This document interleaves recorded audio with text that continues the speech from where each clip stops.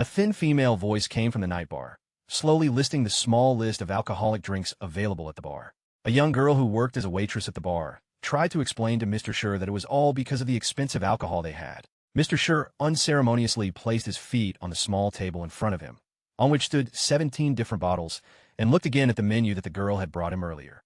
Without thinking twice, he briefly and coldly ordered the girl to bring everything that was in the bar. The waitress did not expect such a turn of events, so his request surprised her very much, and the girl did not understand whether the guest really wanted a bottle of each drink. Mr. Schur was frustrated and irritated by every extra minute wasted on trifles, so he abruptly ordered the waitress to bring all the alcohol that was in the bar. The girl shuddered at his threatening voice and only had time to turn to stone and stare at this weirdo. Schur, noticing this, added that the waitress should distribute all the alcohol he ordered to all the bar patrons that evening. The poor girl couldn't believe her ears. She didn't take his orders seriously and asked him not to joke like that. This angered the guest even more. He grabbed the waitress's hand and pulled her towards him with difficulty, causing the poor thing to gasp. As if possessed, Schur handed the girl a black card and blurted out that he had no time for jokes. Letting go of the worker and confidently stepping forward, the man found himself on the table in front of the sofa, preparing to say something important. Schur spread his arms out to the sides, giving himself the appearance of a statue of Christ the Savior, and simply shouted loudly that he would pay for everything that night. Everyone around looked at him in surprise, not understanding what was going on in this bar. In turn, this guy added that guests had to adhere to only one rule, which stated that they were not allowed to leave the bar until they had drunk everything that was there. Crowds of girls immediately rushed to Mr. Schur with cries of delight and joy at such generosity and kindness. Many of them immediately felt an indescribable desire to befriend this eccentric. The girls were surprised by his wealth and even squealed with delight. In an instant, a crowd of pretty girls had gathered around the young man and were sitting on all sides of his sofa, waiting for his next strange order. This sudden fame seriously attracted the attention of other guys who were also relaxing at the bar, because the young people did not understand where this rich guy came from and how he got so lucky. While Schur sat sadly among a bunch of girls, the guys thought only about wealth, their cherished dream. Schur was not actually a rich man. He sat and thought tirelessly about how an ordinary third-year student could have such an opportunity. Pouring a strange drink into a glass, the man couldn't shake the thought that he was just a mindless money-spending machine chosen by death. 6 hours ago, at 11:50 p.m., Schur was peacefully strolling along a dark street in the middle of a park, barely lit by streetlights. Suddenly, a yellow Porsche approached the guy at increasing speed, and, apparently, it had no intention of slowing down. Schur didn't immediately notice the sound of the approaching engine, which was getting louder with each passing second, and when it finally returned, all he saw was the bright light of the headlights, which completely blinded him. The young man managed to jump away, but he didn't land, so he simply flew onto the cold asphalt, trying to avoid the out-of-control car. Schur was riding on his stomach and stopped about a few meters away from him. The guy's clothes were all scratched and dirty, not much different from the appearance of the young man himself. The hero, already seething with anger, raised his head to see what had caused such an accident on the way to him. The bumper and the entire front end of the shiny Porsche were hidden behind the branches of the bushes, but this did not prevent the guy from realizing that this part of the car was completely destroyed. Without thinking twice, the guy indignantly blurted out everything he thought about the car driver, and only added that if it weren't for his quick reaction, fatal consequences would have been inevitable. A young girl, just as bruised and wounded as Schur, was trying to get out of the mangled car, and her short blue dress most likely meant that she was returning from some nightclub or bar. The guy was surprised by this photo, only sighed, and asked if everything was okay with her. He had already dialed the emergency number and offered to call an ambulance for the girl. Suddenly, the girl ran up to Schur and shouted at him to take off his pants immediately, causing the guy's phone to fly out of his hands. The young woman pressed her whole weight against the poor young man, blocking his path, and said that she would pay him $1 million for this. Schur, confused, asked her in a daze what she was doing because the guy had no idea what was going on. Suddenly, the girl jumped up and started telling herself that she couldn't tell the guy the price, after which she headed towards the car. Observing the eccentric girl, the hero tried to understand the reason for her behavior. He couldn't figure out whether it was a head injury, a mental disorder, or whether the young lady had simply overindulged at the bar. In the blink of an eye, the girl approached the guy again, and he noticed something shiny in her hand, very reminiscent of a knife, which made the guy's skin crawl, and he squealed to calm the stranger. The young woman rushed towards Schur again, shouting for him to sell her the hand and name the price, because money had no meaning to her. The poor fellow was so frightened that he simply pressed himself to the ground and only begged the girl to let him go, struggling senselessly with his arms and legs. Having swung a knife at the young man, the girl said that nothing depended on him and apologized with tears in her eyes. Shirley only had time to cover his face with his hands and close his eyes when something incredibly strange happened. The stranger hovered in the air above the guy with a knife, but her hands instantly disappeared and turned into some kind of red glow, similar to a bloody fog. In surprise, the girl dropped a small knife on the ground, which bounced off the asphalt with a clang several times and ended up at the guy's feet. The poor girl had absolutely no idea what was happening. Her hands disappeared, and behind her, with lightning speed, the silhouette of another weirdo appeared. With a wicked smile, the stranger sarcastically asked if she had really chosen that hand. Having taken a comfortable position in the air, the stranger asked with an evil smile how much the life of this young man was worth. Seeing him, the girl froze with fear, and horror was clearly visible in her eyes. With difficulty gathering all her will into a fist and stuttering slightly, the poor thing was able to pronounce only his name, Scepter. The Scepter remembered warning the girl about the unacceptability of such expenses and that due to her thoughtlessness she would not survive in slavery to the Black Scepter, while the unfortunate woman tried to assure him that she was capable of carrying out this task. The Scepter ignored her words, grinning maliciously, and only added that she had several more ways, but she didn't have enough time. All he had to do was snap 2 fingers to condemn the young woman to certain death as a result of her failure. In the blink of an eye, the bloody fog began to completely envelop the girl. It became denser and denser, and the fear in the stranger's soul became more and more terrible. She gradually began to disappear, blending with a red glow that was watched by a stunned Shirley and an impassive Scepter. The unfortunate woman screamed in a strange voice. Her eyes turned into 2 empty black holes, and her body burned in a bloody halo. There had never been so much fear in that guy's eyes as there was at that moment. The terrifying Shirley couldn't even move. Her image slowly faded before his eyes, leaving behind a terrible, ominous aftertaste. When the red haze finally cleared, Scepter turned his attention to the frightened boy, letting him know that after everything he had seen, he was unlikely to survive. Looking thoughtfully at the stars, and then turning his insistent gaze downwards, Scepter asked the young man what his last words would be. Liché still didn't understand what he had just witnessed, who this man was, or why he had to speak his last words. Without waiting for an answer, Scepter brought his staff to him and said goodbye, but at that very moment he fell to his knees and began to beg him to wait. Shirley, with a trembling voice, asked the Scepter to carry out his strange task. Not understanding what this unfortunate man had said, Scepter only looked at him in surprise and opened his mouth to say something. Shirley slowly stood up, listing all the events that happened to that girl, and only then asked Scepter if he had made a mistake somewhere. The guy was already standing in front of him and saying that the girl's time was up, as he understood. The Scepter looked at the young man in surprise, as he found him interesting due to the fact that his brain was still working, and the young man asked him for one last chance and assured him that he would complete the mysterious task. The hero smiled ominously and added that he didn't understand why he should give this guy a last chance. As Shirley replayed the stranger's horrible death in his mind, he came to the conclusion that since she was already dead, the black card no longer had a free slave. The smile on Scepter's face suddenly disappeared, and he flew closer to the young man. Leaning towards the boy, who was trembling with fear, Scepter looked him in the eyes and asked with horror how he knew about the black card. The stranger's grimace seemed incredibly funny, because the man's smile seemed crazy to him, and his eyes were as cold as glass.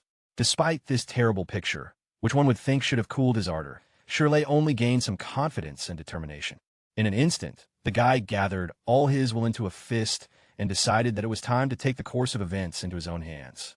Shirley confidently blurted out that since he didn't know anything about the black card, the Scepter would be able to tell him about it after the end of the battle, and if not, it was not too late to kill him. This self-confident man seriously interested Scepter, and he only laughed and was ready to agree to the boy's terms. He moved his finger, and immediately afterward a white shimmer appeared, sparkling and swirling around him. A black bank card, surrounded by white sparks, suddenly appeared in his hands, and the Scepter itself whispered that it was giving this guy one last chance. The black card slowly flew into Shirley's hands, leaving a trail of blue mist behind it, and Scepter added that there were 5 million on the card. The man asked the seller the amount in surprise, as the number seemed huge to him, and took the gift in his hands. The Scepter told the boy that he had exactly 6 hours to spend 5 million at the location indicated on the map, and only then would the young man's life be saved, which left the boy extremely puzzled, as he had not expected that he would only have to spend money. Noticing the surprise and doubt, Scepter angrily reproached the guy for his lack of self-confidence, to which the young man only began to assure him that he would succeed. The Scepter figure quickly disappeared as he added that there were several rules for using the card, but Shirley was smart enough to handle it on his own. Almost disappearing from sight, the Dark Scepter looked into the young man's eyes and quietly whispered his name, adding that if Shirley failed, he would return to kill him. Shirley was left alone in the dark, late night, with a black card that had the word happiness panel engraved on it. The clock in the bar struck 5 in the morning on the very day when this guy's future fate was to be decided. The dancing and fun at the happiness bar was almost over, but there were still a lot of people on the dance floor who couldn't get ready to go home. Mr. Schur sat gloomily on the same black sofa, surrounded by a crowd of young women who did not attract his attention at all. He sat and thought incessantly about how to save his life, since time was running out and the 5 million were not finished yet. By that time, the waitress had already taken all the alcohol out of the bar and, placing it on the table in front of Mr. Schur, said with satisfaction that she had fulfilled all his requests. The guy thought there would be more alcohol, but, looking around the table, he nervously asked if that was all and how much he needed to pay. The girl sat down next to Shirley in a friendly manner and handed him a check for $260,000, which outraged the guy. The guy pushed the waitress so hard that she fell to the floor, simultaneously shouting that it was time and ordering the poor girl to keep going and carry all the most expensive things. The waitress guiltily knelt down next to the guy and said that all the alcohol had already run out. There wasn't even tea in the bar, to which he simply replied that the girl should bring food and anything else they could sell him. Already a little frightened, the girl tried to explain to the gentleman with a smile that the amount of alcohol and food in such a small bar is usually limited. The waitress told the guy that even if he ordered everything on the menu, he wouldn't be able to spend that amount of money, while Shirley stared sadly at his cell phone screen. The large, clear numbers on it clearly showed the inexorably passing time, because it was already 5 minutes past 4. The poor worker was already starting to get nervous. She carefully tried to explain to the gentleman that their bar really couldn't satisfy his desires and that he might have to look for another establishment. After hearing these words, Shirley seemed to become furious. He asked the girl how she dared to drive him away, and the waitress only continued to deny everything. The guy looked like he was possessed by a demon, with his glassy, cruel gaze. He stared at the poor guy, beads of sweat slowly trickling down his face as he tried to calm himself. Suddenly, he jumped up and grabbed his head, realizing that talking to the waitress was pointless and time was rapidly running out. Shirley, looking at the girls around him, thought that he could buy them clothes. But he quickly abandoned this idea, because if he did the same, he would kill the mysterious girl from the Porsche, and the guy did not want such a fate for himself. So he began to think about how to spend the money wisely. The young man shouted at the waitress to write him a check for all the goods he had purchased, and she, in turn, kindly agreed. Shirley was torn between finding someone to fill out the check for him and wondering where he could spend the extra 2 million. Upon hearing this amount, the waitress's eyes widened to 5 kopecks, and the guy only added that in fact he needed to spend another 2,400,000. Suddenly, strange sounds associated with the lack of alcohol were heard from the entrance to the bar, and the heroes returned to the scene. 3 strangers walked into the bar, and the patrons looked at them as if they were a little stoned, which they clearly didn't like. The one who was walking in the middle waved his hand because he was on the left and ordered him to show what was in their power. The waitress hurried toward them, her shoes clicking on the glazed tiles. She turned to the boys in a rage and asked threateningly if they really knew where they came from. The one standing in the middle, probably their leader, walked up to the girl, laughing at her attempt to scare them. The young woman did not lose her composure, remembering which of the guests was in the bar at that moment, so she did not retreat and began to make it clear to the pagans that she had someone to hide behind. The one standing to the left of the pack leader most likely realized this, so he quietly whispered in the boss's ear that it was time to leave. In an instant, a loud bang was heard, causing everyone to turn their attention to Shirley, who had smashed a chair against the bar counter. This guy seemed to have gone crazy, started destroying everything around him, and incited others to do the same. Shirley shouted and called on the bar patrons to help him destroy everything there, justifying himself by saying that the bar was so useless that even 5 million could not be spent on it. The young man jumped up and down on the bar counter and shouted that he had to destroy everything there that was worth 2,400,000 and only then would he be able to recoup all the losses. The waitress, puzzled by what was happening, looked at him and wondered how this guy could have spent such a sum of money so stupidly. Shirley became furious and smashed everything around him, scolding him for the terrible bar, but reminding him that it would be nice if the waitress wrote him a check for it. Wudong began to immerse himself in the warm morning rays of the sun, which gradually appeared on the horizon. Shirley lay helplessly on the cold floor somewhere in the middle of the city streets, waiting for his own fate to be decided. The clock struck 6 in the morning, but the boy no longer had the strength to complete the mysterious task with the scepter. Hearing a strange rustling sound somewhere nearby, the young man wearily asked who it was.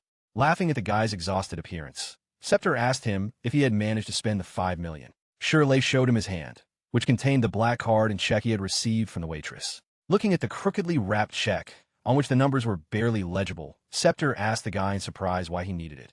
The young man cried out in despair that even if he spent all the money, he would still be killed if his spending did not comply with the rules. Shirley didn't know the rules, so the receipt was the only evidence he thought could prove his expenses, but even if it wasn't, the guy didn't care whether he survived or not. With a mocking smile, Scepter gave in to the guys, but in order not to let him go so easily, he decided to scare the poor guy. As soon as he moved his hand, his staff instantly flew into the air, its sharp end pointing straight at the top of Shirley's head. The guy only managed to cover his face with his hands to somehow slow down and soften the blow. Suddenly, strange waves appeared before Scepter's eyes, very reminiscent of sound waves. For a moment he was stunned and surprised by the words he heard on the other side of the door, but after a few seconds he nodded humbly and agreed with those on the other side. Scepter came back to Shirley in a rage, claiming that 93% of his expenses were still not compliant. Moreover, he was annoyed that this guy was trying to cheat him by presenting a fake receipt. The Scepter hated those who thought they were smarter than everyone else, so he loudly snapped his fingers. A familiar bloody mist immediately rose around the boy, and the Scepter only hissed threateningly that vagabonds like him were certainly dead, but the god of the dark night took pity on him. The bloody fog did not dissipate, and Shirley was overcome by a very strange sensation, which the Scepter called an innocent punishment. The red curtain instantly dissipated, and the boy remained lying motionless, trying to find the strength to ask about this innocent punishment. Something unusual on Shirley's head seemed strange to him, and suddenly he finally realized that this innocent punishment was directed at his hair, which disappeared as a result. The Scepter smiled slyly and in a hoarse, high voice congratulated the boy on becoming the Dark Knight's slave. In the pitch-black night, the illuminated lights of Wudong's prestigious spa seemed even brighter than usual. Shirley leaned back in a huge leather chair, while around him 3 masseuses tirelessly carried out their work. The guy had been the Dark Knight's slave for 5 days, but still knew nothing about the black card, and while he was carefully examining it, one of the girls tried to ask him if he was satisfied with their services. Finally, after listening carefully to the masseuse's questions, the young man praised her and said that he would pay by card, since he now needed to spend 50,000 a week. The girl smiled broadly, took his business card, and added that she looked forward to meeting him again. Shirley was embarrassed by such kindness, causing his cheeks to turn red. Meanwhile, the joyful masseuses rushed to the door, wondering if Mr. Shur had fallen in love with one of them, since this was already the 5th time he had visited them this week. Even when the door slammed behind the beauties, their laughter and joy still reached Shirley. Mr. Shur lay in the massage chair and kept thinking about the fate that had befallen him. His main headache was the thought that if he did not spend all the money or did it incorrectly, he would die. Every time, the slippery image of the Scepter and his vile smile appeared in his head, forcing the guy to grab his head in despair. Suddenly, the object of his imagination hovered over his soul, mockingly calling Shirley a little rat. At these words the poor fellow cried out in surprise, because such a sudden appearance of the pagan frightened him. The young man stared at the Scepter and asked what had made it appear. Suddenly, without understanding how it happened, Shirley found himself on the floor in front of the Scepter, because he thought that this moment could be the last in his life. Scepter, yawning lazily, reassured the guy and said that he had nothing to worry about until... He sat majestically in Shirley's massage chair and calmly added that no one would die today. Taking a slice of grape, Scepter noted that at this rate, having spent only 10,000 in 5 days, the guy would not be able to fulfill the weekly quota. Shirley was seriously surprised to learn that this scoundrel knew about the amount of money he had spent. Throwing another grape into his mouth, Scepter wearily replied that he and the Dark God were well aware of how much Shirley had spent. Unable to bear the constant secrets any longer, the young man ordered the Scepter to tell him about the Dark God of Night. Without raising an eyebrow, the envoy asked Shirley if he thought about this every day. The situation with the Portia girl constantly weighed on Shirley, so he raised his voice to try to find out why God had established these rules, because they would not leave him alone. Smiling and wearing his famous evil grin, Scepter asked him if he had come to any conclusion, lowering his head in disappointment. The boy said that the only thing he was sure of was death if the task was not completed, to which Scepter chuckled again. However, Shirley still couldn't believe in the black card, or even Scepter, and this left him even more stumped. Scepter sat down opposite the young man and asked him what he thought of the black card, to which he responded with only the assumption that he considered it to be his creator. Hearing this, Scepter laughed loudly and added that Shirley, despite his low intelligence, had a rich imagination. This guy still didn't understand the purpose of this strange group, and it made him very angry. So he raised his voice and asked Scepter about it.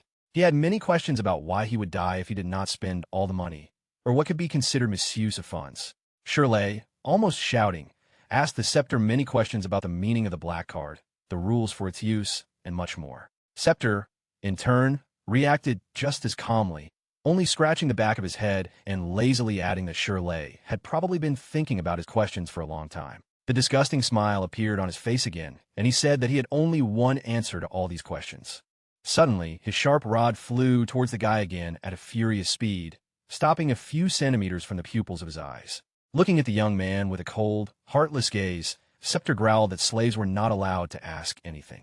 Shirley froze in fear, not even making a sound from the petrification, and beads of sweat slowly trickled down his skin from excitement. Walking up to the boy, Scepter took his staff, and with a sigh, said that since he was the one who asked about them first, Shirley would be allowed to hear a few rules as a reward. Twirling a sharp stick in his hand, the Scepter recited the first 2 rules, which spoke of the slave's duty to spend the money he received. As he began to recite the 3rd rule, Scepter suddenly fell silent, drawing attention to something that had distracted him. He hung in the air while the guy tried to ask the Scepter about the 3rd rule he needed. After a few seconds of silence, Scepter said that the boy would listen to the rule if he could survive this week, which greatly upset Shirley. The messenger smiled at the corners of his lips and added cheerfully that the young man would soon be faced with such problems that he would completely lose interest in the rules. Shirley didn't expect such an answer, nor did he understand what problems the Scepter was talking about. He laughed loudly, only adding that the young man would soon have fun, after which he began to slowly disappear. Shirley tried to stop him, begging him to wait, as he had no idea what was going on. Suddenly the door of his room swung open and heavy footsteps were heard. Not immediately recognizing the sound coming from the opposite corner of the room, Shirley returned to see what had happened. In the blink of an eye, the room was occupied by 4 unfamiliar men in tuxedos, who were moving continuously towards Shirley. 2 of them suddenly twisted his arms and pinned him to the chair, so that the guy could not get up on his own. Following the 4 apostates in black, a girl entered, whose clothes were no different in color from the others. She was a slender blonde with a menacing look hidden behind large round black glasses. Taking off her glasses, the stranger asked the guy if he was really Shirley, and then added that she wanted to ask him a couple of questions. The young woman threw several photographs on the table, adding that they had been taken a few days earlier as a result of a car accident. She sat confidently on the leather sofa in the middle of the room and, crossing her arms, asked the young man if he was in the photograph. Shirley tried to carefully examine the 3 photographs lying on the table, which caused goosebumps to run down his spine, because the photographs depicted the girl from the Porsche, himself, and the very moment when she attacked him with a knife. The guy froze in front of the girl, remembering Scepter's words that he should be careful. Suddenly, a moment flashed through his memory when a sharp stick appeared before his eyes, which at any moment could pierce his head at the speed of light. Shirley stood and looked at the photographs, not understanding who these people were or what they wanted. He immediately decided to ask the girl who she was and what she was doing in his room. The blonde smiled eccentrically, as if expecting such a question from the young man. She picked up one of the photographs and clearly added that their identities should under no circumstances be known, but Shirley's answers must be absolutely honest. The young woman handed over a photograph of the girl from the Porsche and briefly inquired where the victim had disappeared to after the accident. Shirley looked at her suspiciously, wondering if the stranger knew about this and what really happened that night.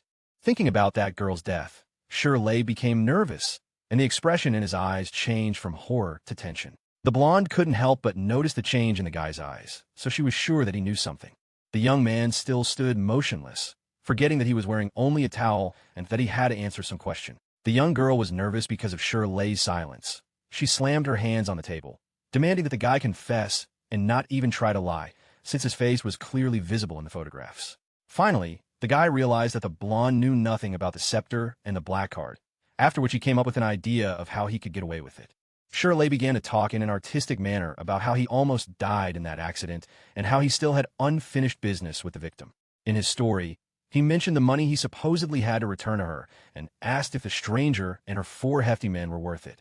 The girl looked at him in surprise, not understanding what money he was talking about, since her goal was completely different. Shirley smiled sarcastically, realizing that the young mistress truly knew nothing about the dark deeds of the night god. His performance worked, so the guy threw up his hands and portrayed himself as a victim, claiming that the girl was obviously a self-confident beauty mired in debt. In the end, the guy smiled and kindly asked not to drag him into these dirty deeds, and he, in turn, would forget about the accident without any problems.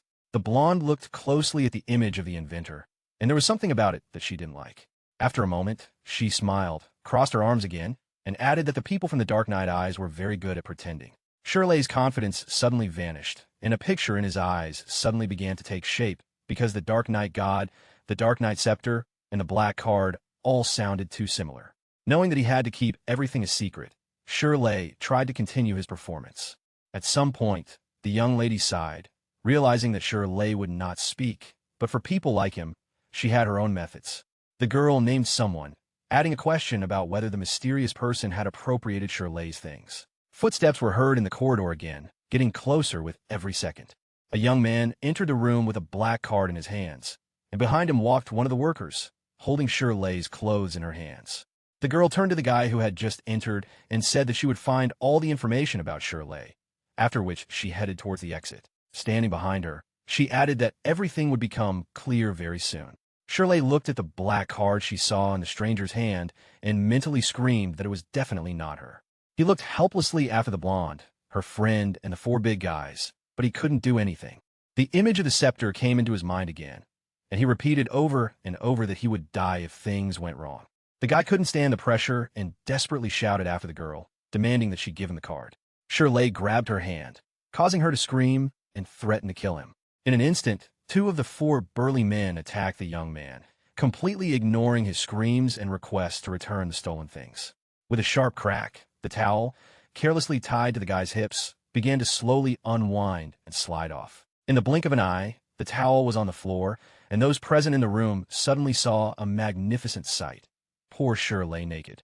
The blonde froze in surprise and stared at the guy in bewilderment, forgetting all the rules of etiquette. The guy's expression was about the same, only the reason for all this was himself and no one else. Finally realizing what had happened, Shirley covered his face with his hands and tried to say something like it was a misunderstanding. The girl waved her hand, smiled, and told him to choose clothes. Covering himself with one hand and holding a towel with the other, Shirley began to approach the blonde, trying to thank her. At that moment, the guy didn't notice that he had accidentally stepped on the edge of the towel, which is why he began to fall on the girl. The girl didn't hold him back for long and immediately kicked him in the most painful spot, causing the young man to fly in the opposite direction, that is, onto the floor. A second later, poor Shirley was lying on the floor, covering the wounded man with his hands and groaning in pain.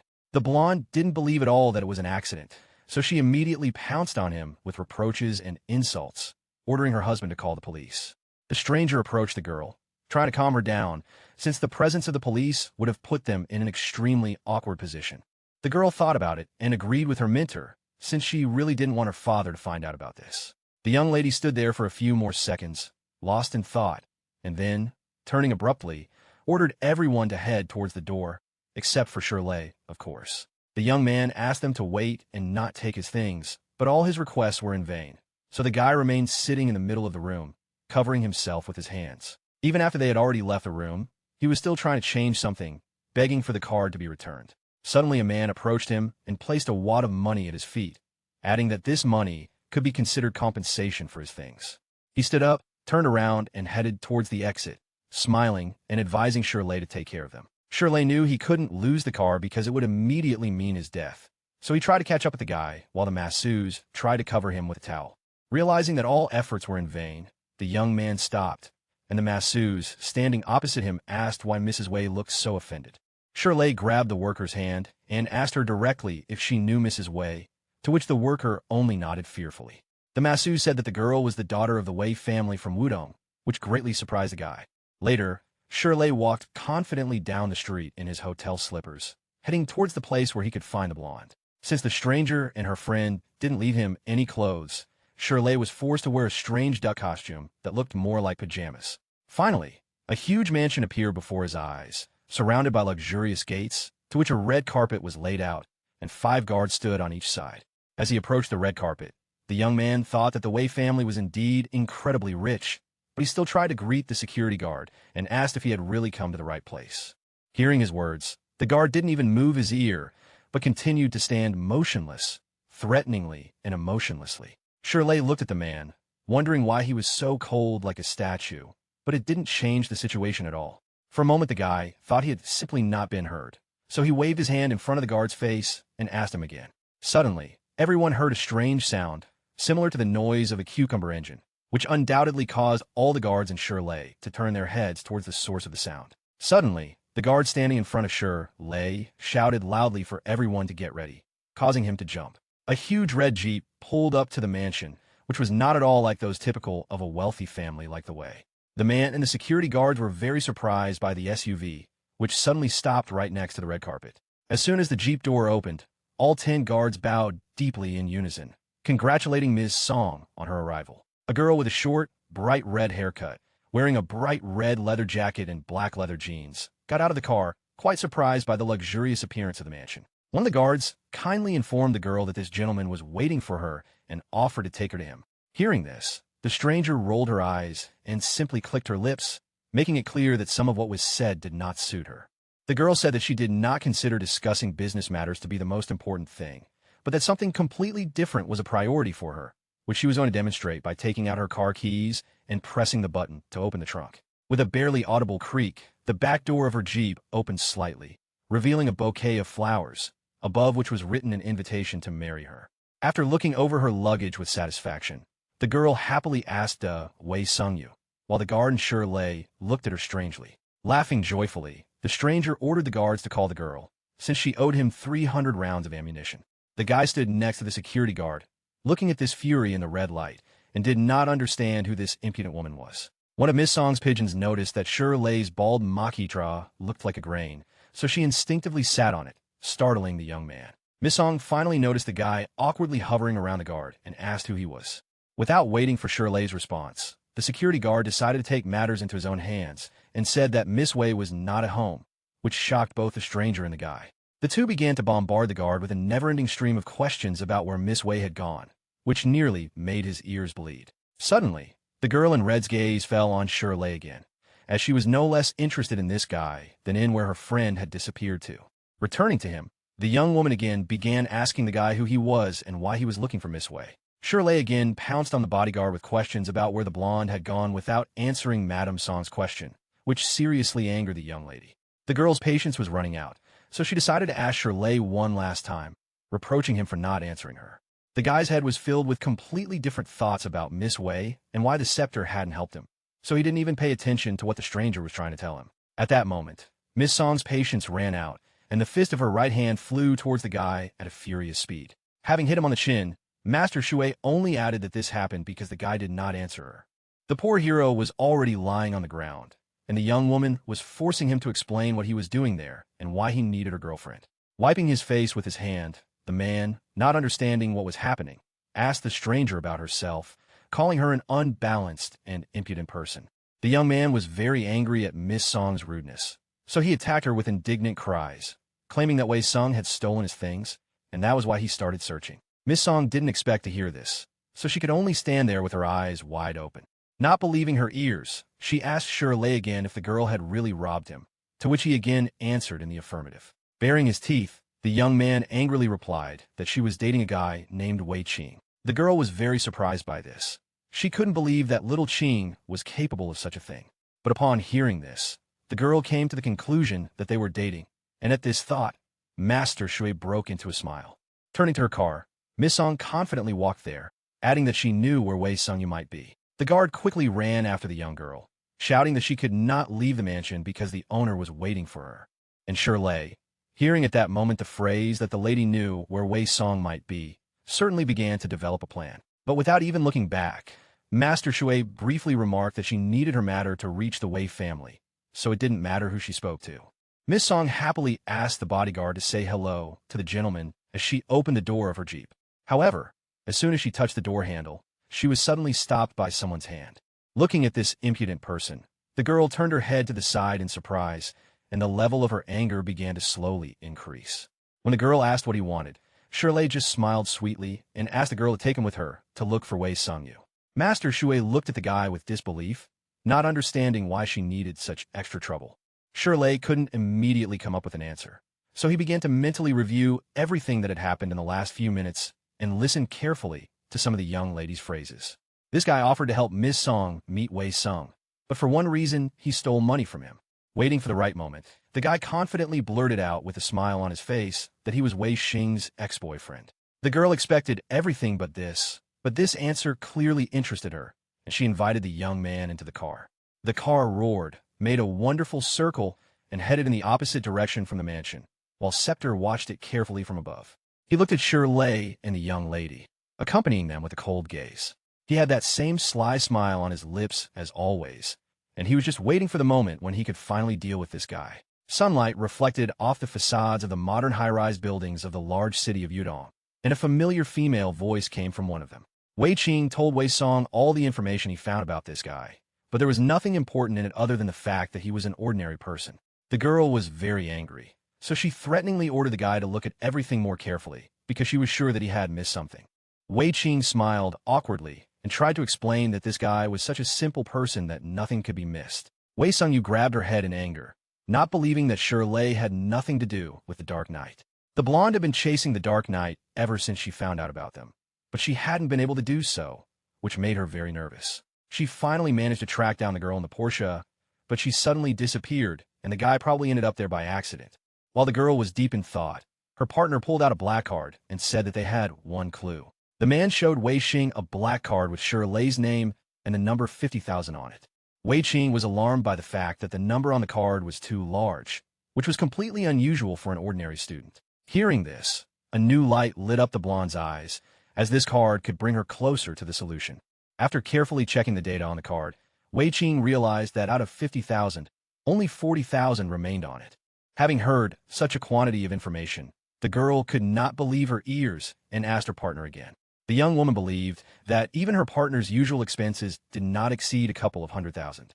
It seemed to her that an ordinary poor student could not get such a sum of money from anywhere, so there was something fishy about it. Wei Qing told him everything he knew about Shirley's income, not understanding where he could have gotten such a sum, but the girl suddenly stopped him because she didn't care where he got these measly 40,000. The people the girl was looking for spent millions a day, and Shirley was nothing compared to them. It was the first time Wei Qing heard such a song from a girl, which surprised him, and Wei Sung covered her mouth with her hand because she shouldn't have told him about it. The girl's partner thought that Shirley was not the one they needed, since he dared to visit such an inconspicuous salon with such a sum of money. Wei Sung sighed heavily and plopped down on the sofa in disappointment, thinking about her recent failures. The third trail broke off again, and the girl had absolutely no idea what to do or how to get to the eyes of the Dark Knight. The thought of being a failure made the young lady very sad, and when Wei Qing asked her to tell him who she was really looking for, the girl replied that he shouldn't know. But this guy wanted to remind her that if the people she liked spent that kind of money, then they were nobody at all. Wei Qing told the blonde to be careful as her search could backfire on her, and the girl obediently agreed. The young woman stood up and politely thanked her partner for his help, as he was the only one who genuinely wanted to help her. Wei Song suddenly remembered that she had an appointment with Song Miao Miao today, which she had completely forgotten about, and Wei Qing, not understanding who they were talking about, asked again if it was Master Shui, who was indifferent to gender. Even though no one liked Song Miao Miao, Wei Song had no choice as she needed to prove her father what she was capable of. At that moment, Shirley and his red-haired lover were at the gas station when Miss Song suddenly received a call. Master Shui was pleasantly surprised that Wei Sung finally called her. Turning on the speakerphone, the girl reproached Wei Sung for not showing up for the scheduled meeting.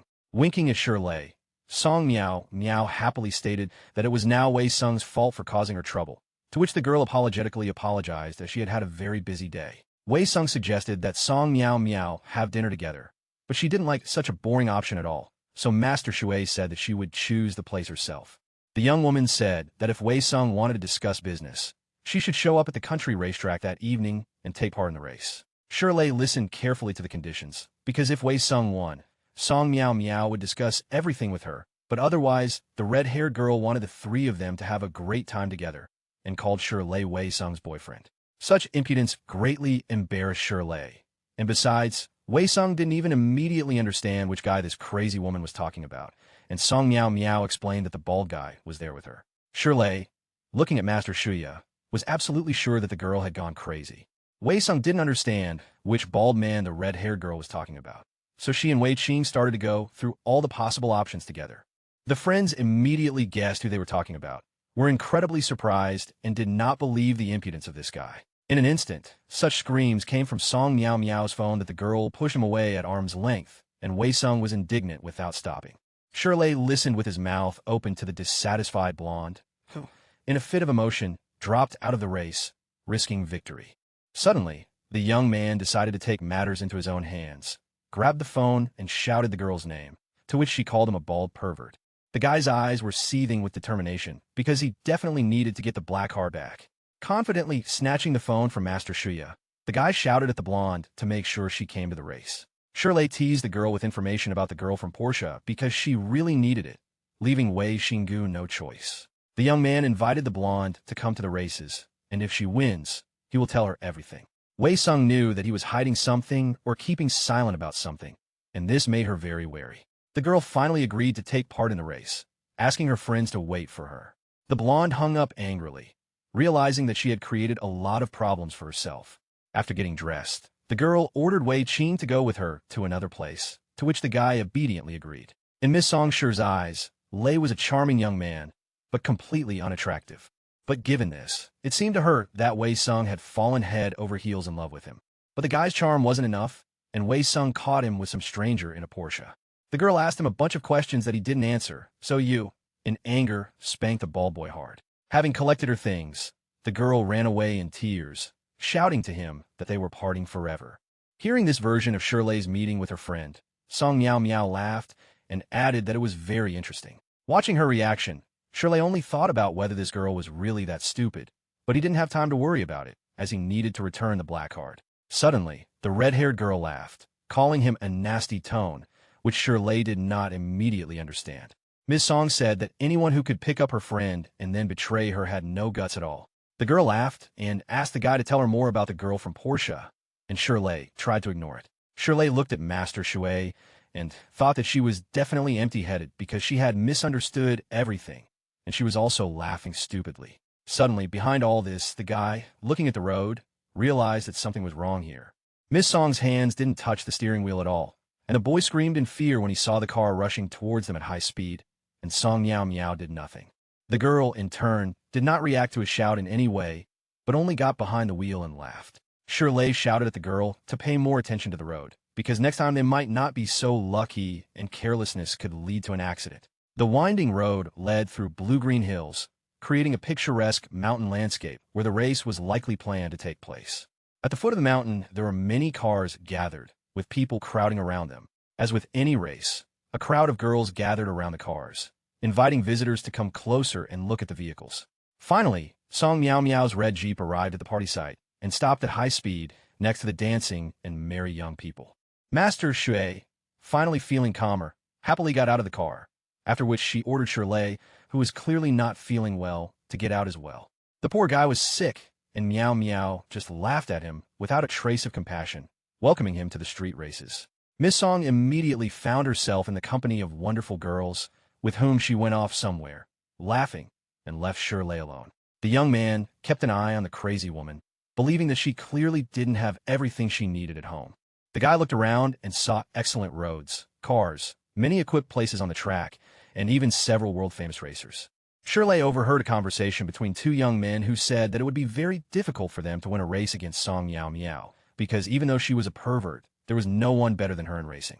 Hearing this, the guy became noticeably worried, since Miss Song's victory was completely disadvantageous to him, and the girl was clearly well-versed in her business. Suddenly, a bright yellow Alfa Romeo pulled up to the crowd of people, the roar of its engine audible from the other side of the mountain. Miss Song's eyes suddenly lit up, and the girl joyfully shouted that Wei Sung was finally here. Miao Miao suddenly rushed towards the blonde, completely lost in her head by her beauty and not hearing anyone around her. Wei Sung and her partner got out of the car and walked confidently towards Miss Song. Shirley also noticed the blonde, looked at her with a threatening gaze, and realized that she was finally here. Just as Shirley tried to approach his friends and return the card, he was interrupted by Master Shuei's shouts. The crazy woman rushed towards them at full speed, screaming and demanding that the young girl kiss her at least once. Wei Sung and Wei Qing looked at her in surprise, convinced that the red-haired girl was clearly not herself. Suddenly, with a sharp swing of her leg, the blonde screamed at Meow Meow that she was crazy and ordered her not to touch her. Miss Song grabbed the girl's leg and laughed when she saw that she was trying to touch her. The red-haired girl hugged the girl, asking her not to hit her in the face since they were both girls, and Wei Sung reminded her that their agreement was based on a competition, after which Meow Meow must terminate all her agreements. Suddenly, Miss Song began to approach the girl, which stunned her, who had not expected such a turn of events at all. The crazy woman quietly whispered in her ear that Master Shuei always kept his promises and asked if Wei Sung was willing to fulfill her condition if she lost. These words angered the blonde, and she sharply declared that she would definitely beat her friend. Master Shuei approached the girl so that she accidentally kissed her, and the red-haired girl only added that Wei Sun should not try too hard, because if she lost, she would be able to take care of her, unlike her father. The girl simply brushed off such proposals, making it clear that these were family matters and she shouldn't worry about it, and invited Song Meow Meow to the race. Shirley, in turn, watched this stunning picture of Song trying to seduce the blonde, happy that she also succeeded.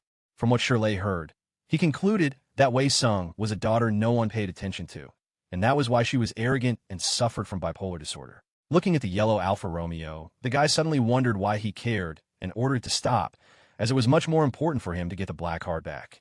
The young lady playfully laughed at Meow Meow, who was about to enter the race in her bulky red Jeep, not quite suitable for this level of competition, while Shirley quietly crept up to his car. Miss Song simply laughed in response to this statement, adding that she was taking this competition seriously and you should not worry about her. Smiling with satisfaction, Wei Sung said that the race would show who would be the winner. But when she returned to her car, she saw Shirley there, brazenly looking for something in the car. The girl was furious because she didn't understand how this impudent guy could pretend to be her boyfriend and at the same time rummage through her car.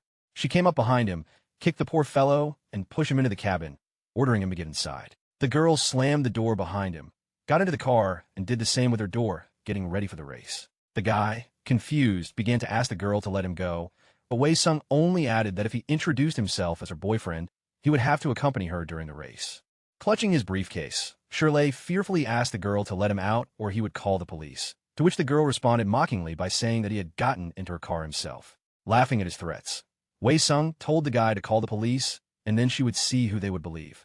Noticing the young man getting into her friend's car, Meow Meow pressed herself against the window, mockingly asking if the blonde really had brought her family with her to support her at the race. The blonde looked at Master Shuei in surprise, not immediately understanding what he was talking about. Song Meow Meow laughed at the girl, laughing at how easily she forgave his betrayal and called the young lady her Yu. Wei Sung, still confused, pounced on the poor guy, shouting, "What did he say to that crazy woman?" Shirley only replied that she had made it all up. The young lady scolded Miss Song, saying that it was time to compete, otherwise she would automatically lose. Shirley was still trying to get out of the car before the race began, to which the girl only responded sharply, ordering the young man to shut up. Satisfied that Wei Sung had left, Meow Meow headed towards her car, confident of her own victory. Such ridicule filled her with confidence and determination, so the girl was convinced that her victory was inevitable. Realizing that the race would feature the two fastest beauties from Yuden, people came closer and closer to each other, wanting to see this crazy competition. A girl with a flag stood between two cars and asked a woman if they were ready. Hearing only the roar of engines in response, the girl waved the flag and symbolically shouted start. The cars took off at breakneck speed, and the crowd of fans could barely hear them. Wei Sung gripped the steering wheel resolutely, focusing on the road, while 10 layers of sweat were dripping down Shirley's body. Song Meow Meow walked nearby. The girl seemed more determined than ever. The cars rushed at incredible speed, making sharp turns without even braking. On every smooth stretch of road, Wei Sun pressed his foot harder and harder on the gas pedal. The yellow Alfa Romeo slid around the corners, but despite this, continued to rush forward, not giving Song a single chance. Shirley watched the girl, realizing that she was an excellent driver and, in all likelihood, could become the winner. Shirley nervously looked out the window, searching for and mentally pleading with her to overtake Wei Sung. Having guessed this, The blonde dumped all her suspicions on him because she believed that the guy needed Meow Meow's victory only to fulfill her conditions. Shirley began to convince the young lady that this was not the case at all, but she did not believe his words in order that soon he would be able to enjoy many things besides Lady Song's victory. The yellow needle on the Alfa Romeo speedometer almost reached 400, causing the engine to hum and roar even louder. The guy was literally pressed into his seat by such speed, and he thought with displeasure that the girl was completely crazy, because only madmen could accelerate so sharply before a series of turns. Wei Sung was an experienced driver, so she wasn't at all afraid of any difficulties on the road. On the contrary, she pressed the gas pedal to the floor and picked up even more speed, comparing himself to the level of the seat. Poor Shirley seriously began to think that he would soon die. He was thrown from side to side, hitting his head and constantly gasping for breath. Suddenly, something flashed over the guy's head, and he decided to touch the girl. Just a second later, realizing what he had done, the man fell into a feverish anticipation of what would happen next. While Wei Sung was shouting at the guy indignantly, the young man only kept apologizing, and Meow Meow's car finally caught up with the Alfa Romeo. Looking out the window, Miss Song laughed sarcastically again, adding that the young couple was flirting again. At the right moment, this crazy woman found the right second and overtook the cuties, saying goodbye with a flash of her headlights. This made Wei Sung calm down and leave the guy alone, realizing his carelessness. Shirley smiled contentedly, thinking that Master Shui had finally overtaken them. The blonde began to become noticeably nervous, since she had no intention of losing, and now Sog Meow Meow's victory seemed much more realistic to her. The girl pressed the gas pedal again, and the bright red Alfa Romeo took off at full speed. The yellow car desperately tried to catch up with Meow Meow's car, but it was unable to do so on the winding road. Master Shui teased the blonde cheerfully, which only made her even more angry and gave her more confidence and determination. There was a sharp turn ahead, and the girl turned the steering wheel of the car sharply so that it began to go almost sideways, skidding. Not expecting such a sudden turn of events, Shirley fearfully asked the girl what she was going to do, to which she only looked away and ordered him to shut up. The car skidded, hit the suspension travel limiter, and lightly touched it, which was installed along the side of the road. Both participants were scared, but without stopping or letting go of the steering wheel, they continued the race. Poor Shirley grabbed his seatbelt and the handle above his head, almost certain that he was about to die. The barrier on the right side of the car continued to grind and spark due to contact with the body, and Wei Sung was unable to move the car away from the edge. Seeing what happened, Song Meow Meow screamed in fear, fearing for her friend. The blonde kept her eyes on the road, gripping the steering wheel with incredible force and trying to save herself, Shirley, and the car. Eventually, Alfa Romeo managed to get rid of the ill-fated suspension travel limiter and return to the main track. The race continued, but now Wei Sung was several dozen meters behind Master Shui. The young woman had never been so close to death, so after catching her breath, she focused on the road again. Shirley, in turn, without yet opening his eyes, held tightly to the handle of the car and whispered that he was about to die. Realizing that her friend was okay, Song Meow Meow began to mock her again, advising the girl to simply give up without risking her own life. The girl covered her ear with her hand, trying not to pay attention to these crazy words. The boy followed Meow Meow's advice and began to tell Wei Xing about it, because he didn't want to die at all. Suddenly the blonde screamed that it was his fault and pointed her index finger at the guy. Shirley decided it was better not to argue with her, so he agreed, but added that it was not necessary to win, and that he could always win next time.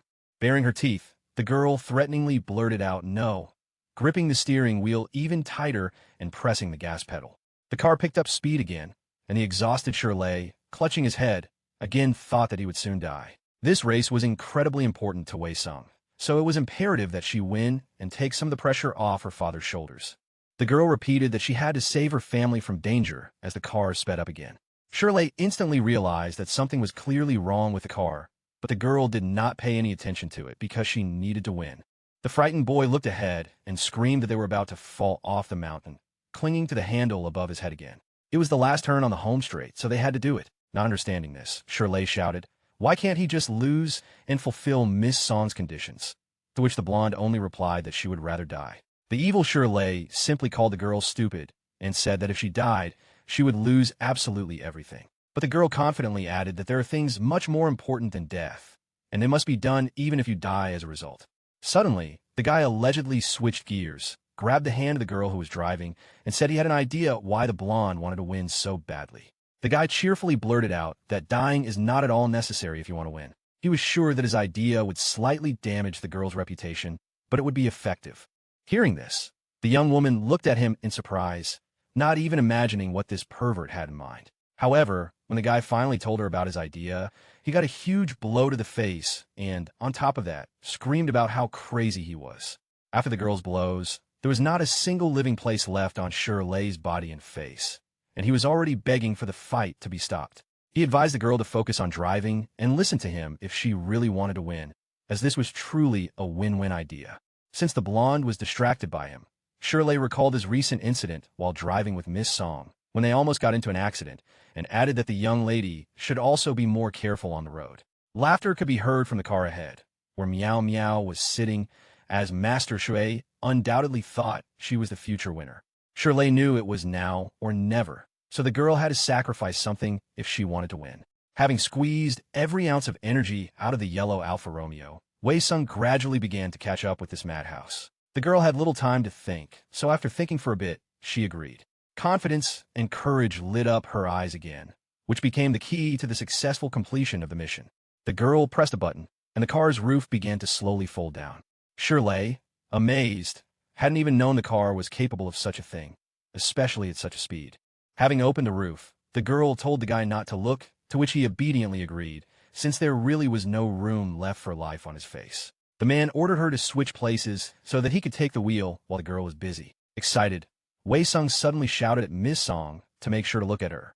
Meow Meow didn't expect this, so she asked in surprise what she wanted, turning her head towards her friend's car. Master Shui looked out of the car window angrily, trying to see what was happening behind her. Wei Sung emerged from the yellow Alfa Romeo with her blouse unbuttoned. At that moment, the red-haired girl completely lost control of herself, switching her attention to the blonde. This turned out to be her fatal mistake, because having turned off the road, the girl did not see the obstacle ahead. Miss Song's car hit the suspension limiter, her brakes failed, and an entire front part of the hood was completely smashed, and Wei Sung successfully overtook her.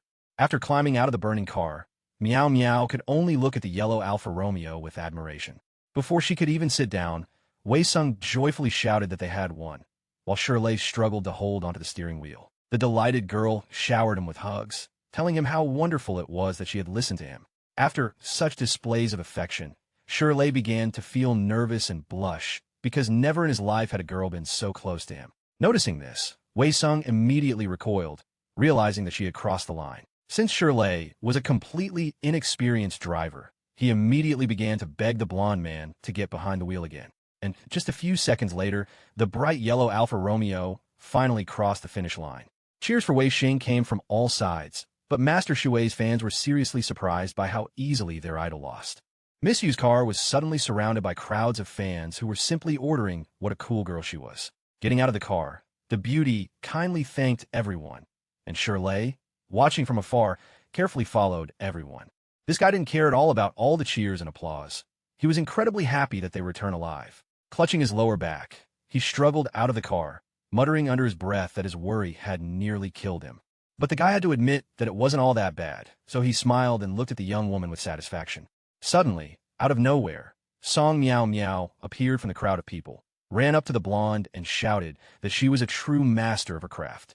These screams made Wei Sung Yu turn back and pay attention to her, no matter how much the girl didn't want it. Taking a sip, Master Shui cheerfully remarked that no normal girl would do that in front of her boyfriend, but she liked his persistence. Ignoring this, the blonde stated contentedly that since she had won, all details of the deal would be decided by her in accordance with the rules.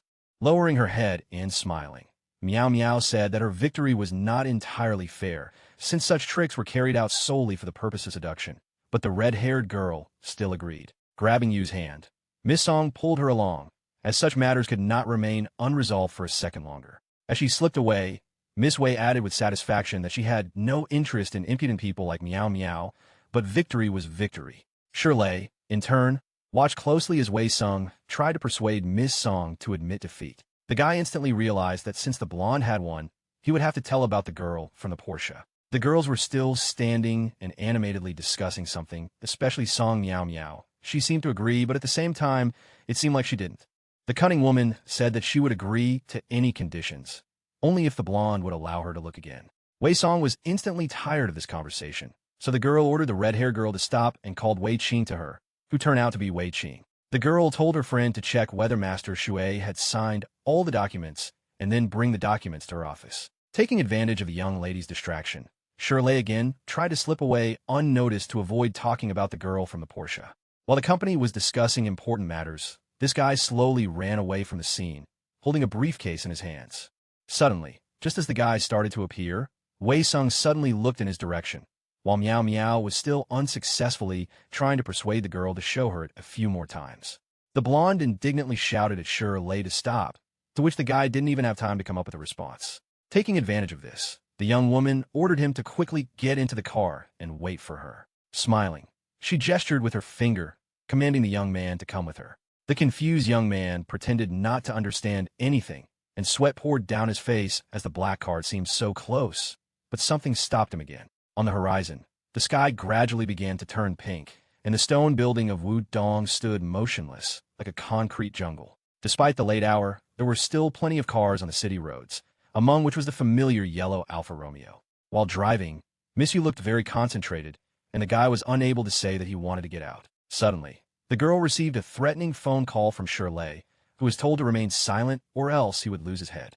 Suddenly, from an evil witch ready to kill anyone who touched her, Wei Sung turned into a cute kitten talking affectionately to her father.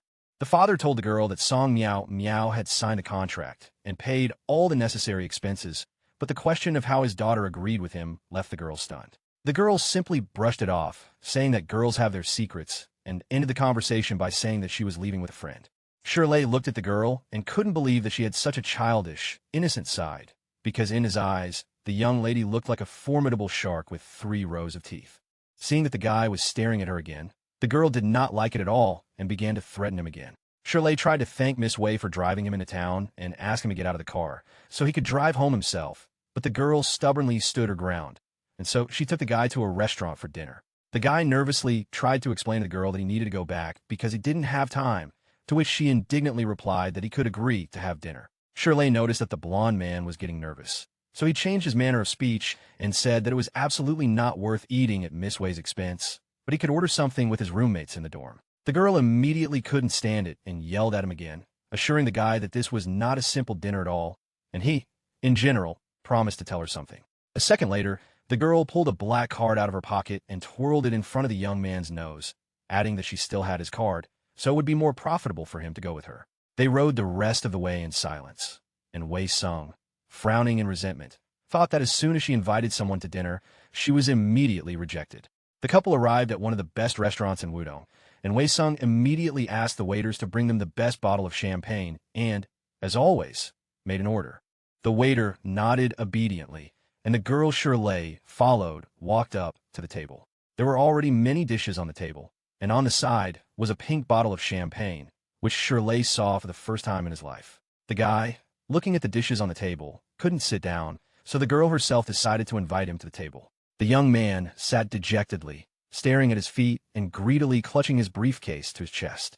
Noticing this, Wei Sung smiled and added that the young man needed to relax a little. The girl said that while he was in a good mood, he should have dinner with her, and after this she would give him the entire amount on the card. This hardly changed Shirley's expression.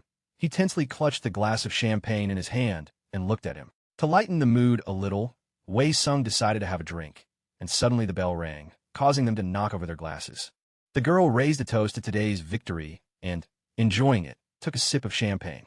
Exhaling, the young lady placed the glass on the table and said that the champagne was indeed very tasty. Shirley watched her calmness, and it began to seriously irritate him, since the guy was in a hurry. He abruptly put the glass down on the table, causing it to shake slightly, but the girl didn't pay attention to it. After putting another piece of meat into her mouth, the girl thanked him for his help and said that against the likes of Song Miao Miao, such methods of victory weren't so bad. The biggest blonde was glad that her dad finally recognized her, and now, after this, he would no longer consider her child. Taking another bite of the juicy steak, she said that she found this guy very interesting. After a moment, she added that if Shirley really had nothing to do with what she was looking for, they could become good friends. The guy continued to look sadly into the distance and almost did not listen to his companion at all. Wei Sung finally decided to ask him about it, since he had been acting like this throughout the entire dinner. The girl asked the guy what had happened to him, since he hadn't eaten dinner, hadn't drunk anything, and had barely spoken. While the girl thought that the guy still harbored an old grudge, Shirley's patience gradually wore thin. Suddenly, the man stood up abruptly from the table and, clapping his hands, abruptly declared that he was very sorry, but he had things to do, and Mrs. Wei must definitely return the black card to him. The young man was very angry and, succumbing to his emotions, shouted that he had no time for dinner, or for congratulations, or for friendship with the girl. He shouted incessantly and demanded that the girl return his card, crossing all boundaries of discipline. Wei Sungyu was very surprised by this behavior, as she did not expect at all that a guy could do this to her. But the blonde wasn't surprised and said that if he decided to leave without dinner, Shirley should tell her about the girl from Portia, and only then would he receive the postcard. Shirley was so angry that the veins on his face were already starting to appear, and his eyes were bloodshot like a bull's. The girl couldn't calm down and asked if the guy had really promised to tell her the whole truth if she won. The young man looked the girl sternly in the eyes, realizing that he had no choice but to say something. Baring his teeth, he blurted out that he knew absolutely nothing about this girl, and that it was indeed an accident. The young man extended his hand one last time, asking the blonde to return the black card to him. Wei Sungyu's expression suddenly lost its confidence. She looked at the guy with a slightly offended expression and obediently agreed to return the card, adding that it was her fault. She then added that her mistake was that the young girl wanted to befriend someone like Shirley. Suddenly, the girl took out a black card from her pocket, but before Shirley could rejoice, she called the waiter to place an order. The young woman smiled and asked the employee to reset the card she had given him, to which the man politely agreed.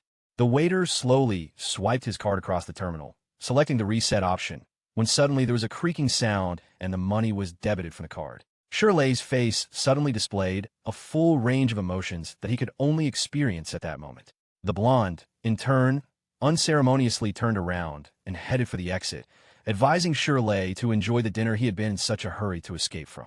The young man was left alone in front of a huge mountain of dishes displayed on the table. Shirley looked at the glass of champagne into which he had poured the black card and thought that there was no more money left and he would certainly die soon. Horror was reflected on his face, and thoughts of death still did not leave this man. The guy looked at the plate of pasta and thought that this dinner was a fake and an unnecessary expense. He came to the conclusion that this dinner was the last one in his life, so he decided to listen to the blonde and enjoy communicating with her to the fullest. With tears in his eyes, the boy ate everything that was on the table, convincing himself that if he died, it would be from overeating. Suddenly, a familiar figure appeared in front of the poor man. Skipper sat on the sofa opposite him, his feet on the table, and added that even when he was eating, Shirley looked ridiculous. Shirley, his cheeks stuffed to the brim, sat like a hamster and looked at the pagan, and tears glistened in his eyes. This guy had been drinking and was convinced that the scepter clearly wanted him dead if he stopped hiding. Continuing to stuff his mouth with a chicken foot, Shirley tried to say something, but he couldn't because his mouth was full. Laughing at the mention of places to hide, Scepter added menacingly that large creatures like him had absolutely nothing to hide. He added coldly that he was simply following the rules of the black card, which allowed him to watch over the slaves when they were in trouble. But despite this, Scepter added that he would not waste time talking to the dead, which immediately surprised the young man. This answer meant that the boy still had a chance to survive, and he asked Scepter in complete bewilderment if he would really survive. Scepter clapped his hands, congratulating the poor fellow on his incredible luck this time. The Scepter said that the first task had been completed flawlessly, and he had come here to prevent the young man from dying from overeating. Raising a glass of champagne in greeting, Scepter cheerfully asked the boy if he was happy. Shirley stood there and didn't understand what was going on because he didn't spend the money, but the waiter did it for him. Scepter swallowed his champagne and chuckled, telling the young man to think for himself. Shirley noticed that Scepter said something about a task well done, so he decided to ask the pagan about it, to which he replied that he appreciated the young man's attentiveness. But one thing irritated Scepter. The slaves sometimes thought more than was necessary. Suddenly, the familiar red fog began to appear around the young man again. The boy began to feel unbearable pain, and the bloody darkness grew stronger, enveloping him like a blanket.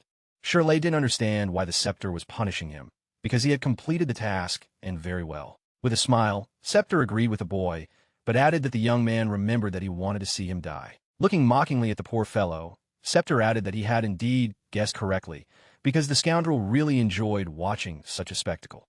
The poor fellow was already screaming in pain, clenching his teeth, and beads of sweat were running down his face. Suddenly the pain disappeared, the red haze cleared, and the boy opened one eye to look. The guy looked at his hands, where the nails had disappeared, which he had not expected at all. Shirley turned to Scepter with indignation and asked why he gave him a manicure. Sipping champagne, he replied that although the boy had lost several nails without nerve endings, the pain was indeed real. Looking sternly at the young man with a cold gaze, Scepter added that if he lost the black heart again, he would also lose more important parts of his body along with it. The poor fellow looked sadly and with disgust at his own nails, first at the scepter, then at his hands. Noticing this, the pagan ordered him not to look in that direction, since this was the path Shirley had chosen. Approaching him, Scepter informed the guy that he had been promoted to the first level of slave, since Shirley had successfully completed the probationary task and would now receive 80,000 per week. The young man looked helplessly into his cold eyes, and the Scepter only greeted him with satisfaction that the boy had a chance to live another week. But suddenly he wondered why he had been promoted if he had only completed his weekly quota. Having hit the poor guy on the head with his staff, Scepter mockingly added that since the guy had been promoted, he could now spend a lot of money. However, Shirley was not at all happy with this, because now he had to think about where to spend another 80,000, because one day this amount might grow to an incredible amount that he could no longer easily spend. Suddenly, a new thought occurred to him. This promotion could be connected with what Scepter had said earlier. Shirley asked the pagan to explain to him what it meant to do a job incredibly well done. Hitting the boy with his staff again, Scepter whispered threateningly that even after his promotion, the young man had no right to ask such questions. However, the young man needed to know about this at any cost, and he began to say that he only needed this information to effectively complete his tasks. Watching this breathtaking spectacle, Scepter mockingly remarked that he was amused by the boy's pity. Reacting to the flattery, Scepter still decided to tell the slave something, since he had completed his task much better than the others. The Dark Knight God believed that spending small amounts of money to generate big profits was an effective way to spend money, but Shirley couldn't figure out where he was getting this from. Shirley only paid for the spa treatment and dinner, but he still didn't know if it really helped. Noticing these thoughts, Scepter said that he had spent too much time on such a compassionate being, so now it was the boy's turn to think for himself. Shirley was outraged that Scepter had said almost nothing to him, as he still didn't understand what it meant to spend money efficiently.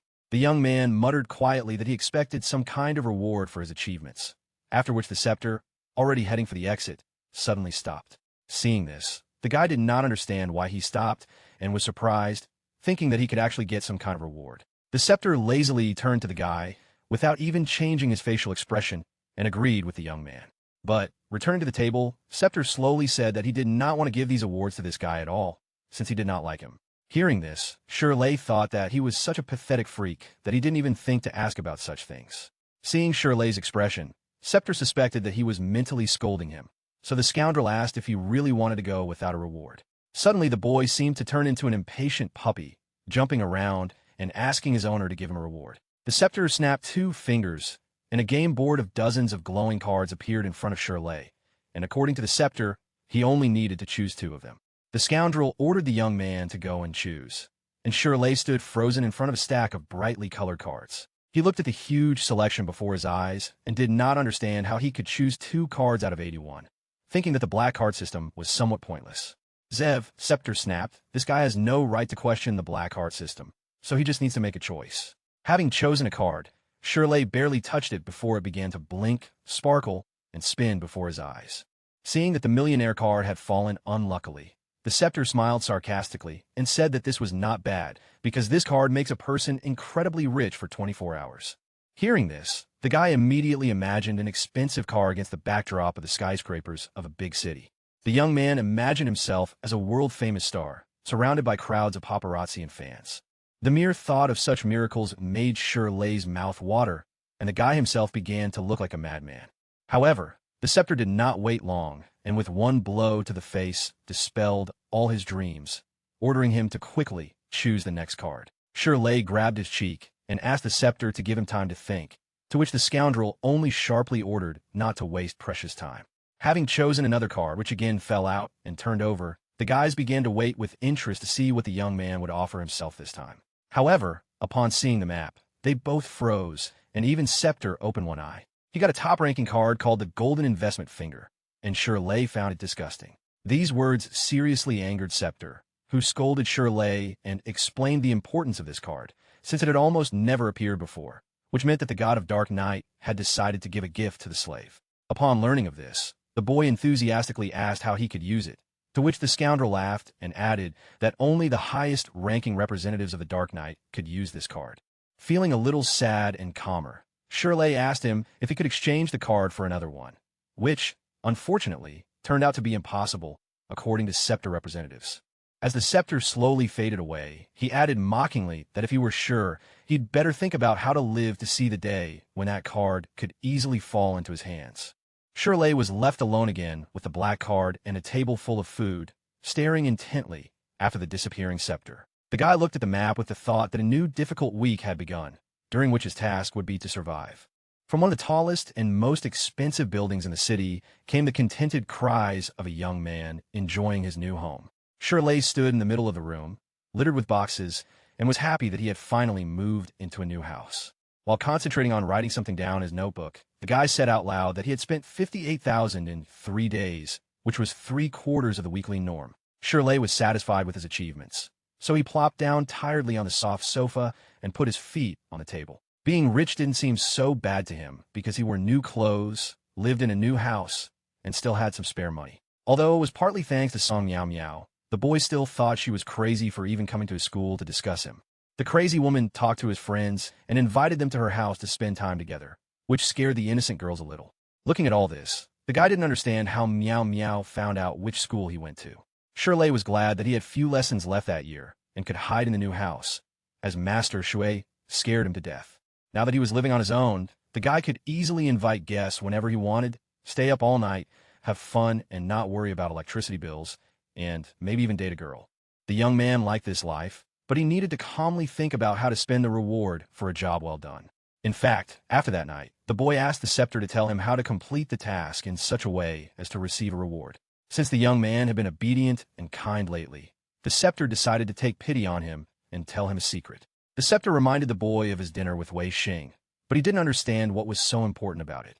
The scepter told the boy that the wine the girl bought for him cost 100,000, while the boy only spent 40,000, which was considered a wise expenditure. Shirley couldn't believe his ears. He couldn't understand how such a small bottle of wine could cost so much money. Sighing, Scepter added that the effectiveness of these expenses was due to the fact that Shirley had changed his relationships with other people in order to receive financial assistance, and for this, the great god had decided to reward him.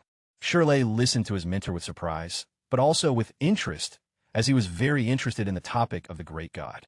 But this guy still didn't understand what it meant to change a relationship for financial help and how to get it. The scepter couldn't help him with that question, but sure had another question about how to use the millionaire card. The scepter ordered the young man to call him as soon as he wanted to use the card.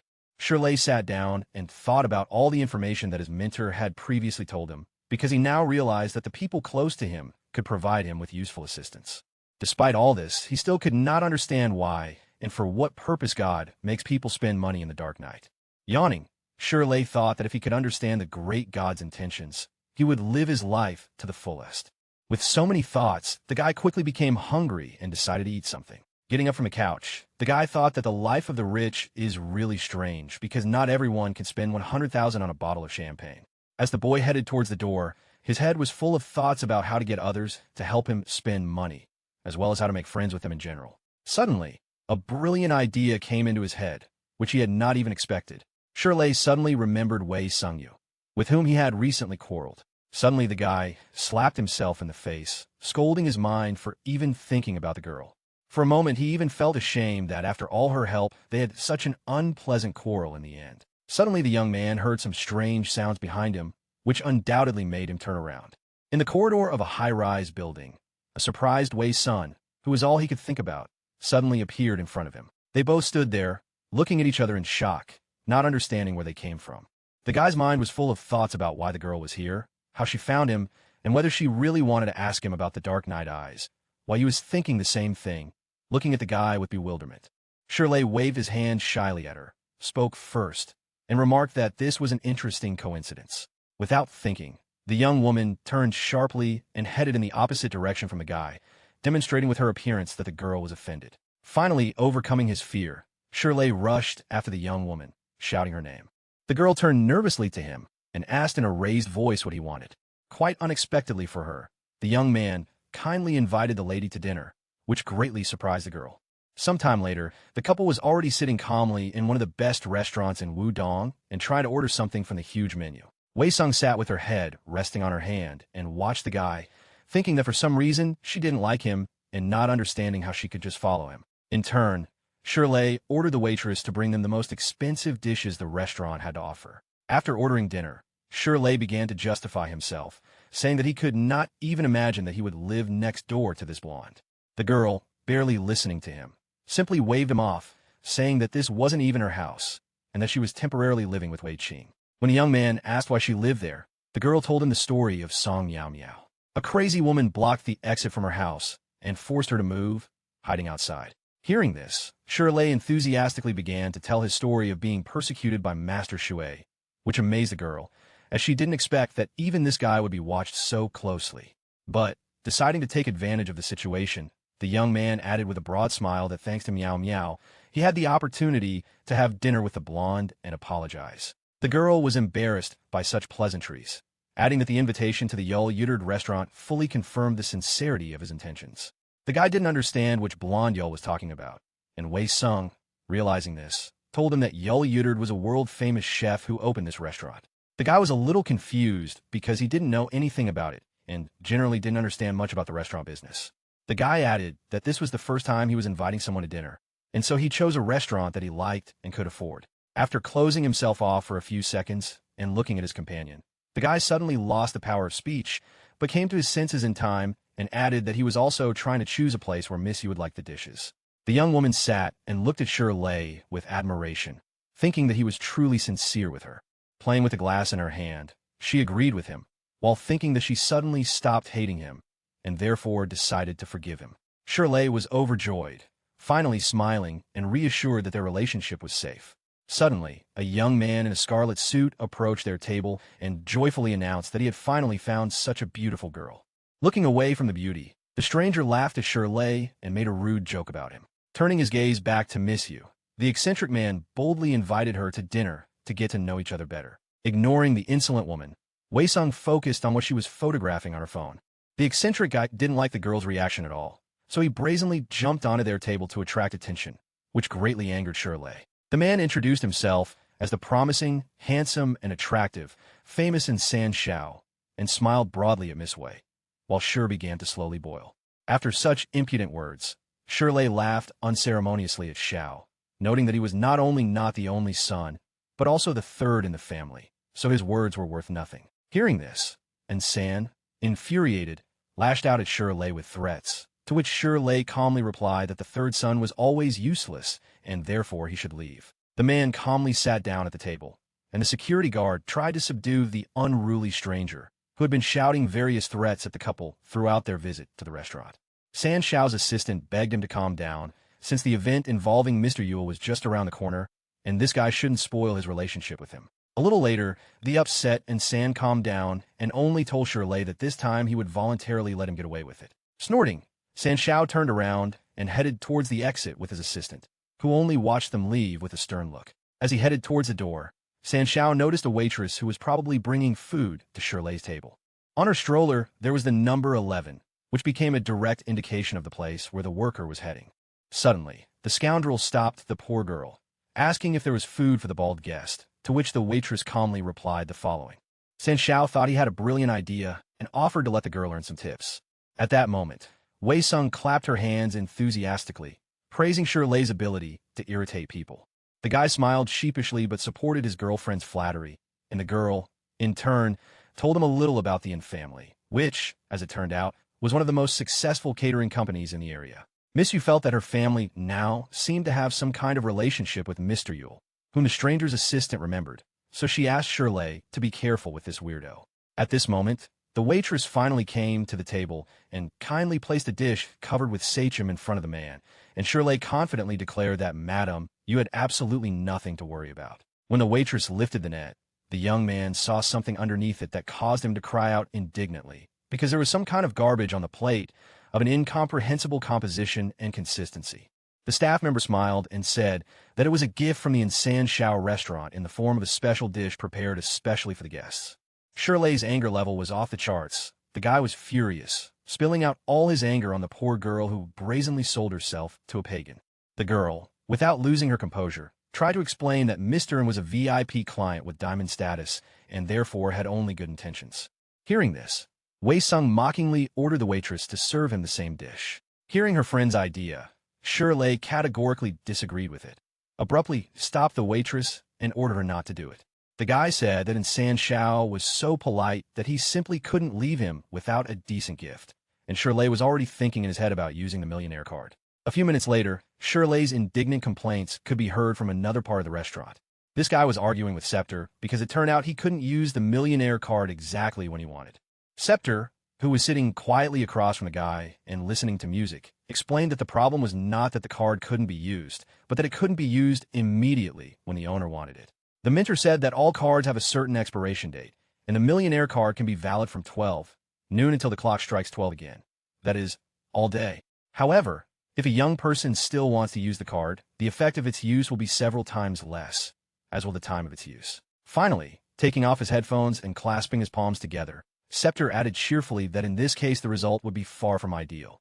After hearing his words, Shirley became wary and asked how strong the laxative effect would be. The mentor said that the card would only be valid for 2 hours, and its effect would only extend to the hotel where the person was staying, and only to those who visited the hotel within the next 2 hours, which Shirley certainly agreed with.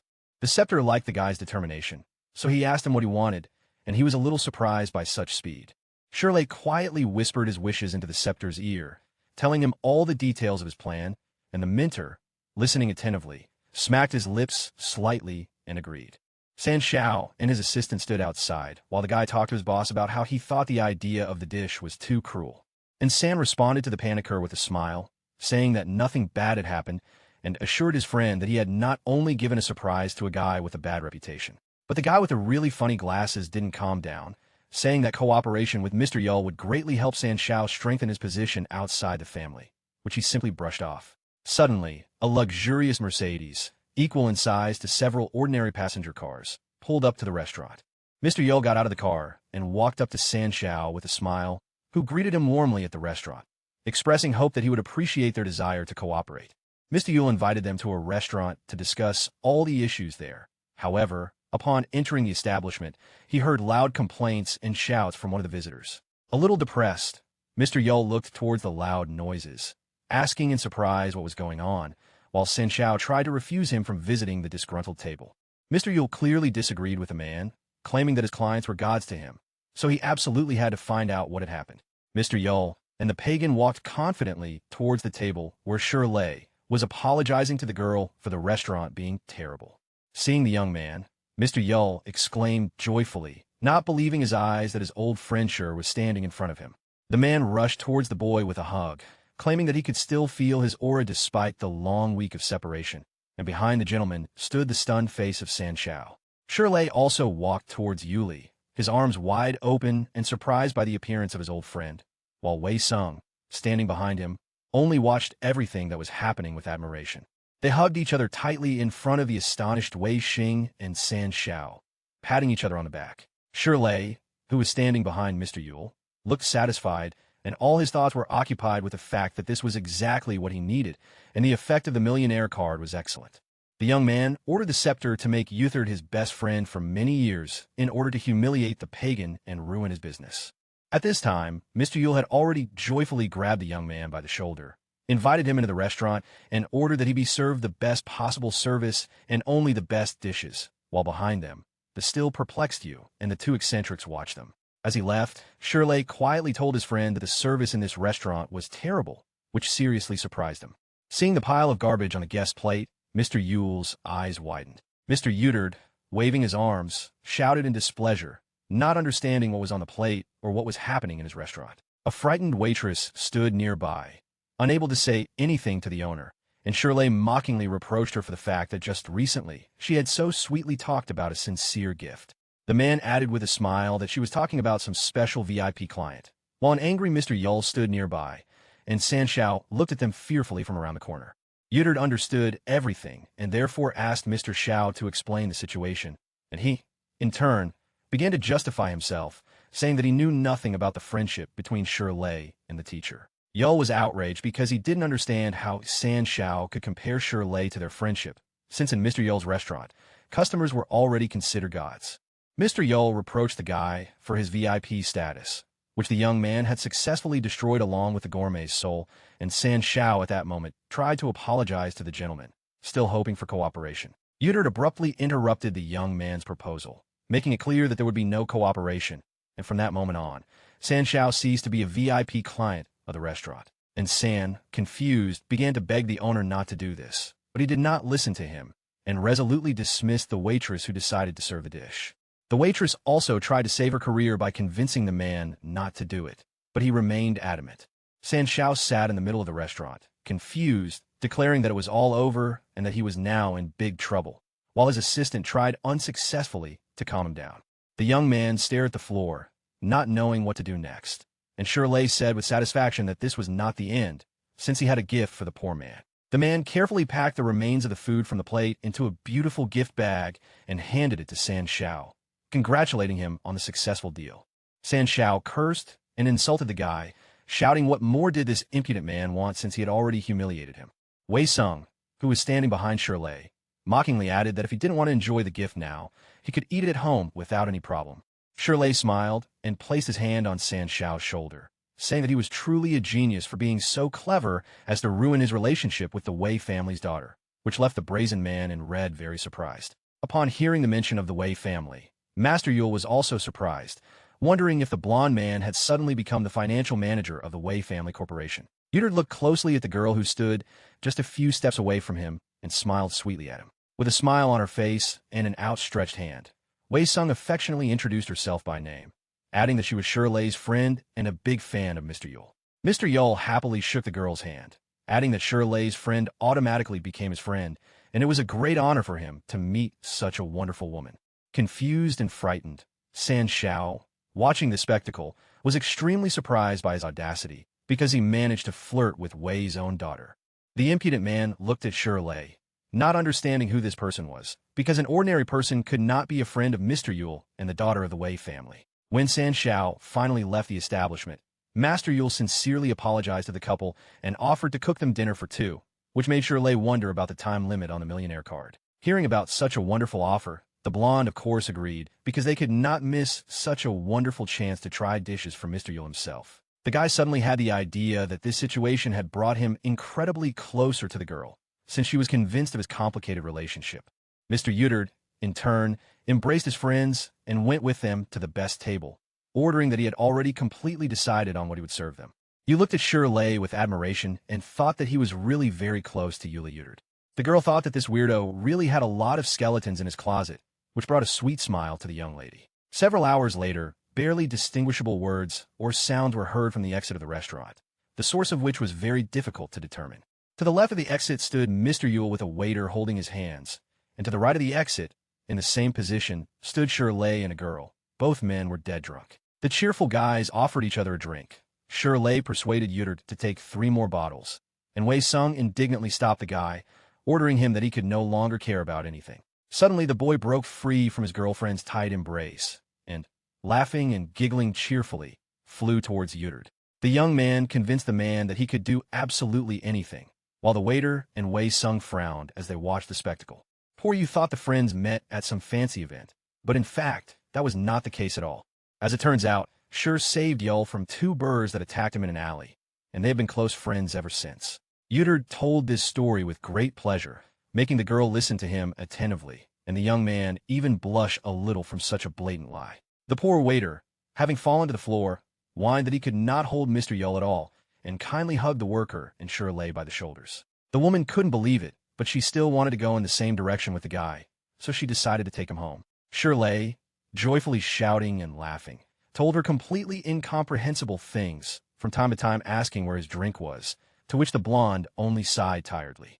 The girl clearly didn't like drunk people, so she constantly ordered her friend to come to his senses and condemned him for this state. Taking the guy by the shoulders, the girl led him to the car, assuring him that as soon as they arrived, the guy would immediately go home to sleep, while the waiter and Mr. Yule would still be lying outside the restaurant, since he couldn't get up. The rays of the bright, huge moon were the only source of light on that dark night, as Wei Sung desperately tried to bring the young man home. Finally, after almost an hour of an incredibly tiring journey home, the friends arrived at their destination. The blonde helped the guy undress and with difficulty laid him on the bed, which, it seemed to him, was as soft as before.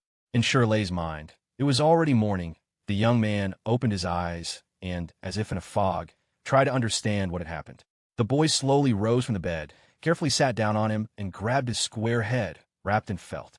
Suddenly, out of nowhere, Wei Sung-yu appeared, clearly in a great mood and wearing wonderful pajamas. Suddenly approaching the guy, the girl began to slowly lick his face, which surprised him very much. After such a terrible night, the guy instantly woke up and saw in front of him a big fluffy dog, which constantly licked his face and sat on top of him. The cry of the frightened poor fellow was heard throughout the house and by everyone who was nearby that morning. Wei Sung watched with interest as the boy desperately fought off her dog, Darling, jokingly calling the young man sleepy. Finally, Shirley broke free from the dog's clutches, kicked it away, and shouted what Wei Sung and the dog were doing in his house. Twitching her nose and looking down at the guy, the girl muttered for him to take a closer look, since he was the one in her house, which the young man wasn't surprised about, not understanding what he was doing there. While petting Darling, the young lady said that the boy had gotten so drunk with Mr. Yule last night that he had slept like a log after that. Yesterday, the girl tried her best to get him home safely and put him to bed. But since she lived opposite this guy, she decided to leave him for the night, as she couldn't find the keys to Shirley's house yet. Suddenly, the guy grabbed his head and remembered that, in order to avoid revealing the operation with the millionaire's card, the young man had no choice but to get Yule drunk, as a result of which he accidentally got drunk himself. Suddenly, the boy realized he was naked except for the blanket, and he asked the girl in surprise why she had taken off his clothes.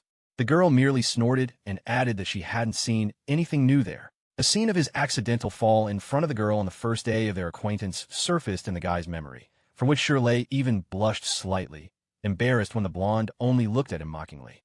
The girl threw him a black robe and said that she would quickly run to the shower at that moment, as she had important meetings at the company.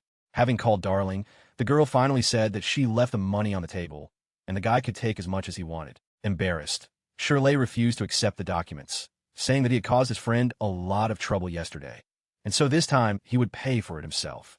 From the bathroom came Wei Xing's voice, bewildered, asking if the young man had any money left. Not understanding what they were talking about, Shirley froze in place, staring towards the bathroom. He said that last night the guy was throwing money among the homeless, shouting that his greatest wish was to have no money. The guy was throwing bills around, gathering a crowd of people around him who just wanted to pick up more. The guy stared at the bathroom door in bewilderment, where Wei Sung's voice could be heard, and, not believing her words, muttered under his breath that he couldn't give everything away, because he had a whole $800 in his pocket. The girl stood in front of the mirror, pinning up her hair, and laughed cheerfully, noticing that the guy looked like he had thrown away several million.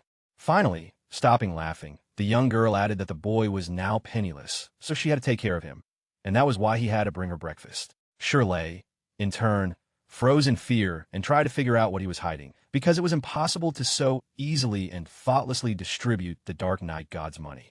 Suddenly, a familiar bloody haze appeared around the boy, which at that moment became more and more merciless, swirling around him and forcing him to clutch his left eye in pain. The boy knelt before the scepter, covering his face with his palms, and a mentor said contentedly that the slave would certainly be punished for such insolence.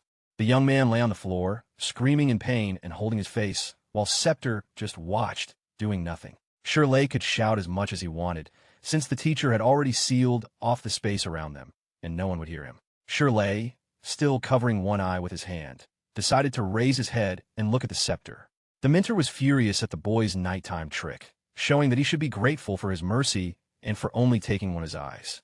Suddenly, the guy grabbed the mentor's staff in desperation, adding threateningly that he could not call himself merciful. Shirley said that his view was completely unfair, to which Scepter only opened his mouth in surprise. The young man suddenly became determined, and gritting his teeth, he grabbed the stick and pointed it at his mentor, making it clear that he himself never followed the rules. The Scepter growled menacingly that just because he didn't follow the rules didn't mean there weren't any, and that this guy was just a common slave. The mentor sternly shouted that the young man had absolutely no right to refuse him. But nothing could stop the young man. Determination and confidence boiled within him, and he began to argue with the scepter. The boy suddenly remembered the day he received his weekly quota, which meant that the scepter could not punish him until that day. Shirley shouted that his quota was for a week, and today was only the 4th day of the week, so the scepter should punish him exactly on the day of the collection, That is, in 3 days. The poor fellow finally rose and found himself before the scepter, hovering in the air as always. The boy kept repeating that his mentor couldn't punish him now and that he still had time. The boy realized that the scepter did not obey the rules, and he could use it against him. So Shirley, pointing his finger at the mentor, threateningly asked what he would do now, because the rules were written by the god of Dark Night himself. This guy's statement didn't surprise Scepter, as he knew that this cunning rat was capable of putting more than enough pressure on him than just being the god of night. But suddenly the mentor agreed with the guy, snapped his fingers, and Shirley's gaze returned. Smiling, the Scepter said that if this guy did not earn the lost 800 through his labor, then next time, on tax day, he would deprive him of his sight because of the damaged eye. Scepter crouched down, bringing himself level with the guy, and pointed his nasty staff at him again, adding that life would be very difficult without eyes, so he should thank him for the warning. He broke into his terrible smile again and asked the guy if he understood everything. Without waiting for an answer, the Scepter disappeared, and the boy was left alone in the middle of the room, with the thought that his mentor definitely wanted him dead. Just thinking about all this made his heart beat several times faster, and sweat broke out on his body from excitement because now he had to collect 800 in 3 days. Suddenly, Wei Sung's voice came from the bathroom, calling the guy and indignantly asking where her breakfast was. Before he could recover from what had happened, the young man looked at the girl in surprise, not knowing what to answer. The guy noticed some crunchy objects lying on the left and came up with something.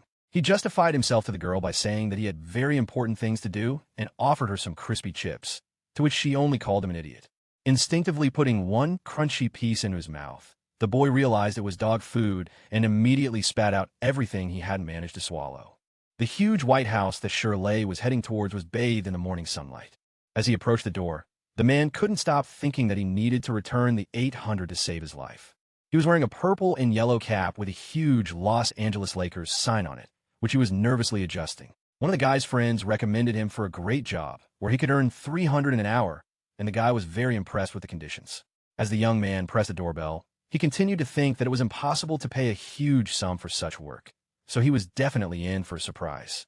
Without making him wait long, the door of the mansion suddenly swung open with incredible speed, and from behind them came the screams of a woman, threatening to stay away from the owner of the voice and her daughter. Shirley was thrown back several meters by the impact, and a blonde woman appeared from behind the door. Addressing the woman as Ms. Zhang, he said he was just a tutor and not the one she had threatened with imprisonment, after which the woman sincerely apologized to him. Ms. Zhang even looked embarrassed, adjusting her oval glasses on her fragile nose, and added that she truly believed it was the same man. After apologizing, she looked at the young man in a friendly manner, introduced herself as Zhang Mei Mei, and offered to help him up. The guy was a little annoyed because the force of the blow made his nose bleed, but he had no choice and couldn't turn his nose up. The man agreed, and the woman helped him up, smiling warmly and apologizing again. Shirley cleared his throat, took a deep breath, and said that he was fine, so there was nothing to worry about.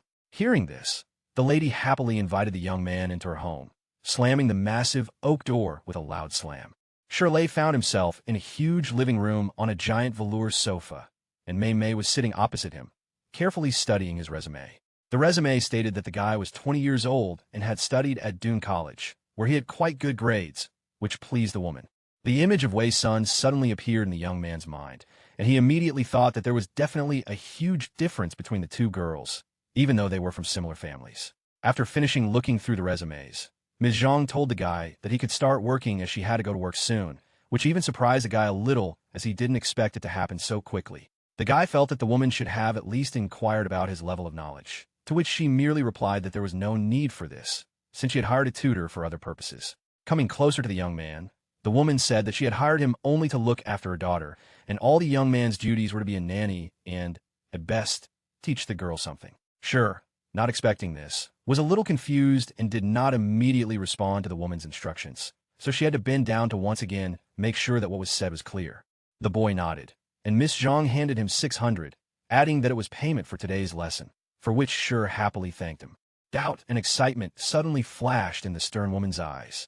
She said with a sense of guilt that Shirley should understand by now why her family pays so much for lessons, since her daughter is not very good at communicating. The man looked at the woman in surprise, realizing that his fears about the surprise were justified. Miss, sadly lowering her head, added that the girl had already scared off 5 teachers this week. To be honest, Shirley had sworn his loyalty and trustworthiness to this loner. so Madame Zhang had no need to worry. Looking at the man, the woman adjusted her glasses and, calming down, smiled. She turned around, thanked the young man for his work, and headed towards the exit. Almost at the door, the woman added that the girl's name was Zhang Liang. She lived on the second floor, and if anything happened, the young man needed to immediately contact Ms. Zhang. Smiling broadly, the man shook his head confidently and assured the woman that everything would be fine. The lady went off to do some business, and Shirley, in turn, climbed up to the second floor along the massive oak staircase. As he climbed the stairs, the guy noticed a lot of drawings and graffiti on the walls in the hallway, which surprised him, and on the door of the girl's room, the symbol of anarchy was clearly visible. The man touched the huge forged door handle, and the door creaked open. Before the guy could open the door, loud and terrible music came from the room, almost knocking him off his feet. The young man slammed the door and fell to the floor, realizing that fate had punished him for all his sins. Apparently, the grown man started whining like a child because, upon hearing this, he completely lost his desire to work. He crawled to the door, opened it again, and the terrible music again fell upon his ears. The man didn't risk getting up and went to the tape recorder from which the terrible sound was coming, believing that in order to survive he needed to turn it off. He finally reached his destination and quickly pressed the off button. After this small victory, he finally had the opportunity to sit down and catch his breath. Raising his head in an instant, Shirley was stunned by the atmosphere in the girl's room. There were posters, strange drawings, trash, and all sorts of strange things everywhere that teenagers usually avoided. Seeing a drawing of a skull showing 2 middle fingers in the middle of the room, the guy thought it was a haunted house. But opposite the entrance, at a table, sat an innocent girl who didn't hear him through her headphones and didn't even intend to hear it, because she was focused on a game on her phone. The girl talked to herself, pointing to the sensors on her smartphone and not paying attention to the teacher who entered her room. For some reason, this girl reminded the guy of Song Miao Miao, but compared to that crazy girl, this little devil was much worse. While the guy was lost in his thoughts, the girl finally turned her attention to him, threateningly asking who he was. Not understanding him, the girl asked where her mother had gone, and Shirley tried to greet her in a friendly manner. Without giving the man a chance to introduce himself, the children put their headphones back on and concluded that their mother had hired another tutor for herself. Taking the money out of the box, the girl threw it on the table, adding that there was 1,000 more than her mother had given her. She ordered the guy to take the money and leave her room back where he came from. The guy stood there perplexed and didn't know what to do, since the amount the girl left him seemed very attractive, but this money was earned dishonestly. The bills on the table beckoned the poor man, but something inside him stopped him. The guy was still thinking about taking the money, since it could work. He took the money from the bank. The girl smiled contentedly and ordered him to leave quickly. Shirley stood in the middle of the room, holding the bills in his hands, wondering what he should do next. Suddenly the man stood up, walked to the door, and flicked the switch, after which the light in the room went out. The boy looked at him indignantly, shouting at him for what he had done, and he cheerfully added that turning on a light in broad daylight was just a waste of electricity. The man walked to the window and joyfully opened the curtains, laughing at the child and saying that children certainly need sunlight to grow. According to professional ethics, even if a person has worked as a teacher for only a few days, he should not take this money. Shirley plopped down on the huge black sofa, thinking that it was up to him to teach the young lady good manners. The girl raised her voice and yelled at the guy, not understanding why he wouldn't leave if he took the money, to which Shirley stubbornly replied that he would keep the bills for himself. Smiling, the man added that he would later give the money to her mother. Such impudence greatly outraged the devil, because it was her money, and the stranger was disposing of it so unceremoniously. Shirley, looking at the girl sarcastically, pretended to be surprised and added that her mother had given her the money, so theoretically it didn't belong to her at all. The guy stared at the phone and said that the girl could do whatever she wanted, but she shouldn't leave the room, and then they would work together. Without taking his eyes off his mobile phone screen, Shirley calmly added that he would only take care of the girl. The clock showed 13:22. Their lesson was supposed to last 2 hours with an 8-minute break in the middle, so the guy was going to stay until 15:30 and then leave. Quietly inserting the headphones into his ears, Shirley suggested that the girl not interfere with each other, while the little rascal inside the girl began to boil with anger incessantly. Making fun of the children, the guy asked with a smile if she really wanted to study, since it was the only way out if she didn't listen to him. The girl twisted her nose angrily and screamed, which was what Shirley expected. The satisfied boy ordered the girl to do whatever she wanted and not to bother him, while the children had already rushed towards him with their fists. The girl was furious with his behavior, so she attacked the guy and started to drag him off the couch, and the guy just screamed for the crazy woman to stop, Otherwise, he would be left without pants. In desperation, the boy suddenly offered the girl to take part in the competition if she didn't want him to play so much, which surprised the children. Knowing this, the young man smiled and suggested playing Mobile Legends together. If he had won, the devil would not have bothered him, but if the girl had won, he would have left peacefully. The girl looked at him stunned, not understanding what this weirdo was getting at. But, remembering that she had a first-class epic, the girl ominously agreed to his proposal. Both of them were constantly clicking their fingers on the screens, playing enthusiastically and whispering something under their breath. The first round ended, and the woman screamed indignantly that it was unfair and that she was having internet problems, inviting the guy to play again. The young man had no intention of giving in to provocation, so he waved his hand and reminded the girl of the rules, according to which, if she lost, she would have to fulfill the agreement. Liang did not stop and continued to growl at the boy, threatening to report him to his mother.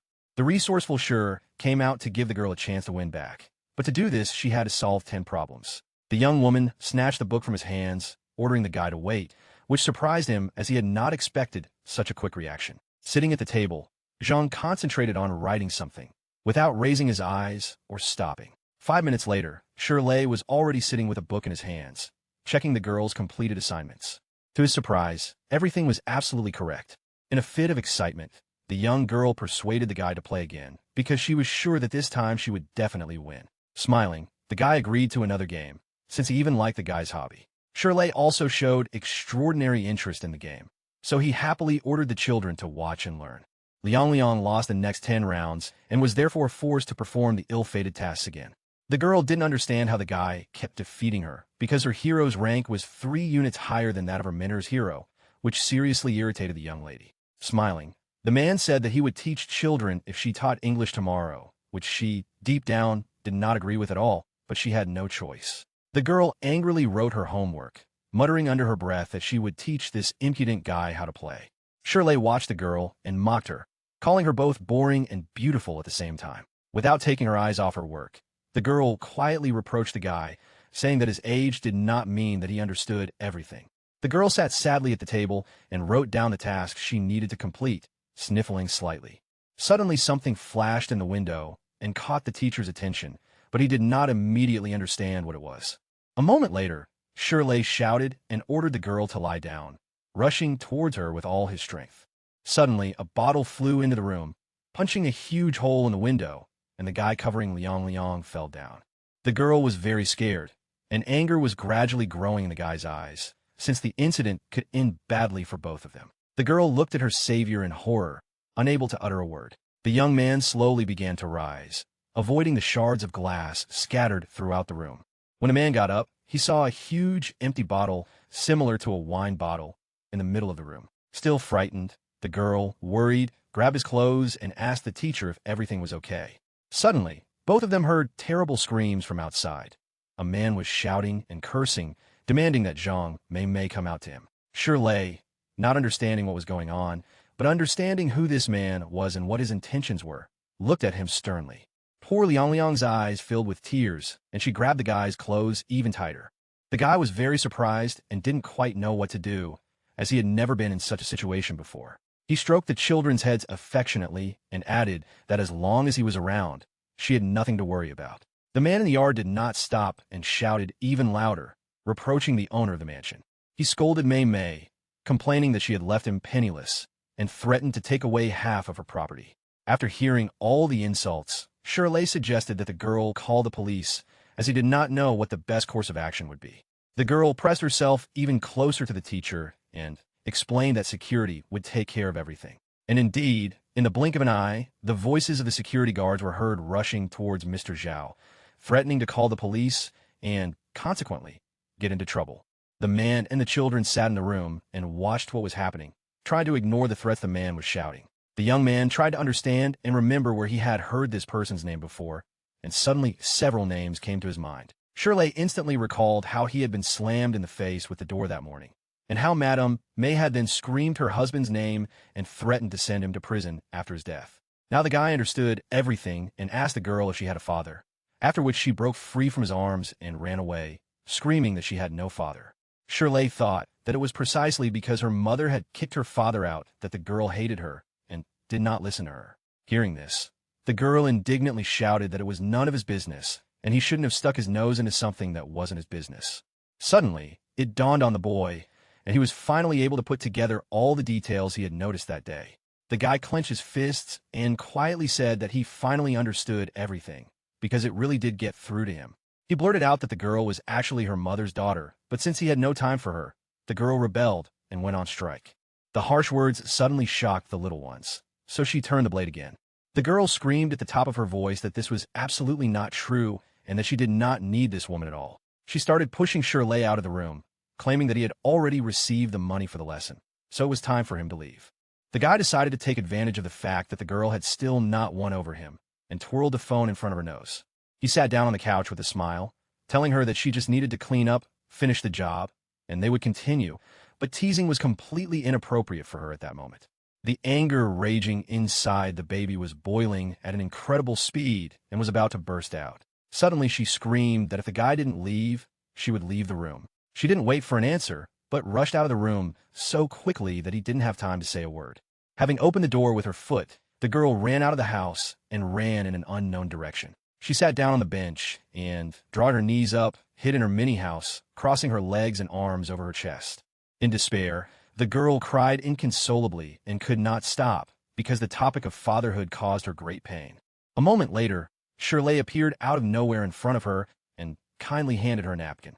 The girl scolded the guy, saying that he had brought her to this state and now decided to seek her favor. Smiling slightly, the guy said that if she ran a very short distance and stopped, she would really like someone to run after her. The girl waved her hands irritably and ordered the young man to get out of there and stay out of her eyes. The guy took her hand, put a wad of bills and keys on it, smiling sweetly.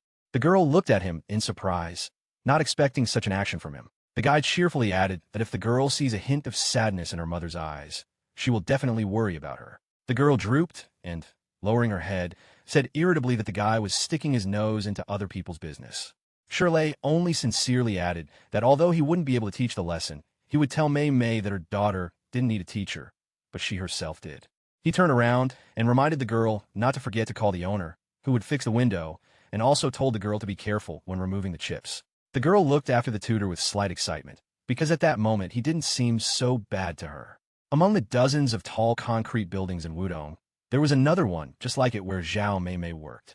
The woman sat in her office, staring at something on her mobile phone. Suddenly, Liang called her and told her mother that the teacher had run away again, but the girl added that she was very sorry and asked her mother for the teacher's phone number. Mrs. Zhao stood frozen for a moment, unsure how to respond to her daughter's unexpected request.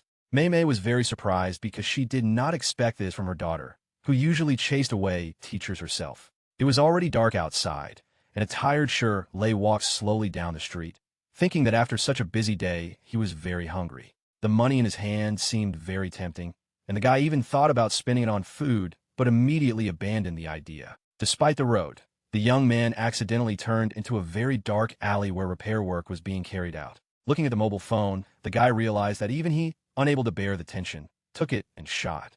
Suddenly, out of nowhere, 3 strangers appeared in front of Shirley and blocked his path. 3 pagans appeared in front of the guy, led by one in green, who seemed very familiar to the guy. The leader of the pack ordered the other 2 to surround the poor fellow on both sides, and his 2 renegades obediently obeyed. These scoundrels looked furious, and Shirley knew that if they attacked, it would be very difficult for him to defend himself, considering that he was blind in one eye. Green suddenly ordered the other 2 to grab this guy and teach him a lesson for Insan Shao. Raising his hands, the guy suddenly shouted at the renegades, demanding that they stop, implying that they needed to be calmed down. The guy decided to put on a show and, looking at the trio with surprise, asked who Insan Shao was. Green shouted menacingly at the boy, reproaching him for forgetting whom he had insulted a few days ago in Yul Yuterd's restaurant. But for a moment the leader thought that the boy's face was very familiar to him. Shirley, in turn, began to justify himself, saying that it was a mistake, to which the greenskin only replied with a smile that now he would be taught a lesson. He again coldly ordered his charges to seize the man, and 2 pagans pushed him towards him. The apostates beat the unfortunate man, and the one in green stood and looked at the painting.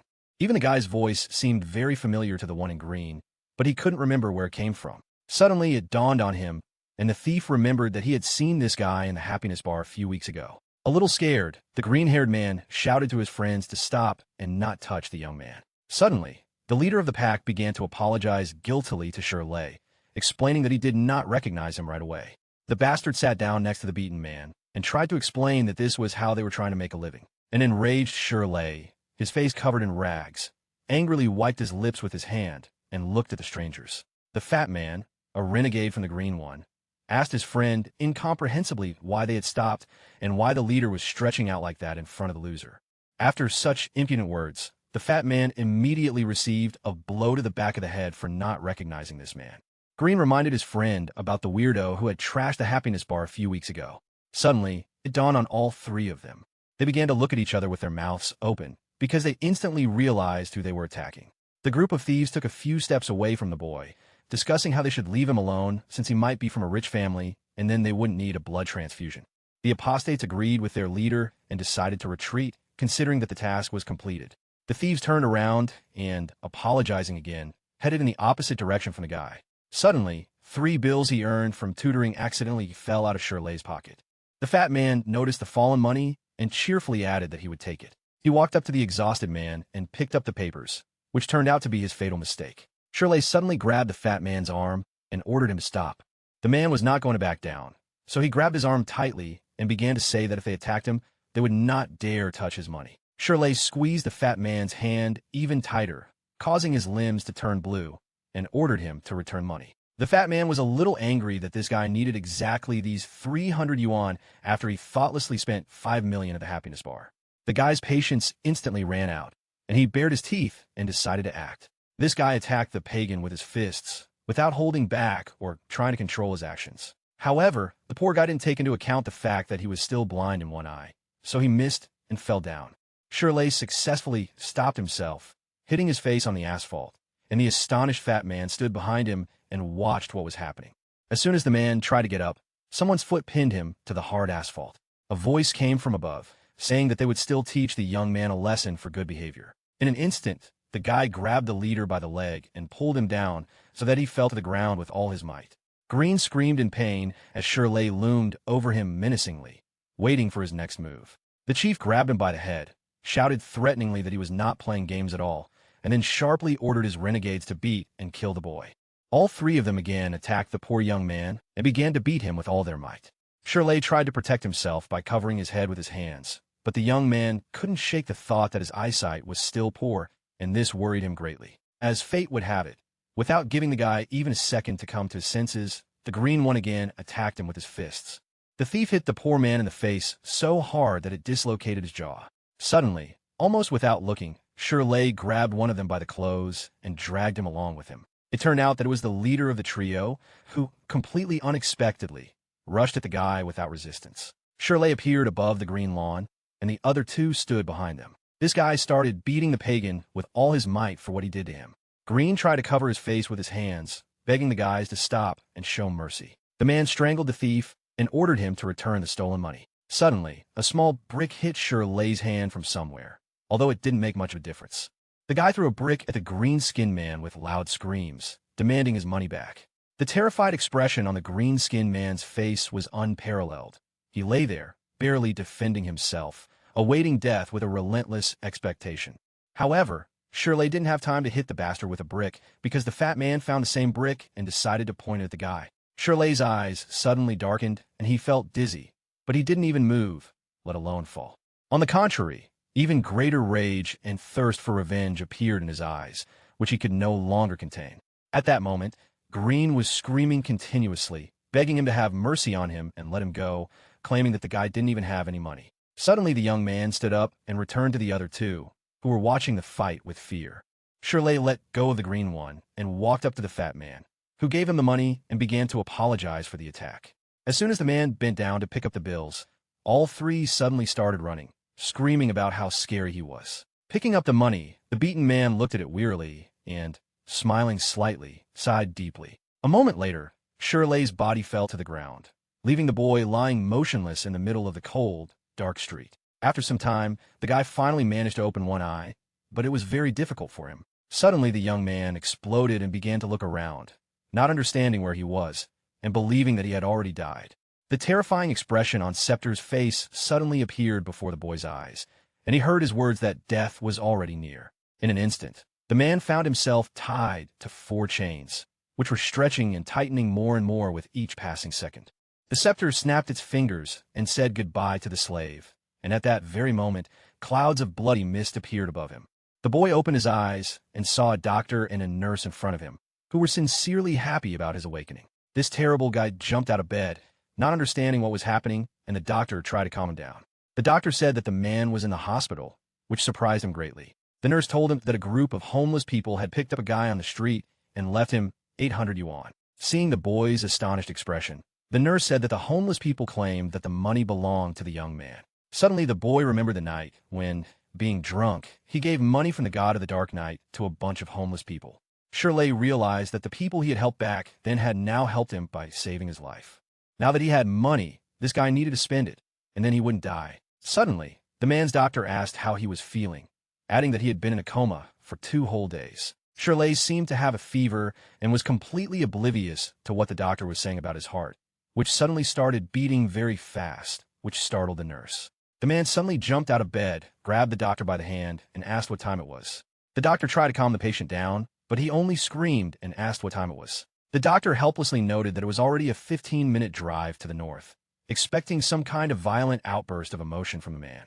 The young man clutched his head in panic, realizing he only had 15 minutes left to spend 800 yuan. It was deep night outside, and some of the hospital windows were still flickering brightly. The nurse kindly promised Mr. Sure that she would provide him with high-quality care during his stay in the VIP room and told the patient to call her immediately if necessary.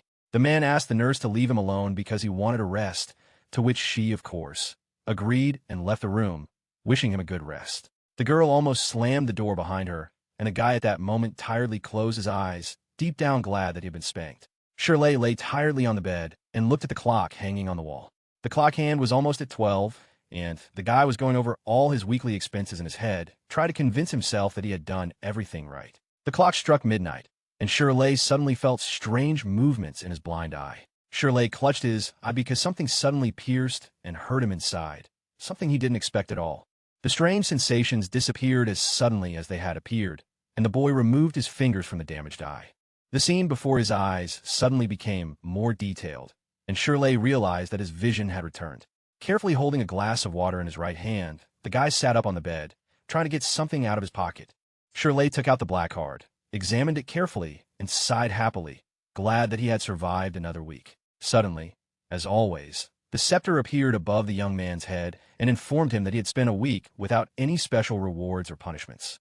At that moment, the young man lowered his head and, sitting, listened attentively to his mentor. Scepter waved his index finger in front of his face, scolding the boys for bringing demons down on themselves again. Suddenly, Shirley thanked his mentor for saving him from trouble by creating a night of terror. If it weren't for him, Shirley would have died, and after thinking for a while, the boy realized that his mentor had saved him. The boy once again thanked the messenger for saving him and for keeping his promise. Scepter shrugged and awkwardly told the boy to think what he wanted. But if he completed the task according to all the rules, he would understand how fair and honest his mentor was. The guy got out of bed, put a glass of water on the table, and agreed with the messenger, after which he headed to the window. He energetically opened the curtains, revealing a beautiful view of Yuden at night, and added that he understood. Scepter looked at the young man with curiosity, because he did not understand what he meant. Sure said that he thought rich people were the ones who could easily throw money away, so this guy was handing out bills to ordinary people for fun. However, when he realized that the Dark Knight had many rules, he couldn't even earn 800 yuan without interference. This guy even believed that the organization's goal was the death of innocent slaves, but this time the mentor saved him. Although the Scepter's methods were brutal, he still warned his subjects, so Sure felt he had misunderstood their intentions. In conclusion, Shirley confidently stated that he wanted to learn all the rules of the Black Card and complete the tasks in the best possible way. The guy added that he would also earn his own money, and then, thanks to this, he would get rid of the god of the Dark Knight once and for all. The Scepter was truly amazed by such a speech, and, without even yawning, began to listen attentively to the young man. The mentor realized that this boy was not at all like the other slaves, and that was why the god of night chose him. Exactly a week had passed since their conversation, and by the morning of one day, the guy was snoring peacefully in his huge double bed. Suddenly, the boy's phone vibrated and rang, waking him up.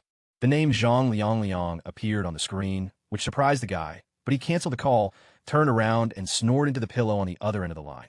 The guy lay contentedly and enjoyed a luxurious sleep, which was so important to him, because even the VIP room was not more comfortable than his own home. There was a sudden knock on the door from another part of the apartment, causing the man to wake up again. Covering his ears with a pillow, the man shouted angrily at everyone present and ordered them to leave, as he had just been discharged from the hospital and wanted peace and quiet. Wei Sun's indignant voice was heard from behind the door, after which the young man immediately jumped up and obediently knocked on the door. On the way, the guy tried to tidy up his clothes and cheer himself up a little. Opening the door, the guy saw a disgruntled Wei Xing behind him, who had clearly been standing there for more than a minute. Shi greeted the girl without a smile, realizing that it would not be easy for him now. The young woman entered the apartment, plopped down on the sofa, and placed a huge black thermos on the table. Shirley asked the girl why she had come so early, to which she merely replied that since they were neighbors, she had immediately decided to bring him a gift as soon as she heard that he had been discharged from the hospital. The girl advised the guy to drink what she brought as soon as possible, since it wouldn't taste as good cold. The young man took the cup and brought it to his lips, only surprised that the girl was so worried about him. A moment later, the guy almost spat out everything he had managed to take into his mouth and swallow. Covering his mouth in disgust, Shirley asked the blonde what it was, and she replied that it was a hospital herbal soup that she added a lot of ginger to, good for people who had lost a lot of blood. The man looked respectfully into the bowl of soup, in which, besides a bunch of ginger, only a few pieces of carrot floated. The girl snatched the thermos from his hands and, laughing, remembered how the guy tried to feed her treats from Darlings. The girl smiled sweetly and cheerfully added that one should repay kindness with kindness. Shirley only had time to think that the girl was vindictive when the blonde poured him a new portion of soup, which already had less ginger in it. The girl took the thermos, turned around, and happily added that she was glad that the guy liked her soup. As she walked out, the young girl added that Song Meow Meow had finally been kicked out of the house, so she could breathe a sigh of relief. Hearing this, the guy was incredibly happy, not believing his girlfriend's words, because for him this meant the opportunity to return to university. Now this guy was faced with the task of figuring out where to spend the money, because last week he spent absolutely everything, and a new week with new expenses awaited him. The young man's phone was constantly vibrating because Liang Liang was texting him, and the guy had absolutely no idea what she wanted from him. The girl scolded him and demanded that he come to her lesson, threatening that he would do something to himself. Noticing Shirley's displeased expression, the blonde asked what happened and who was writing to him. Zhang had already woken the guy up, but for a moment it seemed like she was even helpful to him, since she had suggested an excellent idea. Suddenly, the guy decided to invite Wei Sung to a nightclub if she came to visit him. The young girl looked at her friend in surprise, not expecting such a strange invitation from him. It was already evening, and the friends were already racing energetically through the streets of Wudong in a brand new red BMW. Suddenly, a car pulled up to the nightclub. The driver got out and, opening the door, extended his hand to Shirley, who was just getting out of the car. The beautiful Wei Sung immediately followed the guy, and together they headed towards the entrance of the nightclub, catching the glances of those around them. The girl looked at her friend with a slightly mocking look and added that he shouldn't have dressed up like that just to sing a few songs. The young man admitted that it was his first time going to such a place with a girl, so he wanted to look decent, which surprised you, who didn't believe that the guy had never been to a nightclub before. He stopped for a moment, and the girl, looking at him, waved her hand and told him to go on. Shirley looked at his companion with embarrassment, still not sure if she was happy about it. The driver told the young man that he would come for them in 4 hours, to which he agreed and drove on. Against the backdrop of one of the city's most expensive nightclubs, they looked luxurious, and this inspired extraordinary confidence in their friends as they walked up the stairs to the entrance. As they entered the club, they saw a group of girls standing on either side of the front door. In his mind, the boy again thanked Zhang Liang for such a wonderful idea. The girl gave him a great opportunity to spend money and improve his relationship with Sung Yu, so the guy couldn't pass up such a chance. In turn, Wei Sung watched the guy and couldn't understand whether this was a real date. The club they entered was truly luxurious. Huge, sparkling chandeliers hung from the ceiling, and the most expensive champagne was displayed on the tables. Shirley and her companion entered the main room and sat on the sofa, while a group of different girls ran into the room and lined up in front of the guests. Shir looked at the crowd of beauties with surprise and concern, not understanding what was happening. The guy didn't cough at anyone, saying that he simply invited his girlfriend to have a good time, and such a lavish reception was already going beyond all bounds. Suddenly, a man approached him and happily said that Mr. Shir had ordered the most expensive food and the most expensive room from them. The guy happily added that such a group of girls was a standard offer for his order, and Shirley, having understood everything, looked at Wei Xing's expression in bewilderment. There were about 36 girls in the room at the same time, smiling sweetly and waiting for the gentleman to choose one of them. Turning around and crossing her arms over her chest, you said indignantly that she had been trying to understand all this time why this guy had come to this particular place, while the young man was trying to convince her that everything was completely wrong. Standing up and heading towards the exit, the girl added that the guy had disappointed her, and he only looked in her direction with embarrassment. Shirley tried to stop his friend, explaining to her that he was indeed here for the first time and did not know everything about it. Suddenly the girl turned around and extended her hand towards him, ordering the guy not to come near her, as he had no patience left. After sarcastically ordering the girls to serve Mr. Shi according to his dignity, the girl turned and left the room. A crowd of beauties immediately pounced on the poor fellow, not letting him pass and pulling him deeper into the room. As soon as he managed to escape from the workers' embrace, the boy ran out the door, shouting that he would explain everything to his friend, but it was too late. Something strange was happening in the corridor where this guy came out, something he couldn't yet understand. The girl ran quickly along the road, her black shoes clicking on the asphalt and begging for salvation. Not noticing the guy in front of her, the girl suddenly bumped into Shirley and fell into his arms. The guy pulled the girl away a little and saw a very familiar face. He was stunned, unable to believe it was her standing before him. The young woman looked up and looked at the young man, recognizing him as Brother Shi. The girl, in despair, threw herself into the guy's arms, crying with joy, and he asked what she was doing there. The young man tried to calm the girl down, convincing her that he would definitely help her if anything happened to her. Suddenly, a strange, large man approached them, who was obviously looking for her and wondering where she had gone. Seeing the stranger, the girl burst into tears again and began to tremble all over. Meanwhile, the man was approaching them, ordering the young woman to come to him quickly because Uncle Shun was still waiting for her. Shi hid the girl behind his back, threateningly ordering the stranger to treat her more politely, since she was his sister. Hearing this, the fat man laughed, not believing the guy, because if it were his sister, she would not work in such a place at all. The man continued to approach the boy and Aya, ordering him not to pretend and to calmly give him the girl. Suddenly, the guy who had offered Shi girls ran up to Uncle Shun and began apologizing to him, saying that Shun didn't know the rules yet, and therefore he would send the owner another girl. Mr. Shun categorically refused and approached her, promising her mountains of gold if she went with him. The girl grabbed Shirley's hand tightly and, afraid to let go, hid behind his back. Uncle Shun laughed loudly when he saw that the boy didn't want to let the girl go at all. The fat man added that if this guy doesn't respect him, then Shun himself has no problems. The nervous uncle barked at the girl that if she didn't show up in 10 minutes, they wouldn't see her in that club again. As soon as the door slammed behind Shun, the club employee immediately pounced on the poor woman, scolding and threatening her so much that she couldn't utter a word. Xiaomi ordered the young woman to go and apologize to the boss. Otherwise, he would fire her and never hire her again. He grabbed the girl's hand and dragged her into Mr. Shun's room, pretending that Shirley was not there. Suddenly, this guy decided to intervene and, firmly grabbing Xiaomi's hand, made it clear that Yi was his sister. Embarrassed, Xiaomi began to explain to Shi that Uncle Shun was not an ordinary club-goer, and it was better not to put his finger in his mouth.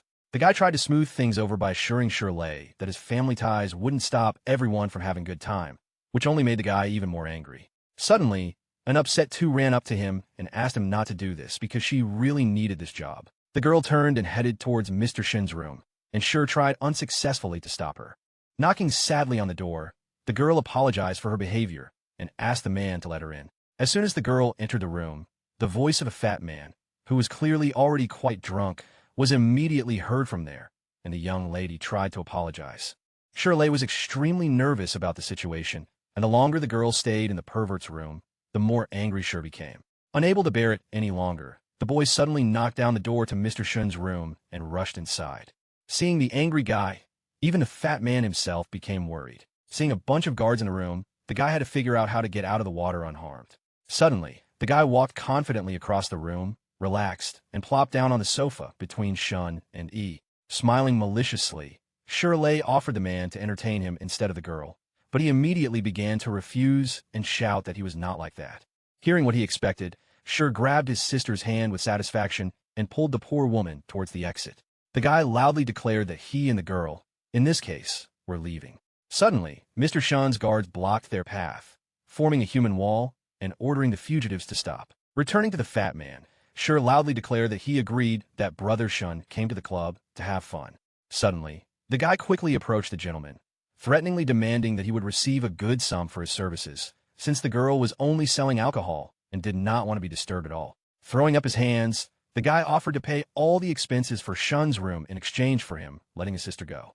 The fat man laughed loudly when he saw how bravely the boy was playing the hero, but then added that he would agree to his terms if he drank all the bottles on the table. Hearing this, Shirley also laughed, picked up one of the bottles, and asked the gentleman if he really wanted to talk after he drank all the wine. The young man took the bottle and smashed it on the table so that only the neck remained in his hand. The man rushed at him, shouting and threatening, taking everyone around him by surprise. This guy held the neck of a broken tin can to the husband's neck, ordering everyone not to rock the boat and to let his sister go, otherwise he would kill the bastard. The guards watched what was happening in horror, trying to do something and talk to the distraught young man.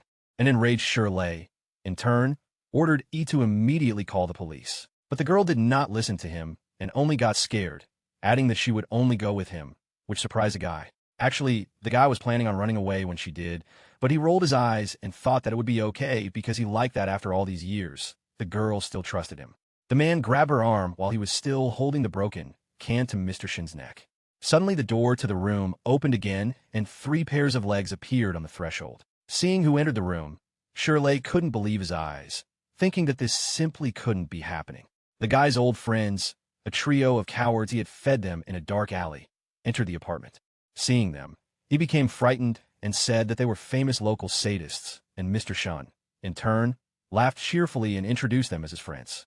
The fat man told everyone present that a madman had started a riot in his room and asked the fighters to save him. Not immediately realizing who was threatening the fat man, the man in the green suit began to intimidate the imposter, saying that retribution awaited him.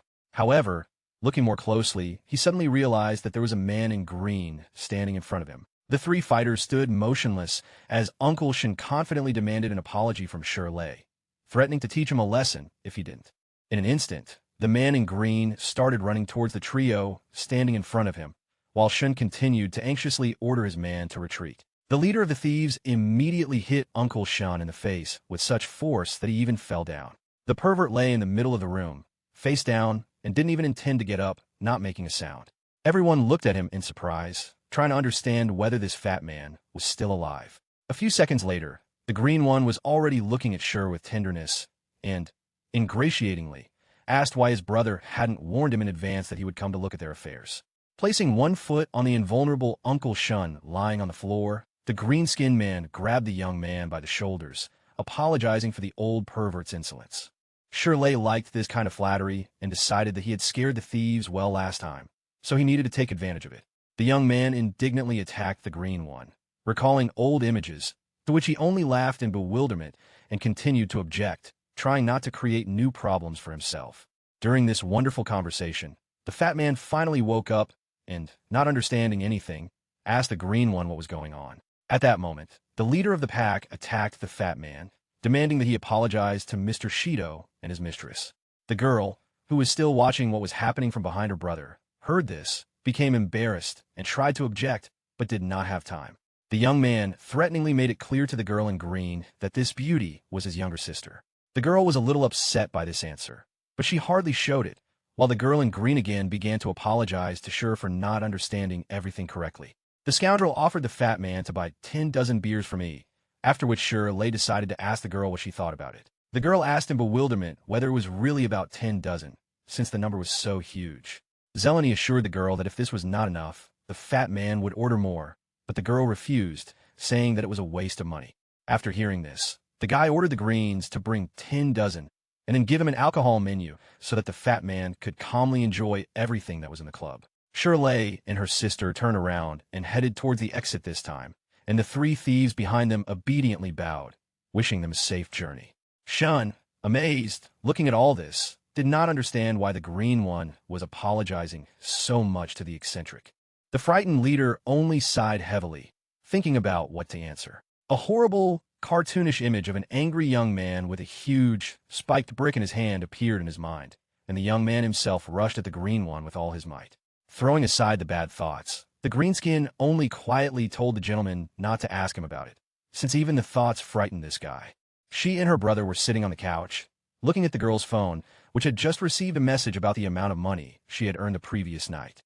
However, seeing a pile of bottles on the table in front of her, the girl was surprised where her brother got so much money, to which he only shrugged, adding that he had recently found a very profitable business. Suddenly the girl turned to the guy and gently placed her hand on him. The girl told the guy that she was working there against her will and that she had never done anything bad except sell drinks. Shirley placed his hand on the girl's small hand, comforting her and adding that he knew she wasn't like that. The guy assured the girl that in his memory she had always been a good girl because they had grown up together and he knew her very well. The guy started asking her where she went after moving and why she never called him in all these years. They sat in one of the club's rooms and talked sincerely because they had something to talk about. At dawn, the girl finally finished her story about what happened in the last years of her life. And as it turned out, her uncle died immediately after moving, and her aunt lost all her property to a thief, as a result of which she had a heart attack. The young man looked at the girl, not understanding why she had not returned and found him, because he had always been like a member of his family. Tears welled up in the girl's eyes again, because her mother was terminally ill, and only an incredibly expensive operation could save her life. The girl added that she did not want to bother his family with problems, since the amount was truly exorbitant. She started crying, and the guy thought he had offended her, so she didn't ask him for help. The young woman, of course, refuted his assumptions, reminding the guy that even after 6 years of separation, he was the only one who understood her social position. Suddenly remembering everything that could have happened to this poor guy in that terrible club, the guy was overwhelmed with feelings of anger and injustice. He immediately stood up from the sofa and stretched, telling Brother Sure that he didn't need to worry about her. The girl spoke of incredibly sad things about her mother and her past, but despite this, a smile still shone on her lips. She naively believed that everything would be fine if she worked hard enough. The guy was very happy about his sister's optimistic mood, so he wished her good luck and said that they would see each other soon at school, since they studied at the same university. She had already left, and the guy was left alone, immersed in gloomy thoughts about where he could get money for an operation for his aunt. This guy was determined and therefore knew that he would definitely help the poor woman raise money for her mother's operation. Suddenly, the guy heard the girl's screams again outside the door, panicking and ordering someone to bring her a drink. Sure went out into the corridor, but she still didn't understand what was happening because the screams were completely meaningless and the guy didn't see anyone there. 3 pagans ran out of one of the rooms, carefully covering their heads and bowing, and then a bottle flew out from behind them and shattered on the greenskin's head. Clutching the thick lump near his head, the greenskin shouted that the young lady had crossed all boundaries, and her bad mood did not mean that she could drive him away. A short-haired blonde man, looking very much like a young man, suddenly came out of the room. Green warned the girl against insolence, stepped back, and gradually hid behind the backs of his accomplices. Suddenly, one of the 3 remembered the child's mother, which seriously angered the already irritated girl. The thief was lucky that the girl noticed Shirley in time, who was standing to the side and watching the circus. The young girl joyfully threw herself into the boy's arms, stunning the trio of thieves. However, the guy would not allow himself to be hugged, but grabbed the girl by the collar and lifted her into the air. But despite this, the children did not leave the young man, but only climbed even higher and flirted with the teacher. The man kept the young woman at a distance, sternly scolding her for her revealing appearance and the strange palette of makeup on her face, while the thief behind his back praised the man for being able to restrain this eccentric person. The girl was unstoppable. She asked the guy if he would agree to teach her again, to which he only replied that one task cost 300 yuan. Having calmed down a little, the children grabbed Shirley's hand and told him that from now on they would be obedient. The math textbook was open to page 12, and Liang was still unable to solve 50 problems. Zhang's composure disappeared again, and they began to pester teacher Sure, despite his orders to unhook the hook. Green watched the film with his friends, who laughed at the guy and the size of his harem. The girl grabbed the guy's hands, frantically demanding that he come over because he was worried about her, but suddenly the villain Shirley could not stand it and said that he came to the club on a date.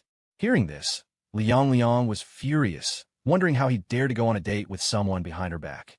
Suddenly the guy remembered that in the midst of all these crazy events, he had completely forgotten about Wei Xing, who had insulted the club. Shirley jumped up from the sofa and shouted loudly that he had completely forgotten about the girl, after which the guy, without losing his strength, rushed to the phone. It was dark outside, and there was practically no public transport running around the city. Wei Sung stood in the middle of the street, outraged that this time the boy had unthinkably crossed the line. The blonde really thought he was talented, but disappointed, she realized that she had overestimated his capabilities. Finally, a black Mercedes pulled up to her with a driver who politely apologized for making the girl wait. The upset girl ordered him to leave because she decided that she was finally returning home. In response to Miss Wei's request, the driver only said that, unfortunately, it was impossible to return home now. The girl looked at him in surprise, not understanding what he meant. Suddenly, she noticed that Wei Qing was driving and smiling kindly at her. He told the girl that the head of the family ordered him to take me to the airport, which surprised me very much. Smiling, Wei Qing assured the girl that she had nothing to worry about, because after the young lady won the business from the Song family and then came to an agreement with Youtherd, old Wei decided that his daughter was already an adult. Wei Qing told the blonde that her father had decided to entrust her with business in Europe, and upon hearing this, the girl did not believe him and remained sitting with her mouth open. The man added that old man Wei had made it clear to him that he was proud of his daughter and had full confidence that she was mature enough to run the family business overseas.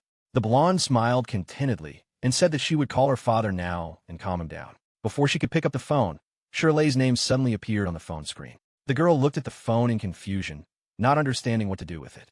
The girl picked up the phone, and at that moment Shirley, without even saying hello, began to apologize to her, trying to explain the situation. Listening to the guy, the girl deep down was glad that he had not forgotten about her, although even after their first meeting their paths constantly crossed under the strangest circumstances. First the situation at the spa, then the dog racing, then the horse races and Yuder's restaurant. All of this popped into the blonde's head. Wei Sung was so lost in her thoughts that she didn't notice how the young man fell silent and tried to touch her. The girl, trying to speak as threateningly as possible, answered the guy who heard him, reproaching him for having managed to insult the daughter of the Wei family herself. Shirley, standing in the middle of the men's restroom, obediently agreed with everything the young lady told him, and in the end added that he would definitely invite her to dinner again as soon as he found a suitable place. The girl felt that the guy really thought about her feelings, but, unfortunately, she could not agree to his proposal because she was going to Europe. This statement seriously surprised the guy, who immediately began to worry and bombarded the blonde with a bunch of questions about when she would return, whether they would meet her there, and when she would arrive there. The girl sat smiling and didn't think that the guy could feel so strongly about her, but since it embarrassed him so much, she invited the young man to join her. Shirley's expression suddenly became sad, because this guy couldn't leave Yi's money problem unsolved, but he wanted to leave. Wei Sung, realizing this, told the guy that she was joking and advised her to wait, after which they discussed everything politely. The guy kindly wished the blonde a good trip and asked the girl to let him know about her arrival. After hanging up the phone, Wei Sung suddenly smiled widely, and the young lady's mood suddenly improved. The night streets of the big city were illuminated by bright advertising screens. Cars moved slowly in the stream, creating an atmosphere of magical radiance. In the luxurious living room, old man Wei sat relaxed in the middle of a massive sofa, talking on the phone with his daughter, while two strangers stood next to him. The head of the family was glad that his daughter came to Wei accompanied by a family member. After wishing the blonde good luck and saying goodbye, the man hung up and turned to the strangers. The old man ordered them to set out since Wei Sung had already set out. After months of constantly skipping classes, Shirley finally decided to return to university. Finally, having forgotten about Song Miao Miao, the boy was able to calmly go to school. The first-year students and other girls who also studied at the same university turned to the guy in surprise, as they had not seen this handsome man for a long time. The girls, laughing, said that although the guy was strange, he was incredibly handsome, and even flirted with them, and the very picture of such conversations looked at the gossips in surprise, not understanding what was going on. The boy smiled and explained that it was because Sun was apparently very popular in their school. The boy confidently headed towards his school building, remembering, too, who should be somewhere nearby. Shirley thought about how to improve his relationship with his sister, because spending money on her would be very convenient. The young man walked and looked around, looking for Aya's body. Suddenly, he saw a girl standing alone under a huge old oak tree. The last time they met, the girl was wearing a mountain uniform, but now she was wearing a sailor uniform, and the guy immediately got the impression that the young lady really loved cosplay. Waving to the girl, Shirley confidently walked towards the tree she was holding on to. However, by some miracle, he was beaten to it by a young man with scarlet hair that reminded him of Song Miao Miao. And what's more, out of nowhere, this eccentric had an impressive bouquet of scarlet roses in his hands. The red-haired guy happily handed her a bouquet of flowers, asked how she was doing, and asked her to be his girlfriend at least this time. The girl looked down in disappointment and, apologizing, refused B's advanced age, since she could not agree. The guy wouldn't leave the poor girl alone, trying to figure out why. Even after months of unsuccessful attempts, she still didn't want to agree to be his girlfriend. This weirdo began to tell Aya that at first sight, he fell madly in love with her. A little later, he tried to win her heart with songs of his own composition, but she did not even pay attention to him.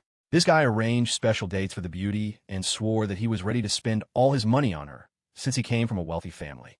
The red-haired man boasted about his accomplishments and stunning beauty while continuing to pester the young woman. The girl nervously tugged at the fabric of her skirt, trying to refuse the impudent man because she didn't like him at all. Suddenly, the headman stood up and said that he had heard that the girl was obliged to work every evening, which surprised her very much, since she did not want anyone to know about it. The man, with his entire impressive physique, bent over the poor woman, not letting her pass and asking why he was torturing himself like this. Unexpectedly, he boldly approached Aya to kiss her, adding that if the girl agreed, she would be able to forget about all her problems. Finally, the indignant Shirley, who did not like the behavior of the impudent impostor at all, intervened in the conversation of the two lovers. Shirtu once again loudly repeated to the red-haired girl that she did not agree to a relationship with him, and pushed him away with his hand. Without offering any resistance, the elder immediately stepped aside, not understanding who this man was. In turn, the guy confidently declared that he was Aya's older brother, and upon hearing this, the girl was a little confused. The puzzled boy didn't believe Shir's words because he knew that the young woman didn't even have any cousins. Despite this, the indignant Shido threateningly ordered the impostor not to appear before his eyes and especially not to come close to his sister, since money cannot solve absolutely all problems. The guy grabbed the girl by the hand and pulled her in the opposite direction from the weirdo, while the red-haired man looked after him respectfully, trying to figure out who this young man was. Suddenly, an idea came into the head of the elder, which he could perfectly use against this guy. Red picked up the phone, dialed the number, and asked someone on the other end to check for Shirley in the database. An angry Shirley abruptly pulled the girl away and tried to ask why she didn't run away from that guy, who clearly didn't have the best intentions. The guy reproached the girl for being patient since childhood, which is why many people worried about her, and for some reason Aya suddenly stopped liking the fact that the young man constantly called her sister. Suddenly, she remembered their childhood, in which the young lady had shamelessly promised the young man that she would marry him when they grew up. Smiling broadly, little Shirtu happily agreed to such a wonderful offer. More than 10 years have passed since then, and she still looks at this guy with the same loving eyes. Seeing the strange expression on Aya's face, the guy also thought that she remembered her childhood. Realizing he had to do something, the young man jumped out in front of her and grimaced stupidly, asking why the girl was looking at her brother so strangely. She laughed, and the guy, watching her, only thought that he didn't want to drag the poor guy into trouble. The girl, smiling sweetly, said that she was fine and he shouldn't worry about her. Waving her hand, the beauty said goodbye to Shirley, adding that it was time for her to go to the couple. She ran quickly, and the guy looked sadly after her, thinking only about the fact that now he needed to get money for an operation for her mother. The sky above Wudong was painted with many different colors and shades, as it was already getting dark and the sun was slowly disappearing behind the horizon. At the guy's apartment, he and Scepter got into a heated argument about whether he could use the night god's money to help his sister. Skipper stated that he could only use the black card's powers on people whose sons were close enough to the night god himself, even if those people were close friends with the card's slave. The mentor slowly explained to the boy the difference between social expenses, which he could share with friends, and expenses aimed at providing direct assistance. Shirley, in turn, tried his best to find at least some loophole, asking if he could simply give out money from the black card. However, a moment later the guy gave up on this idea, because he realized that he would have to lose a lot of weight. Realizing that the guy had no more stupid questions, Scepter was about to leave when he asked him to wait. Taking something out of his pocket, he said that he had one more question. Not understanding what else this idiot could want, the Scepter hung in the air, waiting. After receiving the black card, the boy asked if it was possible to borrow money using the dark god card. Looking suspiciously at the slave, the mentor thought for a few seconds about the question the boy asked. Suddenly the young man exclaimed that in the case of a bill of exchange, the money taken would not be considered a gift. The Scepter broke into an evil grin, agreeing with this guy. However, without giving the boy much time to rejoice, the messenger asked him if he really was looking for such a death. Shirley didn't understand what he meant and stared at him in surprise. In turn, the Scepter calmly explained to the poor man that if he received a loan, he would have to return an amount 40% greater than what he had previously taken, and within the same loan repayment period. This meant to the guy that if he borrowed 100 yuan, he would have to pay back a whopping 140. and when he translated these proportions into real numbers, the guy was stunned. If he borrowed 80,000, he would have to pay back a whopping 112, which he would have to earn through his own labor. Scepter tiredly ran his hand over his face, adding that he was already tired of repeating the same thing to this guy, since the money from the card could only be used for targeted expenses. With a sad grimace, the Scepter said for the last time that the card could not be used for investments and other personal expenses, otherwise the slave would simply be destroyed. Touching the top of his staff, the mentor concluded by saying that borrowing money would lead the boy straight to death. The young man thought that if this was true, he definitely needed to raise his own funds as soon as possible. Suddenly, the young man noticed one very strange detail that alarmed him a little. Looking suspiciously at the Scepter, he asked why it suddenly began to answer his questions in such detail and cheerfully. The mentor was completely unexpected by this question, so his eyes widened, and Scepter himself did not know what to answer. Suddenly calling the guy a red chinchilla, the messenger spat in his direction and disappeared. The conversation tired not only the Dark Knight's messenger, but also the guy himself, because now he had to figure out where to get such a large sum of money. Scratching the back of his head, Shirtu began to persistently think about where he could go to work. This time, when the man arrived at Zhao Mei's mansion, he saw nothing big in the house. The woman sat opposite the man on a comfortable velour sofa and was very happy at the opportunity to meet again. Smiling shyly, the guy tried to explain to the woman that he really needed this job. The woman was delighted by this and invited the guy to have dinner with Liang after class, which did not make Shirley very happy. Mei added that the guy didn't need to worry about the money, since she had already done everything and transferred the entire amount to Liang, and his task was only to accompany her. The guy felt very awkward turning down the woman, but he really did have things to do after class. Shir told Zhao that his close friend had a sick mother, and the boy urgently needed help raising a large sum of money for an operation. This answer upset Mimi a little, but he quickly found a way out of the situation. The woman invited the boy to keep her daughter company, and she would pay the young man generously for it. Shirley curiously asked the woman why she had decided to pay him to accompany her daughter to dinner, to which Mei merely waved him off, citing that she had to go to work. But, stopping at the exit, the woman added that she considered Shirley to be the one with whom her daughter was at least a little happier. Mei left the house, slamming the door loudly, and the guy remained, looking after her. The guy gathered all his will into a fist and began to climb the stairs, expecting the worst. Having reached the second floor, the guy suddenly opened his eyes wide and was very surprised. The corridor, which last time was covered with graffiti, all sorts of signs and other strange things, was thoroughly cleaned and polished to a shine. It turned out that the door to Liang's room was a soft pink color, as was the forged door handle.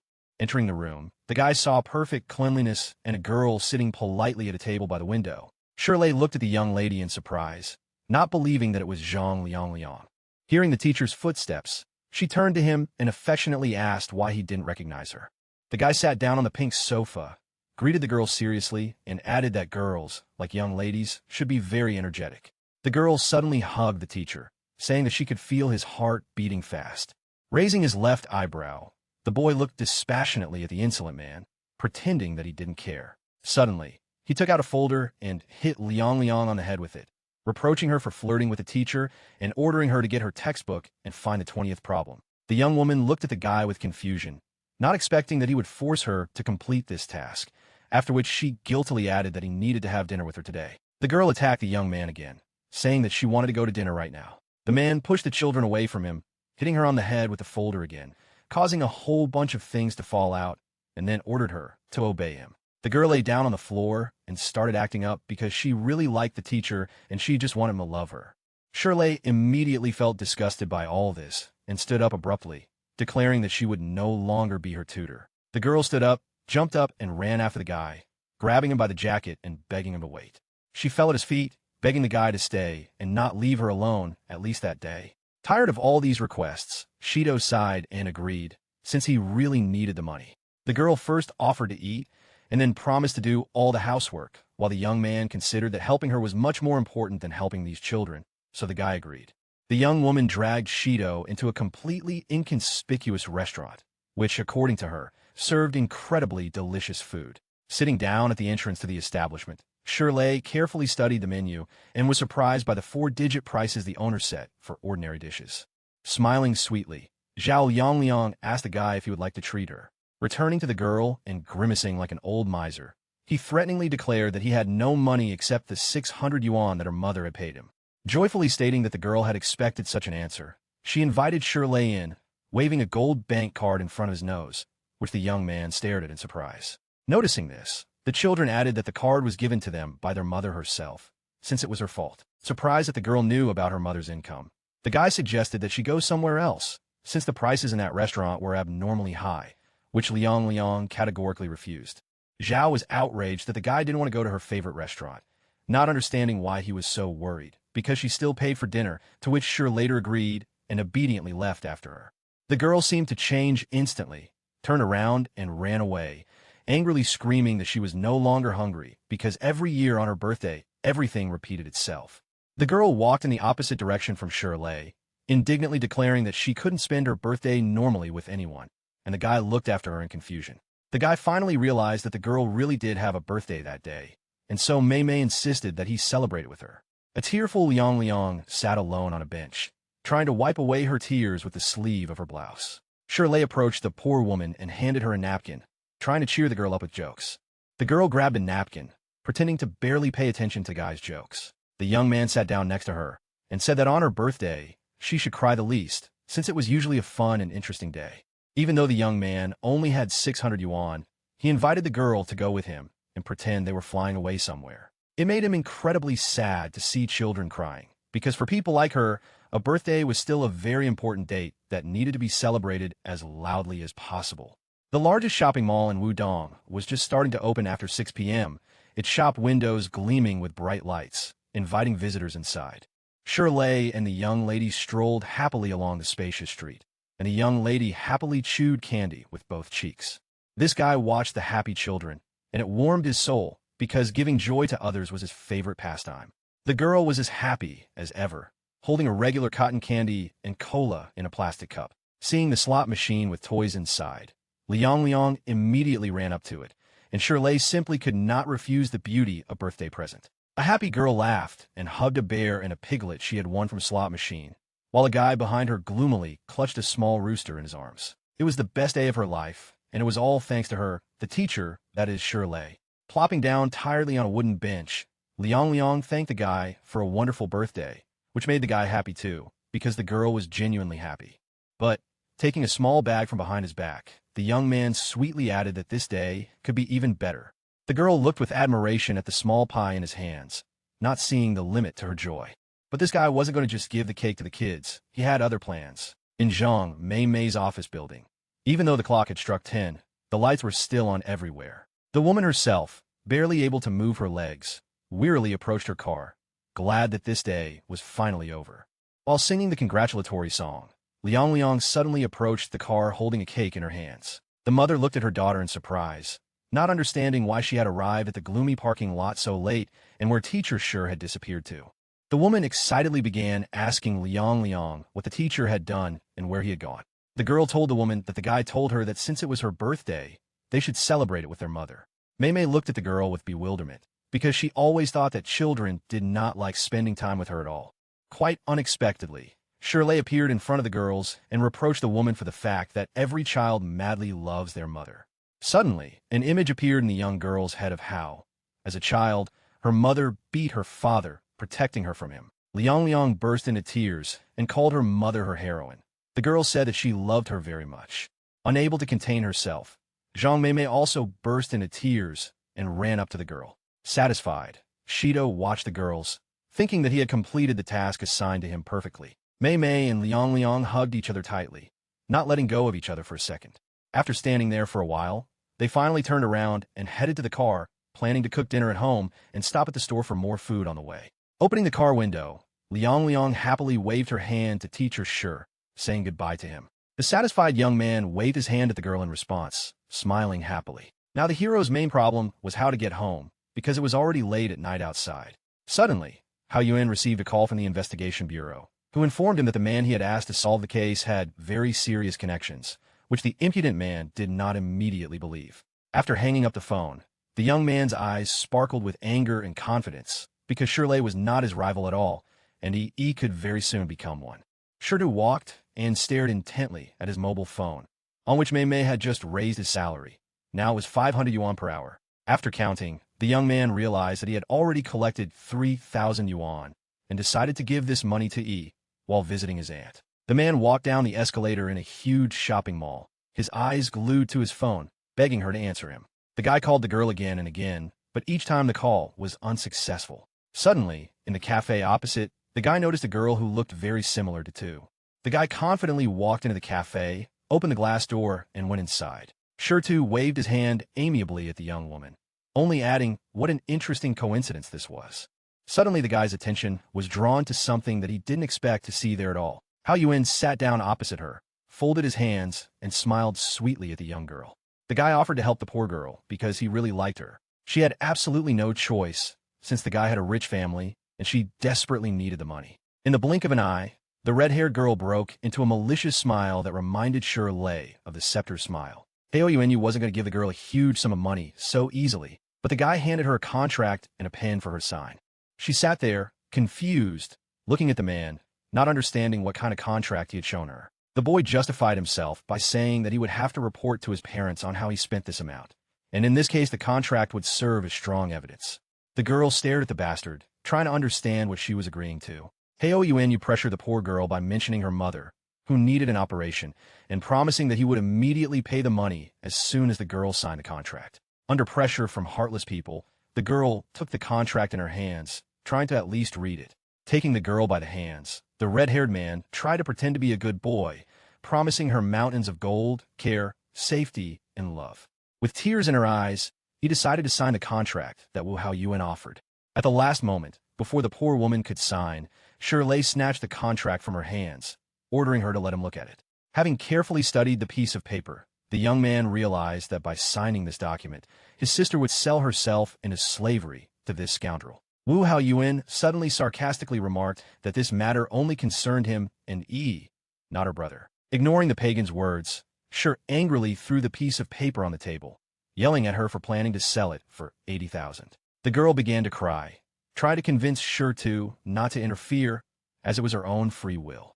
Slamming his hands on the table, Lei said that Song E would never sell herself to anyone under any circumstances, even though the girl saw no other way out. The poor woman barely found the strength to tell the man that her mother had suddenly become ill, which left in shock. The girl cried even harder and, sobbing, tried to say that she did not want to lose her mother, since she urgently needed heart bypass surgery. Hearing this, the stunned Lei began to calm the girl down, trying to somehow cheer her up. The red-haired man intervened in the conversation again, smiling and saying that in addition to financial assistance, he could introduce the girl's mother to a very famous doctor who would certainly help her. Unable to bear such insolence, Shido attacked the young man, tore up his ill-fated contract, cursed the impostor, and ordered him to get away. The guy poured scraps of paper onto the table, adding that some scoundrels find profit in other people's problems. The man grabbed her by the hand and led her away, ordering the girl to go to the hospital and tell the doctor to begin the operation immediately. The poor girl, in tears, obediently followed the guy, not believing his words, to which the young man only asked the girl to believe him. They quickly left the cafe, loudly slamming the glass door. An enraged Wu Hao Yuan was left alone with his broken contract and planned to take revenge on this guy. Lei stood in front of one of the ATMs of the largest bank in Wudong. Because of the constant thoughts about death and the scepter, the boy hesitated a little, but at the same time he tried to keep in his memory the expression on the face of the tearful Aya, who begged him to help her mother. Finally, he made a decision and pressed the decisive button on the ATM screen. The machine roared and began to slowly give him bills, of which there were a lot. A few minutes later, Lei stood surrounded by a huge mountain of money, not believing his eyes. The guy quickly put the bills in his backpack and headed for the exit. Before the brave man could leave the bank, he suddenly heard a familiar voice behind him warning him against such nonsense. The boy returned and saw the scepter hovering in the air behind him, after which he watched it with interest. The mentor looked at his slave with disappointment, remembering that in a conversation on this topic he had made it clear to him that he could not do this. The young man, in turn, resolutely clutching his briefcase to his chest, declared that he would definitely find a way to get 110,000. Hearing this, Scepter just laughed, remembering how much he paid to get the 800 yuan he gave to the homeless. Lei gritted his teeth and hissed that he desperately wanted to save Yi's mother's life so that she could live a happy life. Not believing this guy's senseless idea, Scepter asked him again if he was really ready for such a desperate agreement. The fact that the mentor called it an agreement seriously angered the boy, and he blurted out that, in his opinion, the scepter did not understand at all what it was like when the person dearest to you died. Realizing that the young man had decided to sacrifice himself, the messenger asked him what would happen to his family. Deciding to address this painful issue, Scepter asked what would happen to his relatives if this man died. Lost in thought, Shirley sadly lowered his head, unable to find an answer, but he was sure that if he didn't help he would regret it for the rest of his life. Scepter said that at first he had hoped that Shido would surpass all his predecessors, but now he was convinced of the completely opposite, wished the guy good luck, and added that he was not the first stupid slave. The mentor turned around, said goodbye to the boy, but, as always, prepared to disappear without a trace for the last time. The guy headed towards the door again and, having almost opened it, suddenly stopped. The guy sincerely thanked the Scepter Company for all the help provided and moved on. He was called a fool. The envoy disappeared without a trace, but somewhere deep down he was glad that Shirley thanked him. Shirley raced through the night streets of Wudong, which were still crowded with people even at such a late hour. Finally, the man ran to the hospital and, finding the reception area, left a briefcase with money in the cash register. Shir ran to look for the girl, who was somewhere waiting for her mother to finish her operation, and found her in one of the corridors. Time passed. The dark night gave way to a clear day, and the sun's rays filled the windows of the city hospital with their warmth. Finally, the doctor came out of the operating room and reported that the operation was successful and the patient was safe. Hearing this, the boy was incredibly happy, looking at his happy sister standing next to him.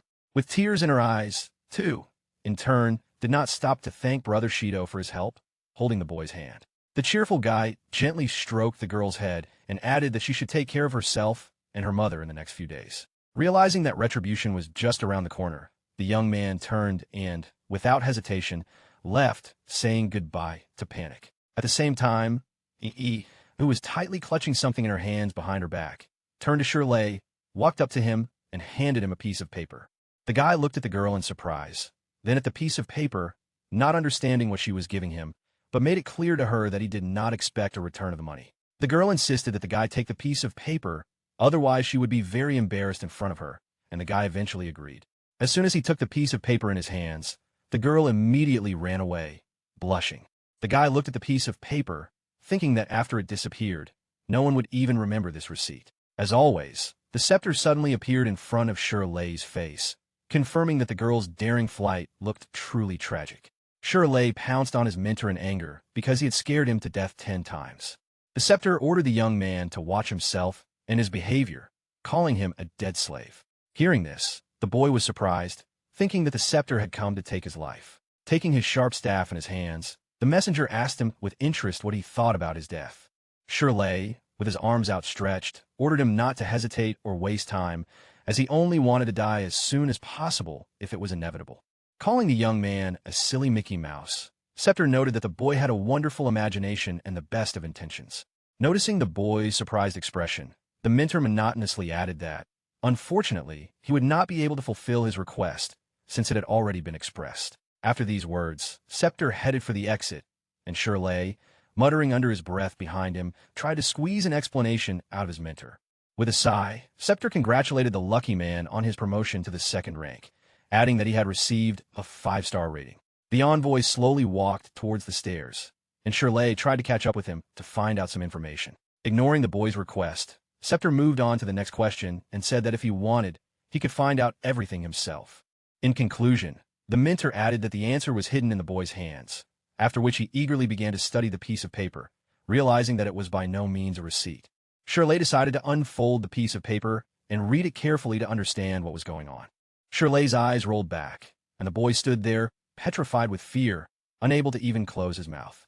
The guy ended up with Sun Yi's receipt for selling him into slavery, which saved his life, since he was now considered a second-class girl on whom Shirley could spend the Dark Night God's money. Realizing that the Black Heart system charged extra fees for buying and selling girls, Shirley threateningly ordered Scepter to kill him in this case, as he considered it illegal and humiliating. After Shirley's desperate words, the Scepter suddenly shouted at the young man, cursing him and saying that the Dark Night God would never stoop to such a level as they had their own rules. The mentor sighed and added that the boy didn't need to thank him, since he had managed to survive the 2nd time and avoid punishment. Shirley still looked at the Scepter with pantheism, not understanding what to do next, and how to come to terms with the fact that he was now the owner of E. But, with just a smile, the envoy added that by signing the slavery receipt, she automatically became one of those with whom Shirley could share his share. A moment later, breaking into a disgusting smile, the scepter reminded the boy that he must use the girl for his own purposes in order for the costs to be recouped. Not immediately understanding, the boy asked his mentor in surprise what he meant, to which Scepter only grinned. But suddenly realizing this, Shir rushed at the messenger, shouting that he would never meet the poor girl who was like a sister to him. Scepter didn't understand why the guy was so dissatisfied, because even though the girl had saved his life, she could still thank him, the thought of which made the young man freeze in place again. For some reason, he thought of Wei Sung-yu, who had just recently sweetly asked him if he was asleep. The guy didn't understand why he was thinking about Miss Yu, but he suddenly threw away all the heavy thoughts, because he had at least a year to find a way to resolve this awkward situation. Deciding to find out some details, the guy asked Scepter if he could use her card in the same way as Wei Sun's card. The Scepter coldly agreed with him, adding that this guy could spend money even on her mother if it was beneficial to him. A moment later, completely forgetting about it, the messenger announced that the second-level quota was 1 million, which left poor Shirley in shock. Not understanding how he could have spent such a huge amount of money in such a short time, the guy shouted indignantly, trying to figure something out. But later, Scepter calmed the panicker by informing him that the quota's validity period was being extended to a month, and during this time, spending 1 million seemed more realistic. An angry Shirley pointed his finger at the messenger and ordered him to be killed, which pleased him because he was still fascinated by the number 1 million. This guy indignantly complained that the number of employees at the plant was growing by leaps and bounds, but he didn't have time to spend such incredible sums. After an hour of his slaves' incessant complaints, Scepter was already tired of listening to all this.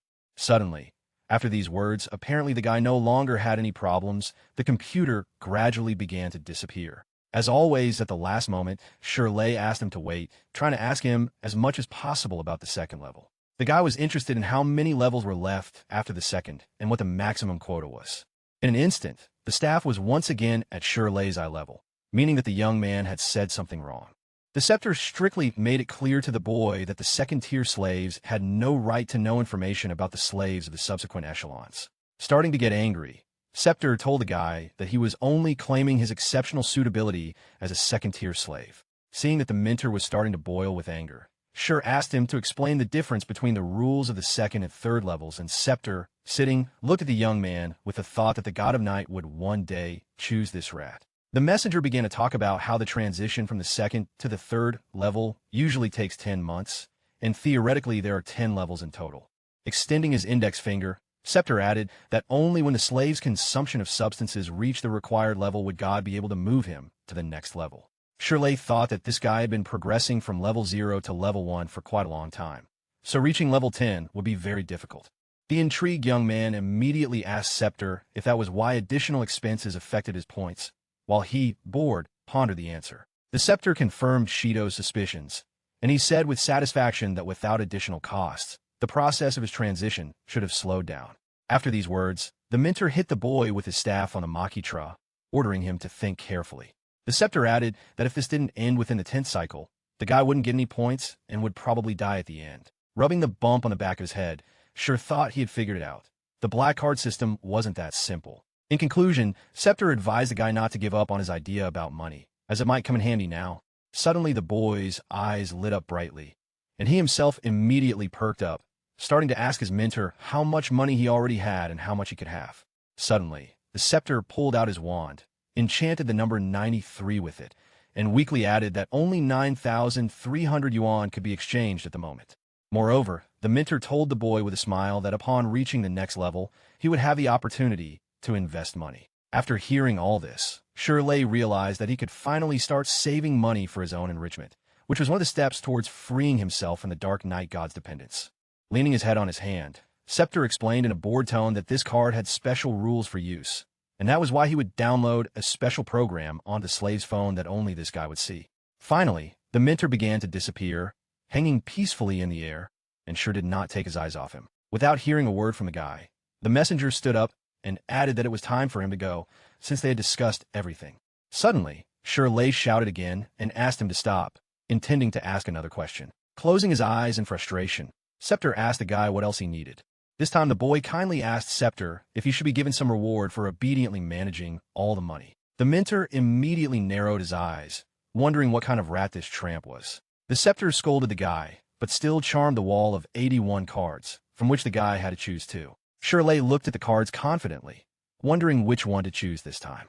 The boy touched the card at random and was dealt a big card again, which he couldn't use. Scepter laughed loudly when he saw how unlucky this guy was. Shirley felt a little embarrassed because the young man had been counting on his own success, but he was unlucky again. While Scepter was mocking this guy, Shirley, in turn, protested, finding it unfair that among the 81 cards, there were some that he couldn't use yet. The mentor agreed to convey the boy's absurd wish to the god of night, after which he added that Shir too had one last chance that he could not miss. Shir muttered discontentedly, why couldn't he start today, since this would be the second time he would be given an invalid card? Scepter said that he himself wished that this guy had a chance to win, but there was nothing he could do. Suddenly the mentor's staff creaked and hissed, surprising its owner. Shirley, no less surprised, also looked at the staff and asked what it meant. Suddenly, thousands of different numbers flashed before the messenger's eyes, which he watched intently. Having completed the ritual, the Scepter calmly added that the god of the dark night had approved his request to remove all options unavailable to him from the playing field. The mentor touched the wall of cards with his staff, and suddenly the board was updated. Shirley watched what was happening in amazement, not believing his eyes. The Scepter told the primitive chinchilla to hurry because he was stealing his precious time. Finally, having chosen a card, the guy touched it, thinking that this was it. The golden card the young man had chosen shone and spun before his eyes. A moment later, the card jumped out from behind the board and hit the guy in the head with all its force, causing him to gasp. A multitude of twinkling stars and sunbeams appeared around Shirley, which surprised the boy, and he tried to recognize the Scepter from what was happening. The young man felt something completely new and unusual, while the Scepter lay quietly behind his back, watching the picture. With a dissatisfied expression, Scepter said that the guy had a Master of Ancient Arts degree at level A. The guy caught his breath, but he still didn't understand how this card worked. The mentor said that when the boy wanted to use the card, he would need to mentally imagine it in his imagination. The young man instantly thought that he wanted to activate the card, and a list of various cards, depicting different types of martial arts, immediately appeared before his eyes. The guy looked at different types of martial arts and didn't know which one he liked best. Shirley had to mentally choose one of the cards, and it would undoubtedly grant him power. Scepter stated that while the card is permanent, it can only be used once per day, choosing only one skill, which cannot be changed for the next 30 minutes. However, the coach noted that after finishing the game with the card, the guy would be exhausted for the next 10 minutes, since he would have no strength left at all, and the pain level would double. The guy looked closely at the messenger, who only smiled contentedly. The Scepter had almost disappeared when Shir immediately began to stop it, asking the poor guy more and more questions about money. Unable to stand this guy, Scepter growled that he was fed up with him and briefly added that the money would be sent to him soon. Eventually, the Scepter disappeared out of boredom, and Shirley began to think again about how he could have spent such a huge amount of money in a month. The guy stood there and thought that this time everything really worked out, and in the future he would have to be more careful. Meanwhile, much had changed in the hospital, and the young man was busy with important matters. A joyful E suddenly ran up to the guy and told him that her aunt's condition had returned to normal and they would be able to be discharged in a few days. The girl constantly thanked the guy, but he just shrugged his shoulders, trying to avoid formalities. Suddenly, the boy looked guiltily at the young woman, realizing that he should thank her, because if it weren't for her, he would already be dead. The guy told the girl not to worry about anything, and, as soon as something happened to her, to call him immediately. Suddenly, the girl began to slowly approach the guy, and when she came very close, she carefully stood on tiptoe. The girl thanked the guy again and tenderly kissed him on the cheek, which he did not expect at all. Suddenly, thoughts of what the Scepter had said about this innocent man came into his mind, and he suddenly felt disgusted with himself. Ashamed, the boy blushed and blushed, trying to find some excuse to leave. Unable to figure out how to get rid of the girl, the guy simply said goodbye and said that it was time for him to leave. The guy quickly ran away from the girl in the opposite direction, trying to hide the shame in his own eyes. By the time Shirtu reached his house, the sun was already beginning to set outside the window. Coming out of the elevator and entering the corridor, the guy yawned lazily and stretched. He suddenly realized how tired he was after this eventful day. The boy was finally able to breathe a sigh of relief and stop worrying about Aunt's son and since he now had enough money. Suddenly, a woman's leg blocked the guy's path, and a familiar voice was heard from behind, joyfully shouting in honor of Shir's return. In front of this guy stood a joyful Wei Sung-yu, who apparently returned from Europe and was a little outraged that the guy made his lady wait so long at the door. The guy began to justify himself, saying that the blonde hadn't said anything about returning on that particular day, and if he had known, he would have met her at the airport. Crossing her arms over her chest in a businesslike pose, Wei Sung added that she would think about forgiveness, but for now the guy just needed to open the door. Having closed the door, the young man asked the girl in surprise why she had come to him, since she usually stayed overnight in front of Wei Qing. The girl plopped down tiredly on the sofa and asked the guy not to ask her about it, since something rather unexpected had happened to her abroad, which is why she had returned. Lazily lounging on the huge yellow sofa, the girl yawned tiredly and added that when she got home, she realized that she had lost her keys and her phone was dead, so she decided to wait for sure. After offering Miss Yu a glass of water, the young man asked in surprise if the young lady really couldn't go home now. But a moment later, as he placed a glass of water on the table, the guy thought to himself that it was a rather stupid question. The girl told the guy that she would take a shower for 15 minutes, and during this time the guy would have to carefully read and sign the contract that she left on the table. Deciding to laugh at the young man a little, the mysterious girl added that they were talking about an agreement to sell Miss Ben's body. The girl went to take a shower, leaving the guy alone with the threatening documents, which spoke of a contract between Yu and Yudard regarding the joint management of the restaurant. When the guy finally realized this, a loud laugh came from the bathroom of a young woman, who only added that she knew how to sell more than just bodies. Schur noticed something unusual about the contract that made him take a closer look. The contract clearly stated that the restaurant would be registered in Schur Lei's name, and all of their shares would belong to him. The young man didn't believe this and asked the girl if they had gotten something wrong. The blonde simply firmly stated that absolutely everything had already been discussed with Julius, so Schur had no right to refuse. The girl added that all 10 million she invested, as well as management rights, were registered in the name of the young man, and she was also awarded an additional 50% of all dividends. The boy thanked the girl for her kindness. However, Schur didn't understand why she chose him, to which the girl cheerfully replied that he shouldn't be interested in him at all. A little later, the blonde added that Schur Lei was the only one she and Mr. Julius completely trusted, which is why they made this decision. At that time, Schur Lei thought that the millionaire card was really cool because Mr. Yule still remembered him and trusted him. Deep down, the girl sincerely hoped that the guy understood the full weight of responsibility. So to make sure of this, she asked him again if everything was clear to him. This guy said that he understood everything except why they did it. The famous restaurants would have been a nice detail to prove to Wei Sung's father that she was worth something, but the young woman assured the guy that he didn't need it.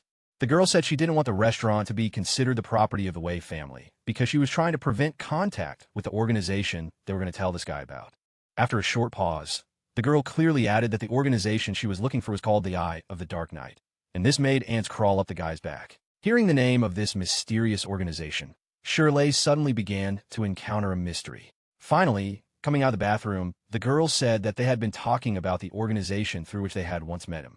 The girl said that after a trip to Europe, she discovered some minor problems in the family business there, which, in her opinion, were connected with Akuma from Dark Knight. Sitting down on the sofa, the girl explained that something was always happening in their family restaurants.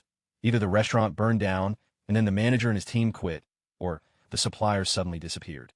The guy watched the girl and thought that she was really interested in the Eyes of the Dark Knight, but due to family matters, she was unable to see anything clearly. Taking a glass of water in her hands, the blonde was clearly bored because no matter how hard she tried, she still couldn't find out anything about them. In conclusion, the girl added that in order to prevent this organization from interfering in her business, her last option was to rewrite all the documents in Schur Lei's name so that he could not let her down. The guy was very touched by the fact that the girl trusted him so much, and so he agreed to her strange deal. But suddenly the guy remembered something and asked the girl to wait a second. The guy thought that the girl left him shares and dividends as a token of gratitude for his help, but Julius believed that the guy got everything thanks to the wealth map.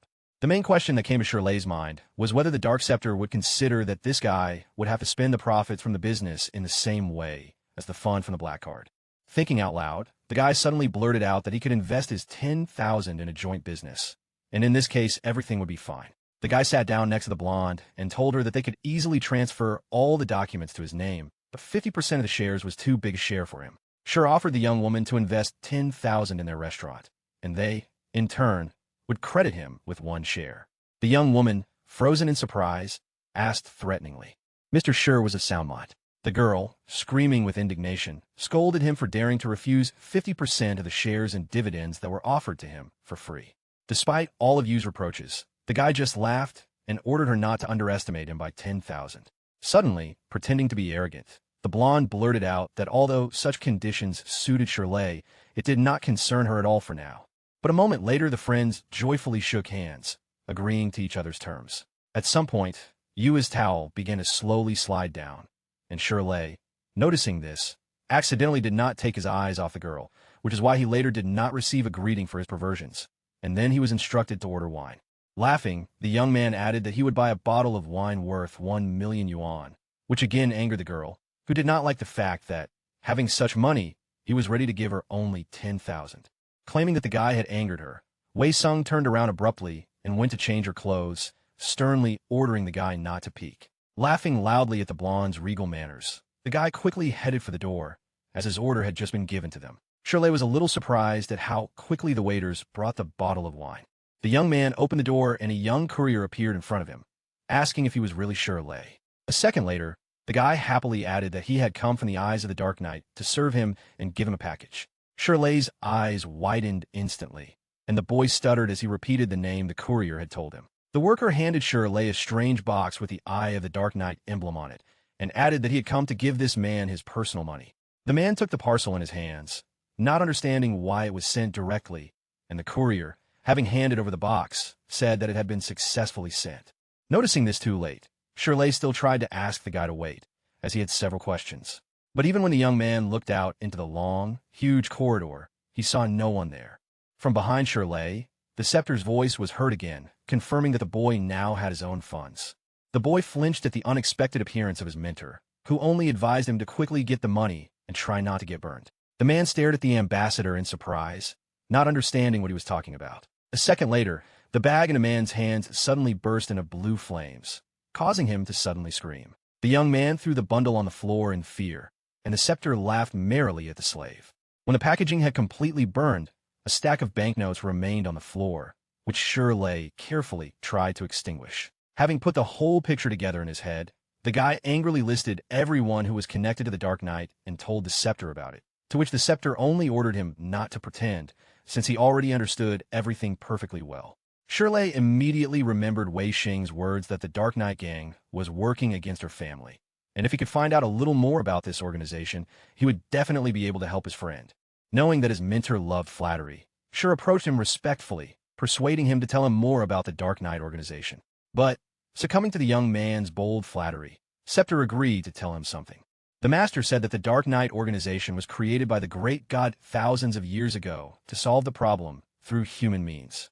Listening carefully, Shirley couldn't understand how the Dark Knight organization could be an ordinary service, but he was curious about whether it could be considered a direct threat to him. The scepter stated with surprise that Shida's threat was complete nonsense. The messenger said that since this guy was a slave, only the night god, the mentor himself, and Shir's own stupidity could kill him, to which he simply agreed. Shirley thought that at least he was safe, but something was bothering him. The boy thoughtfully asked if they wanted to target him as well, since they were going after the Wei family, and he had a good relationship with them, to which Scepter replied that the boy had nothing to worry about. Hitting Shirtu on the head with his staff, the mentor advised him not to interfere with the night god's plans. Scepter added with concern that even he couldn't protect this guy all the time. Shirley asked in surprise what grand plans the envoy was talking about. However, after waving his staff and declaring that he was fed up with this guy, he lost the scepter in the blink of an eye. The enraged boy began to get angry because the messenger disappeared every time he did not have time to finish his speech. The guy started waving his arms and angrily asking why he was standing there. Suddenly Shirtu froze and, slowly turning his astonished gaze to the side, saw that the scepter was not there at all. In front of Shir stood Wei Sungyu, wearing only a shirt, smiling magically as she tried to borrow something from him. The guy stared at her, stunned, unable to utter a word. The girl slowly tucked a strand of hair behind her ear and asked Shir if she looked okay. Shir, too, blushing and not taking his eyes off old man Wei's daughter, replied that she was beautiful in any case. The beauty approached Shirley and asked why he was doing nothing when such a beautiful girl was next to him. Shir screamed, pretending to remember something, and then walked into the room. The guy handed the blonde a wad of bills, saying that she should take them first. The girl threw money at Shido with all her might and shouted that he had problems with his head. Song Yu, screaming and telling that guy to go to hell, attacked him, while the guy screamed that it was investment money and begged him to save him. A clear sky, covered with small white clouds, towered over the picturesque city of Wudong, where people walked slowly, but at the same time quite quickly, along the streets. Shocked by the prices, Shirley asked again and heard that the jade pendant cost more than $1 million. Nearby, in a shop window, he saw a bracelet worth almost $2 million and, shocked by such prices, he screamed again.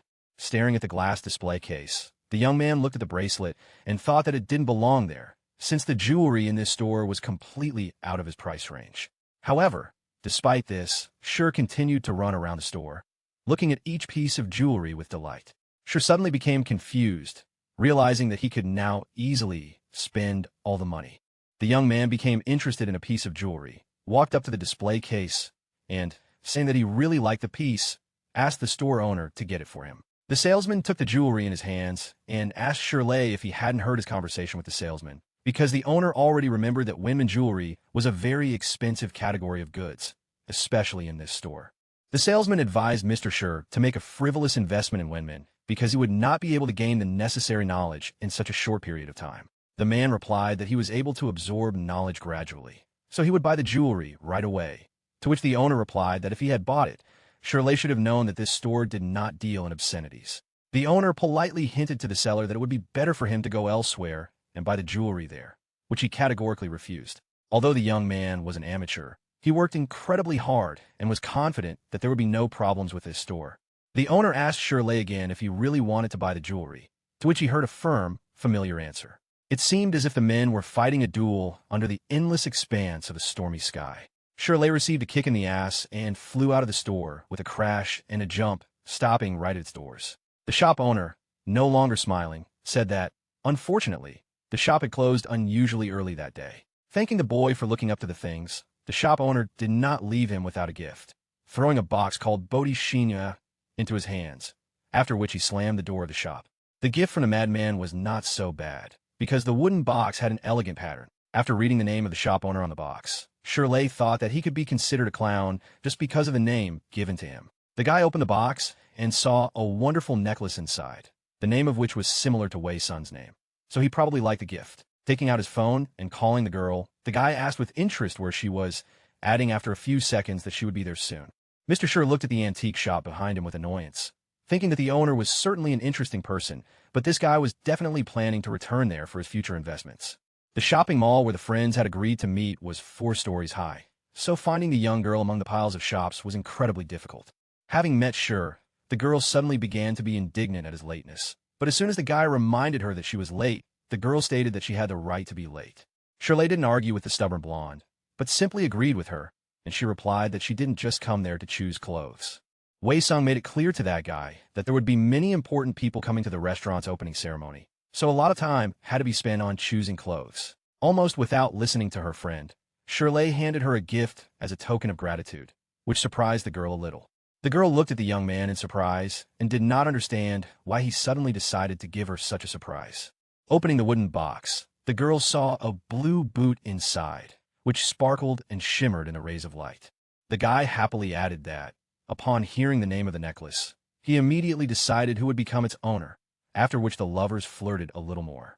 Suddenly, Shirley's gaze fell on a person who seemed very familiar to him, and he became visibly nervous. A red-haired man approached the store where the guy from Wei Sung's group was, who was flirting with the E, and besides, there was a young girl with him who tried to ask him for his purse at night.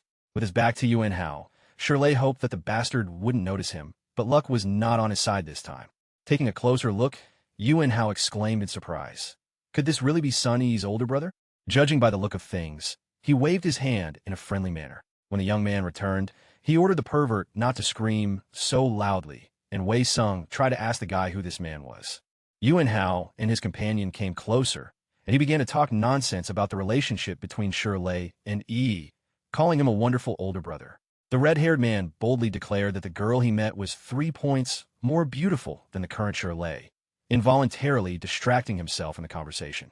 Hiding Wei Xing behind his back, the boy angrily shouted at the insolent man to get out, otherwise he himself would not be able to get out of there.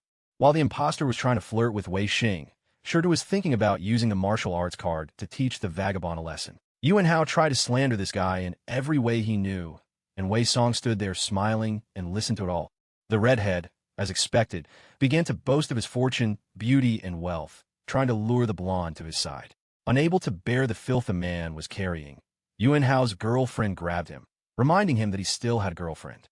After ordering everyone on the street to disperse from his girlfriend, Shirley laughed as he looked at his supercar, which cost only 500,000 yuan. Returning to the conversation, the red-haired man threatened Shirley not to pretend to be someone super important, since he had checked all the information about the guy at the base. The guy smirked and angrily pointed his finger at Shir, who only shouted that he was not Sunny's brother at all, that he had appeared out of nowhere in such a state. Taking the pagan at his word, Shirley suddenly asked him if he really admitted that he flirted with women only for big money. The red-haired man, confused and frozen with fear, looked around and saw a group of strangers start to look at him sideways. Enraged, Yuan Hao attacked the boy, challenging him to a competition in which they could compare their merits. The guy offered as a condition that the winner would get the opponent's girlfriend. Surprised by the red-haired man's primitiveness, Shirley added seriously that he had no interest in his comrade Yuan Hao.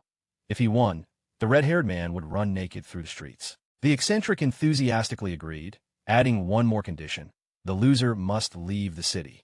Shirley agreed to his stupid conditions without any difficulty because he was sure that he would soon see the red-haired girl running around helplessly naked. Adding that his brother was brave, Yuan Hao said that they would set a time in 3 days and he would choose the location. Smiling maliciously, Mr. Shir asked him to let him know when he was ready. Shirley cast a dusty glance at the young man and added that he should be alone. There was a noticeable tension between them, but both remained relatively calm. Continuing to shout threats, Yuan Hao headed for the exit with his girlfriend, leaving Shirley and Wei Song alone. The girl looked at the guy with curiosity. She didn't expect him to agree to such a bold bet. The young man happily added that the problem should not make him nervous. It needed to be resolved once and for all, after which the girl offered her help to Shirley, which he peacefully refused. Calling the upstart a common eccentric, Shirley assured the girl that she had nothing to worry about.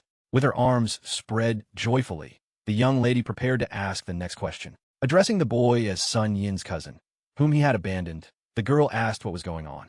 The shopping mall was suddenly filled with the shouts of Wei Xing and Shirley trying to figure out the situation. Several hours later, the young man finally found himself in his apartment. The guy stood and looked at his reflection in the mirror, lightly touching the scratches and wounds left by the young woman.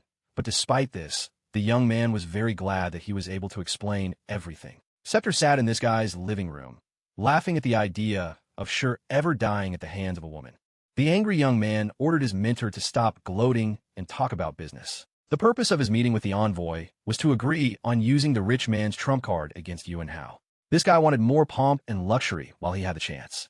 This guy explained to the scepter that he wanted to do everything to ensure that after everything that had happened, this freak would never dare to bother him or those around him again. The envoy agreed with satisfaction, since he himself had not been involved in such things for a long time, although he had previously loved this business very much. There was something about their plan that seriously alarmed the boy, but he couldn't figure out what it was. The scepter, joyfully spreading out on the sofa, thought about how best to carry out his plan. Meanwhile, there were many guards stationed around the Wei family mansion, standing motionless at the house. The owner sat quietly, and on the sofa in front of him sat a young woman, with whom they were talking about how well things were going in Europe. Old Wei was finally completely satisfied with Wei Xing's achievements, which meant that his daughter had matured. Suddenly, the girl rushed at her father, hugged him, and thanked him for the praise. Although this happened rarely, it was the first step to success. Since the girl worked so hard, Old Wei decided to give her a gift. The head of the family said that he had found an island with her name on it, and all that was left was to sign the contract, after which the joyful Wei Sung sweetly added that she would go there next week. Hearing this, Old Wei ordered her to go there in 2 days, since during that time her father would have to host an old man, with whom the girl might be uncomfortable.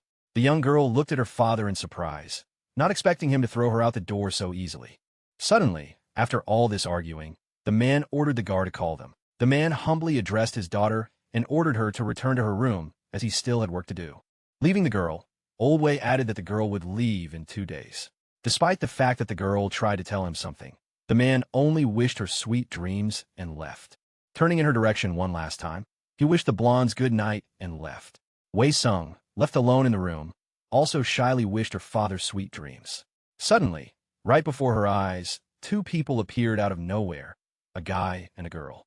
Brother Wei Sung and Bodhi stood motionless, looking at her sternly. Suddenly, a guy approached Wei Sung, stroked the girl's head, and added that she should have listened to her father. Sister Wei Sung, in turn, quietly whispered into her ear what she was called as a child, little princess.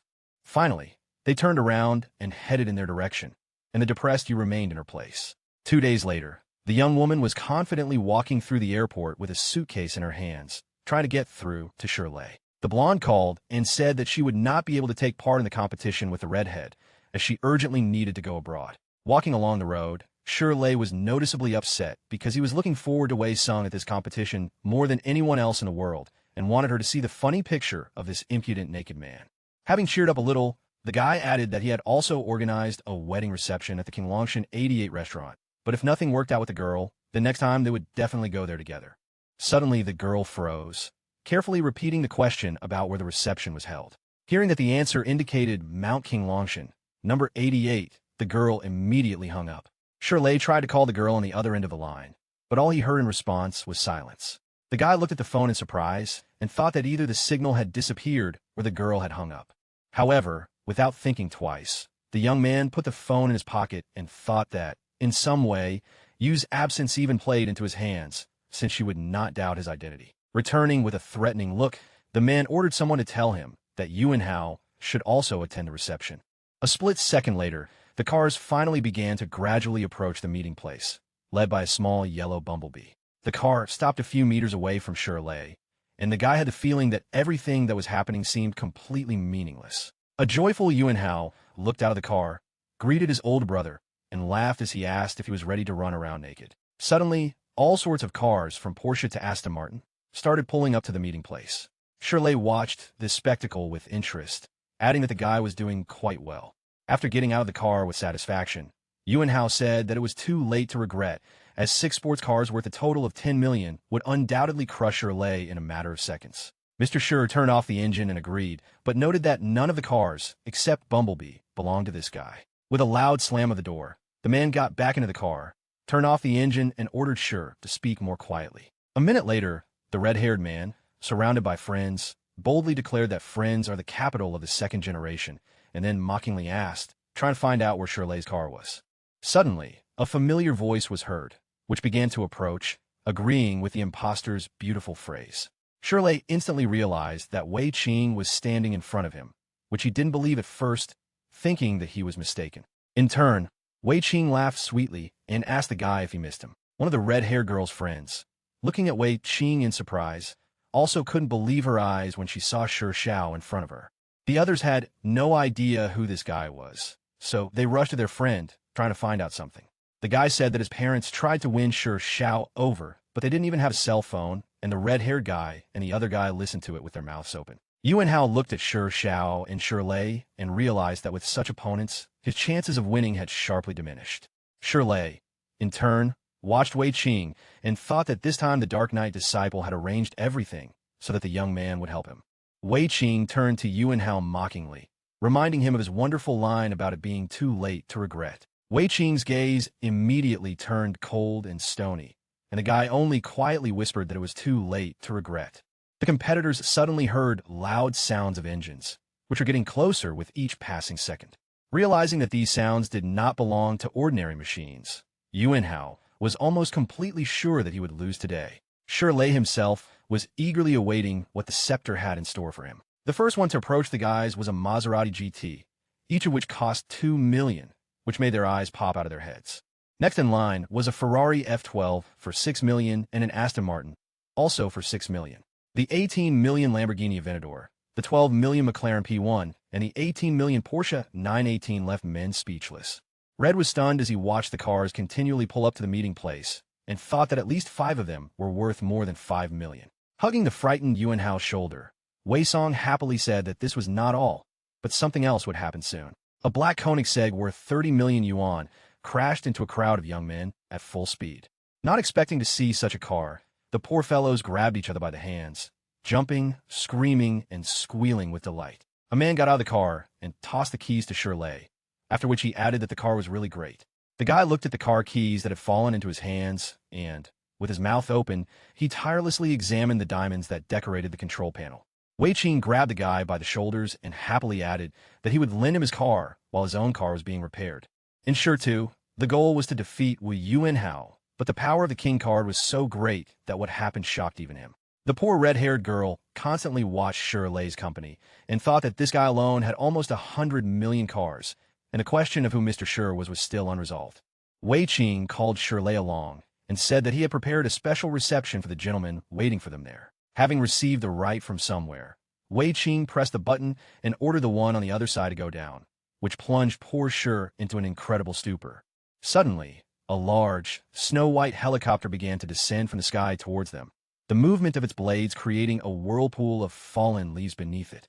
Shirley's supporters laughed loudly at Yuanhao and his minions, who looked up at the sky with their mouths wide open. Wei Qing invited the young man to take the helicopter ride, as the reception for the main guests at mansion number 88 was long overdue. Shirley looked at the massive blades of the helicopter with admiration and thought that he could not comprehend everything that was going on in his head. As Wei Qing walked towards the helicopter, he gestured for everyone else to follow him into the mansion.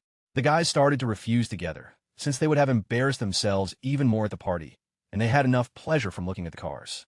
Wei Qing and Mr. Sure confidently walked towards the landing site, urging the red-haired girl to at least take a look at the winner's face. Wu Yuanhao raised his head and bared his teeth, staring at Shirley, hiding his shameful gaze. Shirley said that since they had agreed to meet to compare their values, Shirley's value far exceeded that of a pair of measly cars, so the guy had to admit defeat. One of the friends began to apologize to them, adding that they simply did not recognize Tai Shan, and whispered in the red-haired man's ear for him to apologize and let them go safely. Suddenly, Wu Yuanhao fell to his knees in front of young Master Sure, admitting his mistake and apologizing to him, begging him to let him go.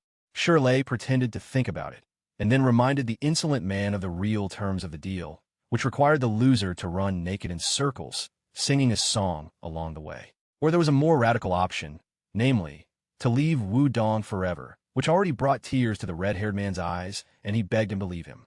Shirley, without batting an eye, simply added that this young man himself had come up with such a merciless couple. Besides, Sure had one question. If he lost, Wu Yuanhao would never let him go.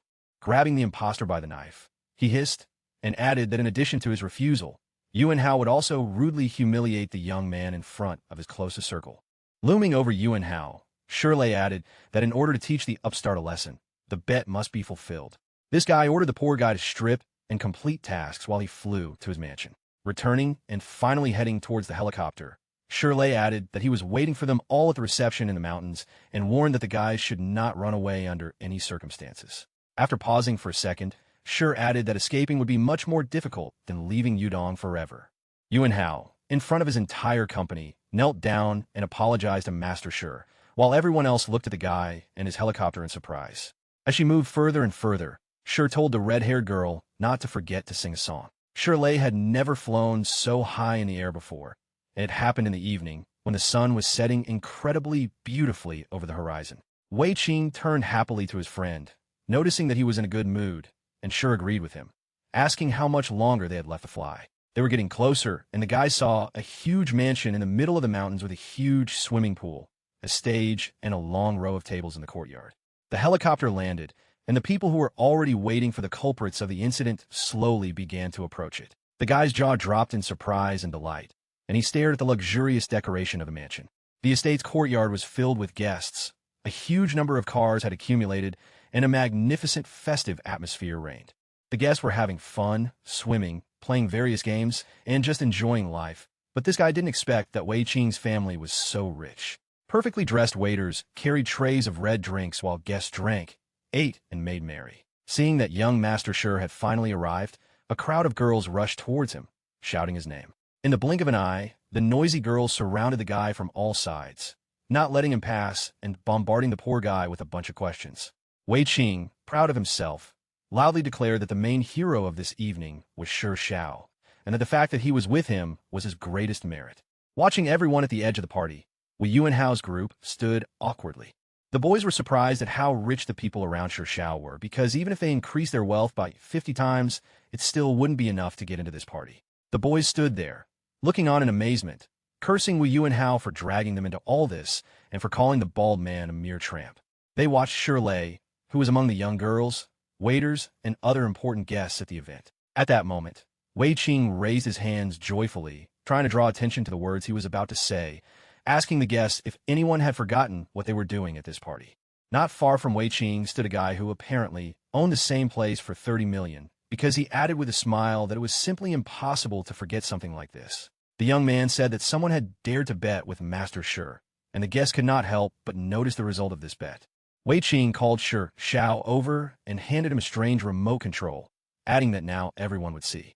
The guy winked at Shi Lei, telling him to press the button and everything would become clear. Shi Lei pressed the only button on the small remote control, and a beeping sound rang out around him. A huge screen in the middle of the front yard instantly showed a live broadcast from the city, showing a naked Wu Yuanhao running and singing.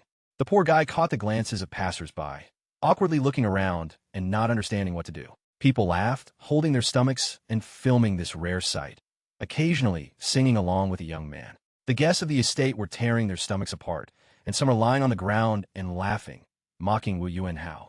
The friends of the man who had caused the stomach rupture were becoming increasingly ashamed of such antics of their leader. Some of them did not even want to return to Wudong. Placing his hand on Shi Lei's shoulder, Wei Qing told the boy that they still had one more thing to do as the guests were eagerly waiting to drink his kanda. The guy brought the bottle to Shi Lei's face, causing him to almost widen his eyes, because one bottle of such wine costs 1,000,000 yuan. Pretending that the guy wasn't at all surprised by such a huge price for the bottle, he grabbed the wine in his hands and, clearing his throat, prepared to say something. However, deep down, the boy felt that this was too wasteful, and it was painful for him to look at his monthly quota in his hands, as he was afraid that he would die if he spent too much. Shi Lei loudly declared that he was very glad to see everyone at the party and invited the guests to drink canned wine. Raising the bottle, the guy officially declared today's reception open and immediately received many compliments. Scepter really put a lot of effort into this technique, as there were at least 10 bottles of Kondo wine on the tables. Approaching Shi, Wei Qing told the guy that once, during a misunderstanding with Madame Wei, he looked for information on him, which surprised the guy. Wei Qing said that when he first looked for information, he didn't find anything special, but now that Mr. Wei himself ordered him to organize this party, he was surprised at how skillfully Shi hid himself. Not understanding what his friend was talking about, Shi Lei asked who he was talking about, as he thought that this mansion was Wei Qing's house. The man laughed and, having calmed down, added that this house belonged to the Wei family. Shi Lei's expression suddenly changed, reflecting both fear and confusion. Wei Qing looked at the man suspiciously, thinking that he knew who owned the estate. The boy's mind simultaneously began to swear at the scepter and to be frightened by the thought that Wei Sungyu was aware of his involvement with the eyes of the Dark Knight. Shi Tu's good mood instantly disappeared. 10 layers of sweat poured down his body, and seeing this, Qing began to worry about him. A worried Shi tried to reassure his friend that he and the Wei household were perfectly fine. Believing the guy's words, Wei Qing dragged him to the table to finally have dinner. The man clapped his hands and ordered the butler to tell the kitchen to bring out the dishes. Suddenly, a group of pretty waitresses appeared on the street, carrying fragrant food on trays. The workers quickly set the tables with plates containing a variety of dishes to suit every taste and skin color. Shi Lei looked around the tables in surprise, amazed that all the dishes looked like they came from Michelin-starred restaurants. The man looked at the truffles, black caviar, and oysters, calculating the average price of these dishes. Wei Qing restaurant delighted local chefs and sommeliers, who served the most exquisite dishes and the most expensive wines in the world. But suddenly the guy noticed that some of the guests weren't drinking canned, and Wei explained that it was just Lafite Manor, a bottle of which only cost 10 to 20,000.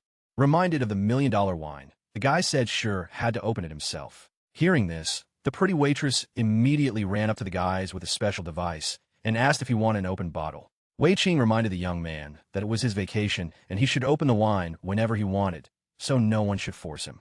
The guy also added that he was going to broadcast this moment live, which surprised the young man a little, since Shi did not understand why he needed this, but he agreed. A camera drone suspended by 2 fingers suddenly flew towards Wei Qing, and the boy joyfully shouted that young Master Shi would finally open candy to everyone. A little embarrassed by the applause and shouts, the young man began to open the first bottle. At some point, the cork easily popped out of the bottle, and the guy was met with a storm of applause. Wei Qing invited the guy to the microphone to say a few words in honor of the holiday. The young man was not a very good speaker, but he still managed to thank everyone beautifully, including those special people who helped organize this holiday for him. The guy added that he wouldn't talk for long and ordered everyone to eat, drink, and have fun until all the alcohol was gone. The guests laughed, thanking Mr. Sure himself for gathering them all here, because without him this wonderful party simply would not have happened. Shirley made a toast, symbolically raised his glass, and shouted to the bottom. The party was going great, people were having a great time, swimming, having fun, and playing different games. Shirley watched everything that was happening and realized that this was the real life of a rich man, which he had once not even dreamed of. Suddenly the waitress came up to him again and said it was time for a toast, which startled him a little. The guy cleared his throat and raised the bottle with concentration. Tapping his fork against his glass, he attracted the guests' attention and invited them to start talking. The slightly tipsy guests themselves asked the waiters to refill their drinks, without waiting for instructions from the owners. Somewhat surprised by such audacity, Sure looked at the young people with suspicion. But a moment later he added that he was fully responsible for his words and ordered the waiters to empty all the bottles. Smiling sweetly, Sheely handed the bottle to the waitress standing next to him and asked the girl to pour a drink for everyone who needed one. Taking the bottle in her hands and handing it to the real waiter, the girl ordered him to go away and pour drinks for everyone. Seeing this strange scene, Shirley suddenly thought of something and was struck by an incredible thought. The guy came back and the pretty waitress took off her wig and turned into the real Wei Sung-yu. Looking at the guy, the girl said threateningly that at first she had planned to pretend to be a housekeeper and watch the party until the end, but since everything had been revealed, she could now ask him directly. Stunned, Wei Qing and Shirley looked at the young woman with bewilderment, not knowing what to say. Suddenly the girl grabbed the guy by the hand and threw him on top of herself, shouting that he suited her very well. The poor fellow hit his head on the ground, causing his eyes to go dark and his ears to ring. Without waiting for the guy to get up, the girl grabbed him by the neck and began to choke him, asking who he was and how he dared to throw a party on her family's estate. The party guests watched in amazement as the two fought, not understanding what was going on. But Wei Sung's eyes were filled with anger, and she didn't care at all. She ignored the guy's request to calm down and talk in a calm environment. Suddenly the girl returned, loosening her grip for a moment and leaving Shirley. Behind the girl stood Mr. Wei himself, who reproached her for disrespecting his personal invited guests. Shir stood up, and the girl politely asked if he was really an important guest of her father, who at that time was already approaching the young lady. The old man shook the man's hand and apologized several times for not being able to properly raise his daughter, asking if everything was okay with him. Even Shirley himself couldn't understand how the head of the Wei family could stand in front of him, and couldn't believe that this was just the power of royalty. Still holding the boy's hand, Mr. Wei began to talk about how he and his father had once been great friends until the world had separated them. Old Man Wei was delighted that his old friend's son had finally come to visit him, and the party was a gift to celebrate the meeting. Turning his attention to the boy, Old Wei added that it would be difficult for him to forget this misunderstanding, and placed a friendly hand on his shoulder. A second later, Mr. Wei asked the boy to allow the little girl to accompany him on behalf of Wei himself. The man looked around in confusion and felt a little upset, as he had hoped that the old man would help him get rid of Wei Sung-yu. After calling Bodhi, he, slightly edited, approached the old man, taking with him a copy of Wei Sung-yu's manuscript. The young woman held Shido's hand tightly, greeting him and asking permission to go with him. The young girl promised to give the guy a wonderful evening, and behind her stood an enraged Wei Sung, who was seriously irritated by the current situation. Wei Sung glared at the couple menacingly and mentally ran through all the possible courses of action. Old Man Wei laughed and ordered everyone to continue having fun, while he himself would leave first. Wei Sung, suddenly puzzled, asked her father in surprise what was happening, to which he did not react at all. The old man ordered the blonde's brother to pick up the girl as quickly as possible and return her to the office. He ran after her father, but on the way her brother blocked her path, noticing that her father did not want to talk to her at all in the presence of strangers. Bodhi had already brazenly told Shur that Wei Sung had grown up spoiled because she had been raised by her father, and now that she had started helping the family, she had become hypocritical and dishonest. Hearing this, he tried to break free from her brother's strong arms, but her attempts were unsuccessful. The girl could only humbly follow her brother and father, humiliating herself in front of everyone. Shirley, watching the series, was surprised to find that the Wet's family was in much more chaos than he expected. Enraged, Wei Sung-yu, almost entering the estate, hissed and wished death on the guy. But suddenly, the guy followed her, shouting Sung-yu's name and breaking free from her sister's embrace. The blonde didn't pay any attention to him, but simply ordered her brother to let her go and followed her father. Bodhi was like a canker sore, After her sister's death, she said the family no longer needed her. Heartless called her little princess again, which made Wei Sung-yu stop. Clutching her skirt tightly, the girl simply could not go any further, and suddenly tears appeared in her eyes. Shirley suddenly grabbed the blonde's hand and pulled her towards him. The man turned to the old man and said that he didn't care at all whether she needed others. Old Master Wei returned to this desperate statement, listening carefully to what he would say next. Shirley firmly stated that he wanted this girl, which shocked Wei Xing, to say the least. The surprised old man looked at the couple and said that the boy's words still had not broken him. Looking closely at the loving couple, Old Man Wei asked what kind of relationship they had. Laughing, the boy tried to make amends by telling Uncle Wei that his daughter had accidentally become his best friend in Wudo. Not believing this, the old man asked if she had really become his friend, to which he replied that he had a wonderful daughter. While Shir too was praising the blonde, Bodhi stood and watched, and he didn't like it at all. Shirley also said that the girl had helped him with various problems many times, so the guy wanted to take this opportunity to thank the blonde. After Shirtu asked his daughter to go with this guy, the old man only scratched his beard thoughtfully and muttered under his breath that it turned out they already knew each other.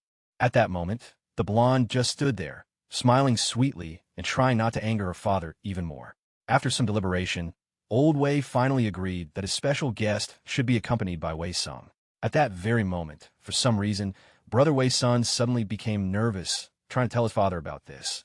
But his father only stopped him. Mr. Wei approached his daughter and allowed her to accompany the boy on his behalf so that everyone could have a good time, to which the girl agreed. Old Master Wei called the other two children to follow him, leaving Shirley and Wei Xing at the party. Finally, Wei Qing intervened in the conversation, seriously surprised that Shi Tu turned out to be the son of an old friend of the teacher, and did not even say a word about it. The guy started making excuses for someone who wanted to behave more discreetly so as not to attract attention to himself. After laughing a little at the guy's senseless answer, Wei Qing asked him what happened between them then, which confused the couple a little. Deciding to take matters into his own hands, Shirley said that the girl was simply trying to make fun of him by hiding in the mansion, and then turned the conversation to the fact that there was still a lot of wine left at the party. This guy sent Wei Qing into the crowd of guests to calm everyone down and pour wine for those who needed it. In turn, the guy himself extended his hand and invited Wei Sun to also go away and drink a few glasses of wine.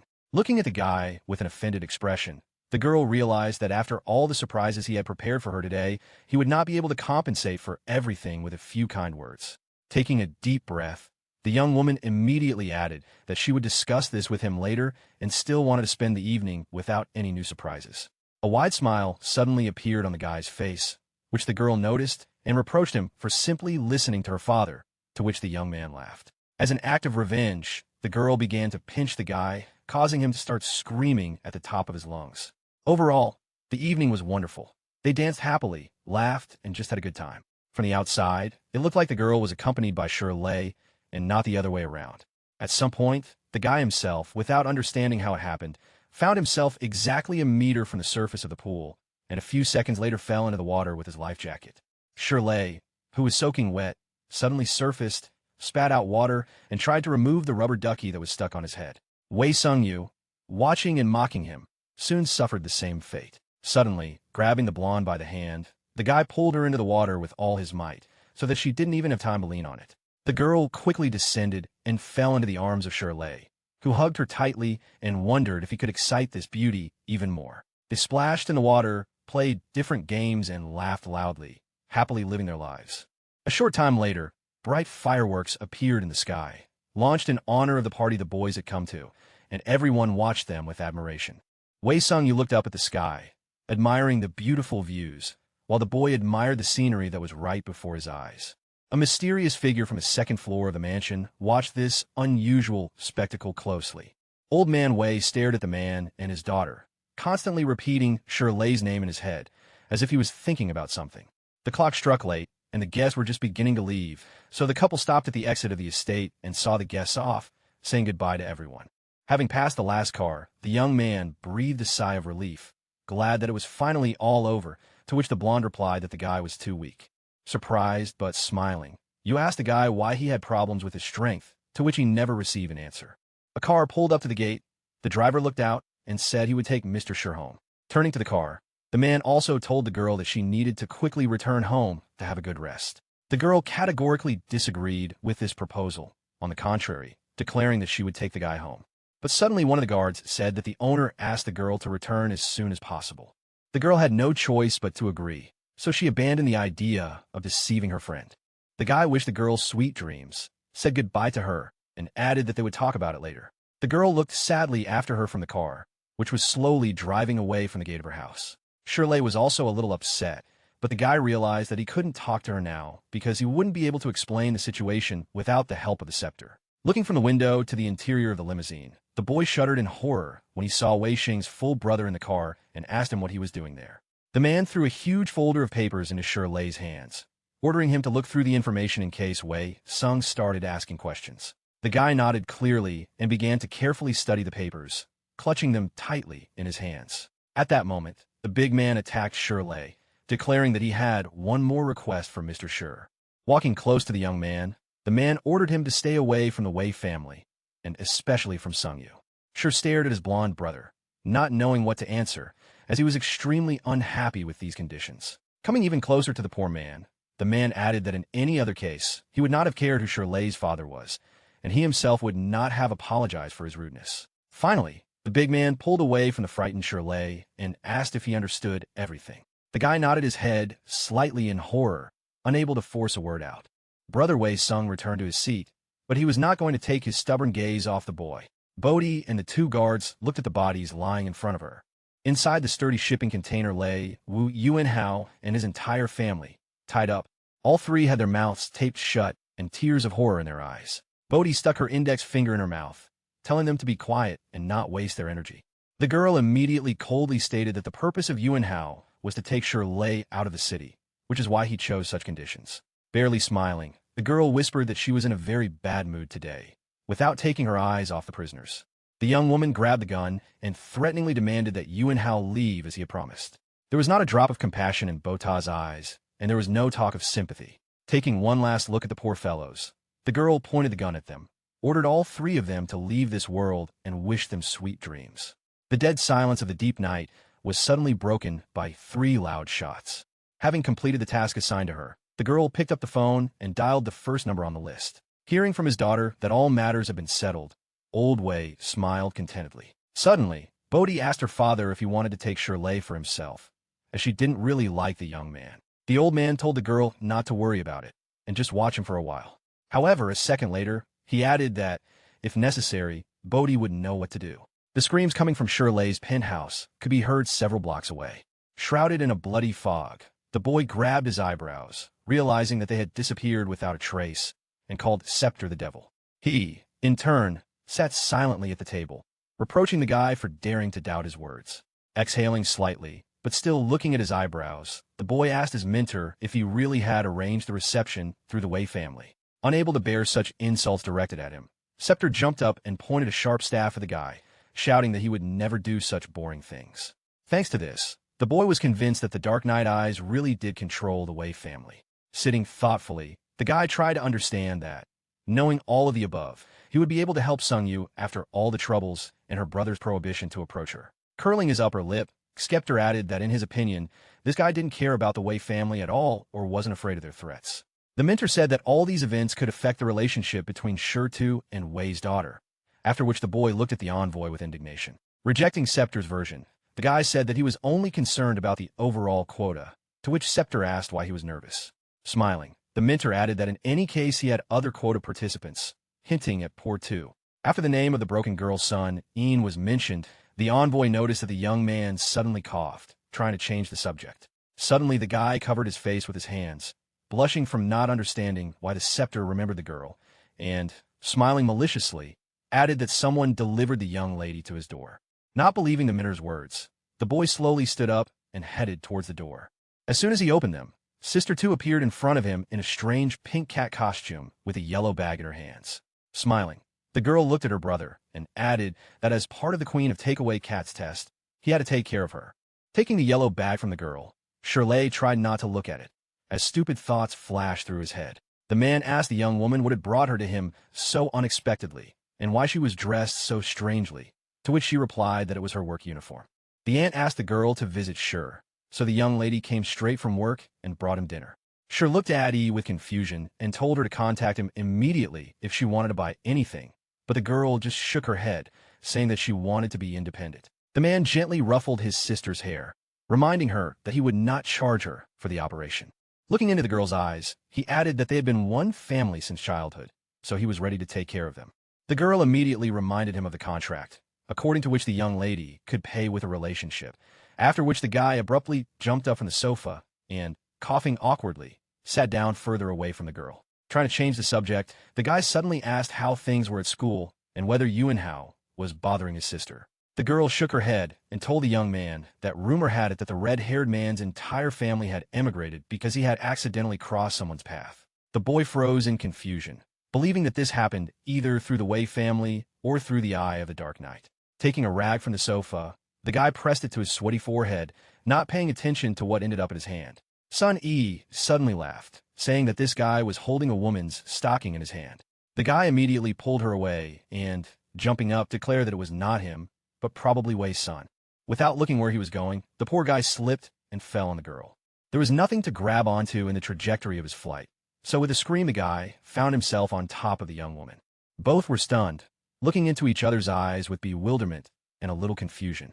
Shirley was the first to come to his senses, tried to move away from the young woman, and apologized to her. Suddenly, she grabbed him by the neck and sternly asked who Wei Sungyu was, which made him even more confused. Although the girl saw only her reflection in the guy's eyes, she was sure that people like Shir probably had many admirers. Seeing that Shirley didn't know what to answer, the girl didn't bother him and said that this wouldn't stop her from fulfilling her promise, since she understood everything. Suddenly the door to the living room opened and Wei Sung appeared, holding a bottle in her hands because she needed someone to drink with her. Seeing the photograph on the sofa, she froze with her mouth open, not knowing how to react. After some time, the girls were already sitting together on the sofa and getting to know each other. They joked and laughed, and Yi told Sister Wei about her work, jokingly urging the blonde to take care of her. Laughing, Wei Sung took Yi's hand and asked her to call her by her first name or as Sister Yu. Agreeing and lowering her eyes in embarrassment, the girl called Wei Sun Yu's sister. Even squealing with joy, the blonde hugged Yi tightly and added that the girl was many times more beautiful than the bald Shirley. While the girls were chatting pleasantly, Shirley tied up on the nearby sofa and begged Wei Sung to let him go, because now she had to understand that it was a misunderstanding. Sung Yu walked up to the boy and, pressing her foot on his back, threateningly declared that he used her stockings to play with his sister, to which the boy desperately tried to object. Shirley shouted that it was a misunderstanding and demanded that she explain everything to the angry girl. Suddenly, jumping up sharply and running outside, he shouted that she would go first, since she still needed to do something, to which the other two only opened their mouths in surprise, not understanding where the girl was going. The girl ran into the elevator and, pressing the down button, began to reproach herself for her shyness. She tried to convince herself that Wei Sung and Brother Shir were just friends, no matter how hard it was. Shirley was still lying tied up, begging the girl to let him go and tell him what had happened to her.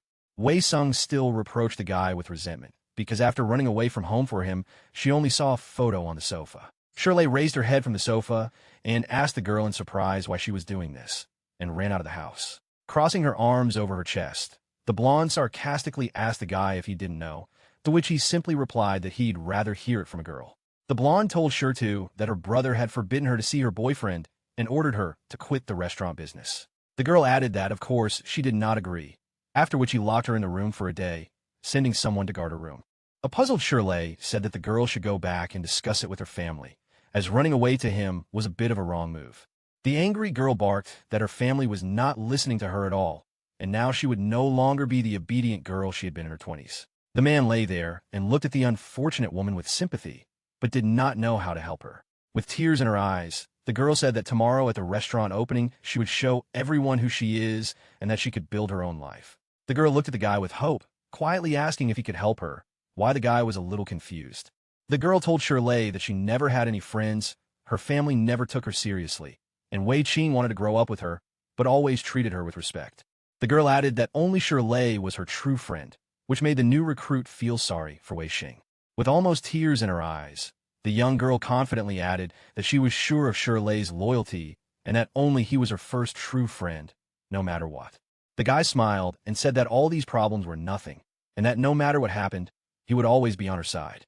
The blonde looked at the young man with excitement, deep down rejoicing that it was he who ended up with that girl in the Porsche that night. Taking advantage of the moment, the guy asked Wei's son for the 100th time to finally let him go, since he had been tied up all this time. Sitting on an antique chair, old man Wei indignantly reproached his son and youngest daughter for not looking after Songyu. After a moment of silence and closing his eyes, the old man asked if his daughter had run away to Shirley. The girl's brother immediately approached him and, guiltily lowering his head, apologized for his carelessness.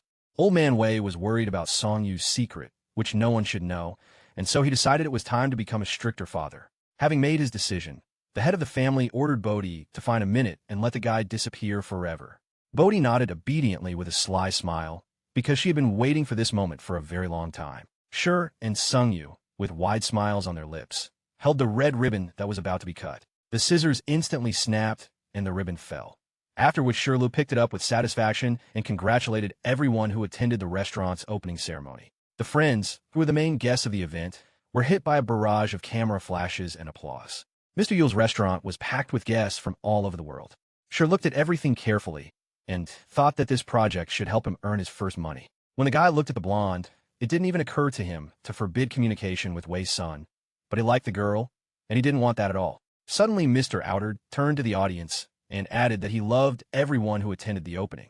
The man walked up to Shi and Sungyu and hugged them tightly, saying that he loved them in a special way.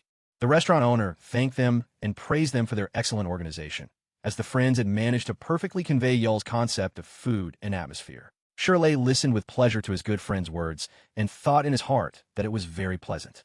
The man spread his arms amiably and invited his friends to drink to this wonderful evening and to their support. While sipping his wine, the boy thought about what to do about the ban on communicating with Sungyu. Imagining Brother Wei's son apologizing to him, Shirley decided not to worry about the young lady's brother's words and act according to the situation. Suddenly, a man appeared behind Shir, smiled warmly at him, and asked if he remembered him. After a few seconds of thought, the man suddenly realized that the owner of an antique shop was in front of him.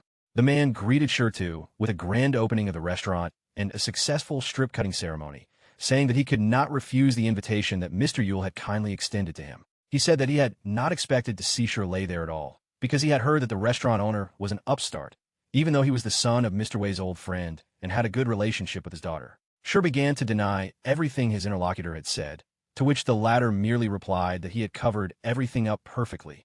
Suddenly, an enraged Wei Sung appeared in front of them, not understanding what Yu Bangji was doing at the ceremony. The surprised guy watched everything that was happening, tried to ask the young lady how she knew him, while Yu Bangji himself said with a smile that Mr. Yula had arrived by invitation. The angry blonde asked the young man how he knew Bunji. Without keeping the girl waiting long, the owner of the antique shop said that the guy had bought the jewelry that the girl had on her hand from him, which greatly angered the young lady. At the speed of light, the girl began to take out the star-shaped dumpling that Shirley had given her from the package. In a rage, Wei Sung threw the jewelry into the guy's hands, saying that he was returning it, which puzzled the latter a little. The guy looked after Sung Yu in confusion, not understanding what had happened. Turning to leave, the girl abruptly declared that since Yu Bangji was invited by Mr. Yul, she couldn't kick him out, but she had to say something. Heading towards the door, the girl turned around and said that she didn't like such guests, and therefore she was leaving. The girl confidently headed towards the exit, and everyone else looked after her in shock. Confused, Shir tried to find out what was going on with Mr. Yul, and he replied that it was his fault because he had invited his husband. Shir didn't understand what was wrong, and Yul added that he had completely forgotten that Wei Sung and Bangji were the children of the three main families of Wudong, and that they had once had a marriage contract. Hearing this, Shirley's eyes widened and his mind was all confused because he didn't expect this. In his subconscious, this guy seemed to be under three bright rays of light. The young man believed that he had taken a huge risk to win the heart of his heroine. Suddenly, a young groom appeared on the path, belonging to one of the richest families of Yuden. The upset boy jokingly asked Yudert if his head was really that stupid, to which he replied that it was bald, but not stupid. Suddenly, Yu Bangji himself approached the young man, and he began to tell him that they had once entered into a marriage contract, but soon broke it. But Shirley thought that it seemed like Wei Sung was still unsure about this. Mr. Yul suggested that Shir call Miss Wei since there were few customers, and he agreed. In turn, Bunji apologetically apologized to Shido for ruining everyone's mood and added that he was very sorry. Shirley said with a smile that fate is just a friend, since any misunderstanding can always be resolved. Adjusting his glasses, Yu Bangji added that he wanted to remind the young man of something, since he had many acquaintances. The boy looked at him in surprise and said that he needed to be much more careful with the Wei family, as they were famous for their ruthless tactics in eliminating opponents. Noticing the boy's astonished expression, Bongjie asked him about Wu Yuanhao, whom he believed had emigrated with his family. Bongjie expected this answer, so he smiled slightly and said that although this was the official version, it was partly untrue. The husband put his fingers to his head, hinting to Shirley that the entire family had been killed a long time ago.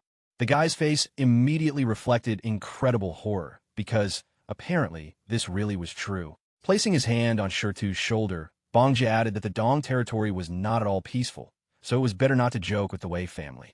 The man listened attentively to his interlocutor when he said that in their world, permanent insurance simply does not exist. Yu Bangji coughed sheepishly and apologized for detaining the boy, and advised him to find Sungyu. Without wasting a second, a puzzled Shir ran out of the restaurant at the speed of light. The boy walked along the street of the park located near the restaurant and thought about the Yuanhao family. This guy didn't understand whether this was the Wei family's business or the Eye of the Dark Knights. The image of Yu Bangji carefully counting something important with him surfaced in his memory, but he didn't understand why the marriage contract between them was terminated in this case. The man found himself in the middle of a huge valley, still thinking about the fact that the owner of the antique had wanted to say something after all. Shaking his head sharply, the guy tried to drown out all these obsessive thoughts because now he needed to find the blonde. Smiling slightly, the guy thought to himself that otherwise he really would have remained stupid and bald. Soon, Wei Sung appeared in front of the young man, sitting alone on a bench in the middle of the park. The girl smiled sadly at him and asked why he came, but the guy was incredibly glad that he found her. The guy said that he came to her because she was the main character for him in the restaurant, although the girl was not in the mood. The guy, with his nose down, carefully sat down next to the girl, intending to tell her something. After a second of silence, the guy started asking about Yu Bangji and what had happened.